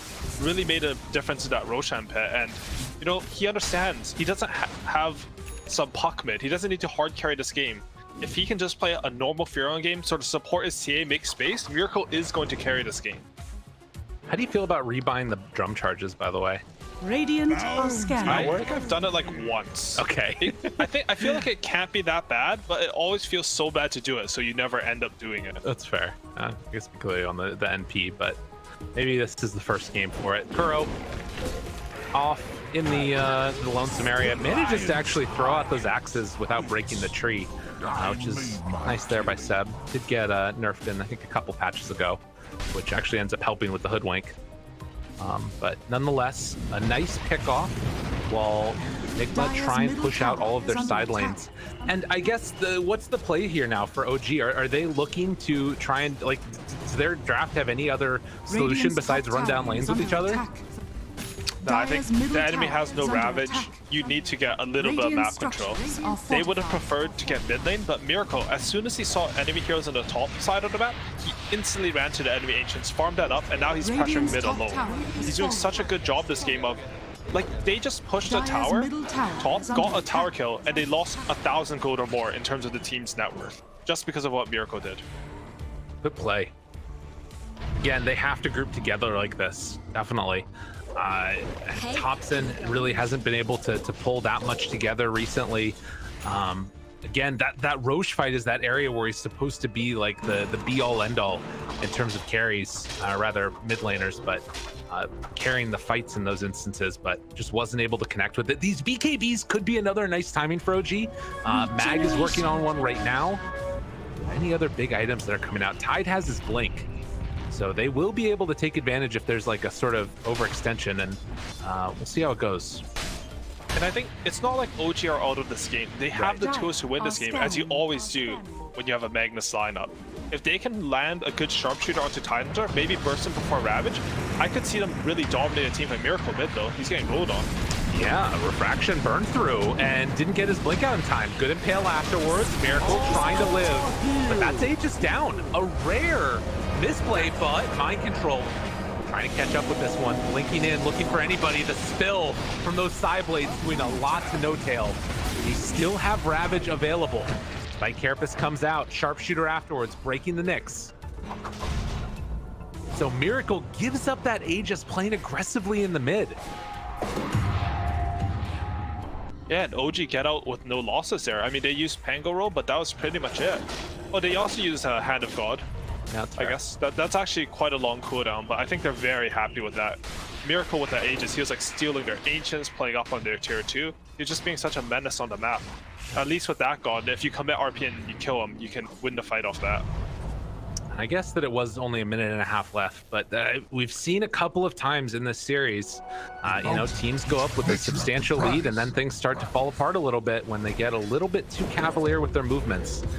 And LTW has a Crimson Guard queued up, by the way. Okay. That's kind of cool. Jump. It's an interesting idea for sure. He's really playing the role of sort of like an off-laner for the safe lane this game. And he has the Maelstrom, so he's still scaling, but he does have that full Vanguard, so he's committed. And this does get a little bit scary too. Like you talk about, like with the Beastmaster being there to potentially roar the TA, if they can all dogpile onto Miracle, it could be a problem here. Obviously, Aegis is going to be the big answer to that, but having just lost it, what are they going to find now? Radiant are scanning. GH, hunting, scouting. LTW down bottom, doesn't have that much mana. Sox is down there as well. But you can tell they don't really feel that comfortable trying to play super aggressively here. Spike Carapace, did nothing afterwards, can't do it. And it's even reflected a bit in their item builds. I don't I mean, Aeon Disc is a good item, but Saksa is rushing it as a first item. He just feels like he has to be the one to run in and tank the spells. You don't really want Beastmaster to do that. He'll just die. Magnus needs someone to like sort of give him space in the fights so you can get a good RP off, and like same for Pangler and Chen, they can all run in first. So a cool read for Saksa here, but ooh, they're close. Looking for it. They saw this smoke, but they were not able to respond appropriately. Seb trying to slow him down a little bit there. Mind control, looking for a chase, but it won't come in time. I think they were right on top of that observer ward when they smoked, but OG not quite reading the direction they were going. They almost caught mind control there. Sorry, they almost caught Seb there because Miracle managed to sideblade him off the hoodwink. You know, he barely missed him with the trap there. That would have been a huge kill for them as well. Sumail does almost have his BKB. That will be their big timing back in this game. You can always like sort of outplay your opponent. You know, get a skewer onto a cliff a la EG, or just burst down the Tidehunter with hoodwink ulti. It'll be something to watch for, definitely.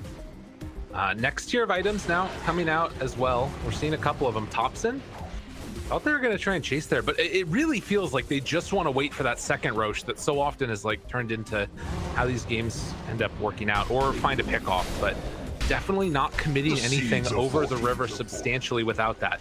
Do OG want to try and hit a timing though with this BKB and make a move themselves? They are kind of grouping in the same area, but not smoking yet.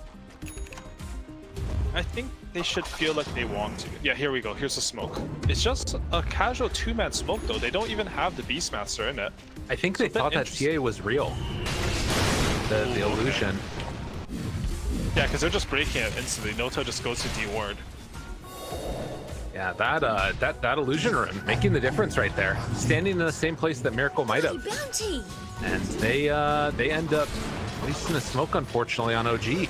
And this was sort of their big timing. It's when they had BKB, TA didn't. Miracle is very close to his own. As soon as he gets that, you'll have the BKB, you have the Crimson Guard coming out from Nature's Prophet, and he's even, honestly, his build is really cool. Like Crimson Guard AC drums. He's providing so much to his team just by standing around in the fights. I mean, his right clicks are no joke either, to be honest, just with Drum's Maelstrom. Right. And I guess the other thing too is like, as this game goes later, you're just losing some value because of that Chen. Like Lion is going to be super effective into the later stages. Nyx is going for this Aghanims. If GH can get to that, that's going to be really strong as well. So like, yes, you're getting some more items on these other cores, but it does sort of feel like, you know, this OG draft was always meant to go for the big push-up. Do you think that like they sort of just need to try and wait for the second Roche themselves on OG and go for that fight at that point? Honestly, I'm not too sure what the best play for OG is. I feel like they have to fight their opponent. But OG's a team that is always willing to fight their opponent if they think they need to. So perhaps they see some timing that they can wait for. Maybe they just need BKB on Pangolier, Beastmaster, and Magnus. So when they jump TA, they won't get counter ravaged. Okay. It's a bit concerning though, because they're like, regardless of Crimson Guard or whatever, LTW is actually farming a lot, being very efficient. And Furion, he has like some 50 stack gain per level, so he will scale. Tidehunter also one of 50. Okay, Tidehunter also one of the best scalers into the late game. Just, you know, the Smoke Link Ravage, always a classic. He will have a refresher at some point in this game. Right. He is currently the lowest of the cores, but still managing to find farm here and there. And you can see just 4 Nature's Prophets have gone Maelstrom into Crimson games since TI5. And apparently Seb was one of the first ones to do it.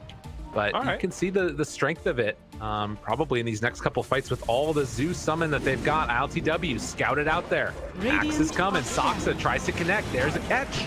Doesn't have BKB, doesn't have a way out. In some trouble, team trying to get there to help him, but it's going to be too late.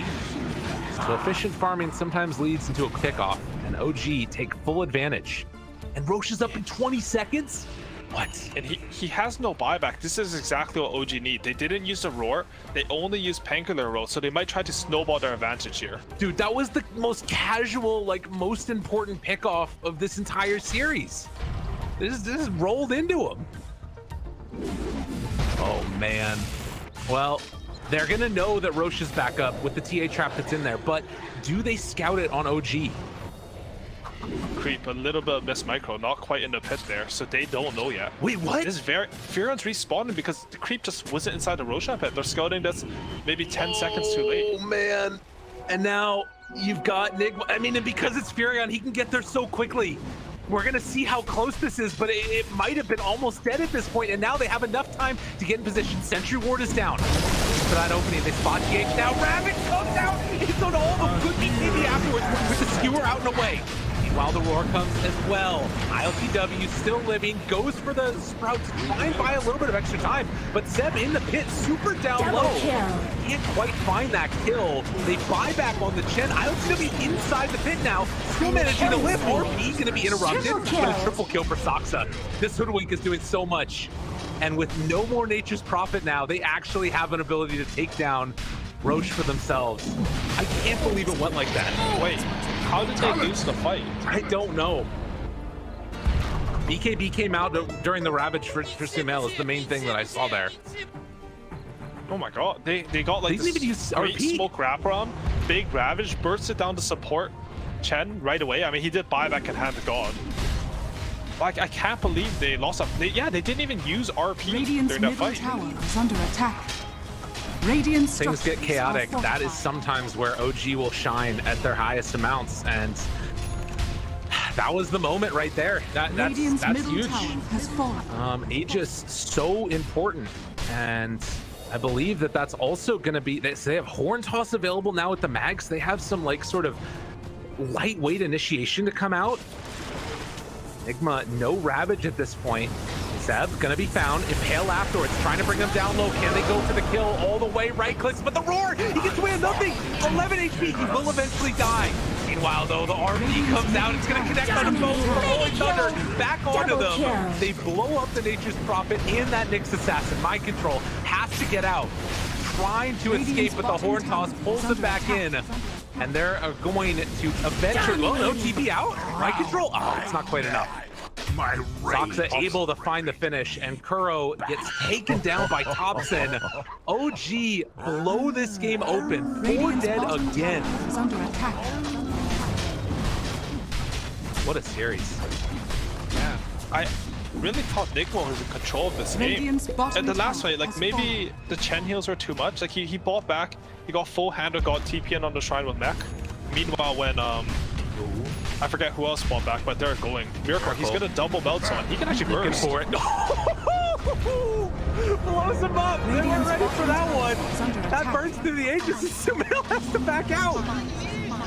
Oh my god. Double meld, very strong. It's minus 23 armor, and with Magnus only having 20 armor, it pushes him through that crucial 0 armor point. You go from, I don't know what this is, like 54% reduction to hit him for 46%. Instead, you deal like 20% extra. It's basically 3x damage. That definitely worked. And Sumail is going to be wishing he bought that plate mail instead of the freaking Hyperstone. That is unfortunate for OG. I mean, again, they're still going to have, I think, the cheese on somebody probably. It might have gotten used in that last fight. But regardless, a smoke out now. Back and forth this series goes. Nigma moving up to the top side. There is no ward in the area for Nigma, but OG have a ton of vision. And they're smoked up on Nigma here. They have the Blink Ravage. Looks for it, jumps forward potentially. It comes out, they find that hack. BKB out from Seb, gets caught. This is up going to one, and Thompson able to get out of there just barely. He gets the roll off. The rest of them trying to run away. The Ravage has already been used. Sumail, this is on that skewer back. For anybody here now. Thompson is so low. He's got to run, looking for the sideblade still, but it's not going to connect. BKB out now from Sumail, trying to hit from the low ground. Thompson, he bashes Miracle, disarm afterwards. The BKB comes out, trying to find something here, but the bash again, and then the RP, the bash, the disarm, the RP, but Kuro tries to salvage it. Follow-up still coming from TH. Do they have enough damage? Miracle, he needs another reflection, but it's not going to come out. No refraction left. ILTW gets taken down for the kill. OG somehow pulls something out of nothing. They have the follow-up as Kuro is going to get ran down, killed off. How do they keep winning these fights? Thompson got jumped by literally 5 heroes, and the Chen heals just managed to barely keep him alive. Notel even had a solve in the middle of that fight to keep him alive at the end there, and then get this insane turnaround. I mean, Nigma, they didn't want to commit the Ravage onto this Pangolier, because why would you? It's a Pangolier. You're caught by a Lion Hex, Impale, a Finger, everything. But if you look at Thompson's items, all 5 of his main items under Mask of Death give him tankiness, and he has his Scope of Flames for even more reduction. There's just too much tankiness and healing coming out. I thought they wouldn't lack that. Like, you actually asked at the start of the game, like, would Nigma lack damage? Like, no way, they have TA.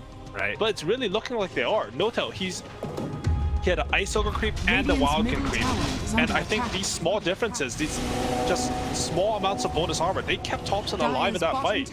Is under attack. And this is the thing about Chen, you can never see his impact. That's why I hate the hero, you know, I want the accolades, I want to look good, but Notel, he's probably having impact we can't see. I don't actually know. I don't know what the hero does still. That's fair. That's a fair point, man. He probably is owning though. I mean, the thing about it too is, like, you see these couple of items that Nigma are trying to go for to mitigate this, right? Like Spirit Vessel on the Tidehunter, for instance, doesn't have any more charges now. They have to get that first kill for him to get it. You might need to look towards like a Scotty or a Shiva's on somebody potentially, but they need ways to mitigate this healing. It's been so important in the past, and well, feeling like it's important in this game number 3 here as well. Trying to stay alive in the upper bracket, looking for a dive to Miracle. What? The storm is there. Miracle gets roared. Sumail there on top of him again. They got him caught. He is dead. The dive bomb into the roar. Kuro goes down afterwards. Those Hawks are dangerous. I didn't need to see you, Nix. And they take down 3. OG! 14,000 gold lead, and they're running it down a mid lane. Radiant's middle It felt like it was completely in the hands of Nigma, and OG blew it wide open. This is crazy coming out from OG. These heroes that you don't necessarily expect to dominate this meta. The Beastmaster, I thought he wouldn't be able to play Dota this game because he couldn't take the safe lane tower. But he's managed to just have so much impact, basically for nothing. I mean, the Hawk stunning TA. Who does that? Look at this. They're absolutely owning it right now. And OG setting their sights on the tier 4 towers afterwards. They gotta bring heroes home. Look at how quickly these tier 4 towers are going down. They get buyback now on the TA. Got potentially one more shot. Oh wait, he got him by a sharpshooter. Goes down, has buyback afterwards. They need to buy back on everybody. You have to fight right now. Ravage is up, but OG, they're gonna retreat. They get away again. 22,000 gold. Oh, they're thinking about the fake back. They're ready. You want to see some things? RP into Skewer, into Centaur Stomp. Never mind, Centaur's dead. Rip the dream. That's for it. ILTW didn't pop his BKB. Horn Toss pulls it back in. ILTW in no man's land, going to get absolutely murked here. Pops the ulti, he knows he's dead. Now the turn, pulls back, Miracle trying to find that kill. Can they do it as they run him down one by one? OG, they can sense it. They want to continue on in this upper bracket. You can see they're still playing it safe. Seb walks away again. Sharpshooter for round 2. If they can get this kill onto mind control, this would be huge. No Ravage yet. Nigma trying to hold out. Is Chen pro? I don't know. I really don't know. I mean, the way that they're making it look right now, it looks like it. I mean, it's crazy. Because he lost his lane pretty hard this game, right? He was unable to do the early moves. But just the team fight, like the auras combined with the healing, just allowed OG to take a lot of these team fights that I thought they had no business winning. The Roshan one, the one top lane where they jumped Thompson. Yeah, just that'll be impressive, like read on the team fights. I think every fight someone on OG is living on low HP because they're sort of kiting in and out of the fights. They're never afraid to disengage if they think they can take a little bit of a better percentage fight later. You know, they are killing these throne towers very quickly, but they're talking about it like when Miracle buys back, we're gonna run away, and they just ghetto instantly. They lose nothing for 2 buybacks on Nigma. It's fair, and this is exactly what the way that you want to go. But with all their ultis back off cooldown again, gotta be wary of these pesky birds dive bombing in and finding that short stun that allows the initiation afterwards. Horn Toss pulls back 1-2. Nichols up there. Kuro in trouble. Ravage with the BKB reaction immediately there. Miracle got his BKB off as well. The RP comes out the 1-3. Tearing him apart. Oh, and just like that, OG, I set on the tier 4s. That's GG. They got a date with Tundra. Man, they make it look so easy. This freaking Chen hero. Who would have thunk it? In this game, I think they just team fought better than Nigma. I don't honestly like. I've put like 40,000 hours into Dota. I poured my soul into this game, but I need to watch that replay because I'm not entirely sure how they won that game. Just really good play coming out from OG. This is very scary. Well, and the thing about it is, like, you look at some of these healing numbers afterwards, right? Like, No Tail, 8,600 healing. Now, there's games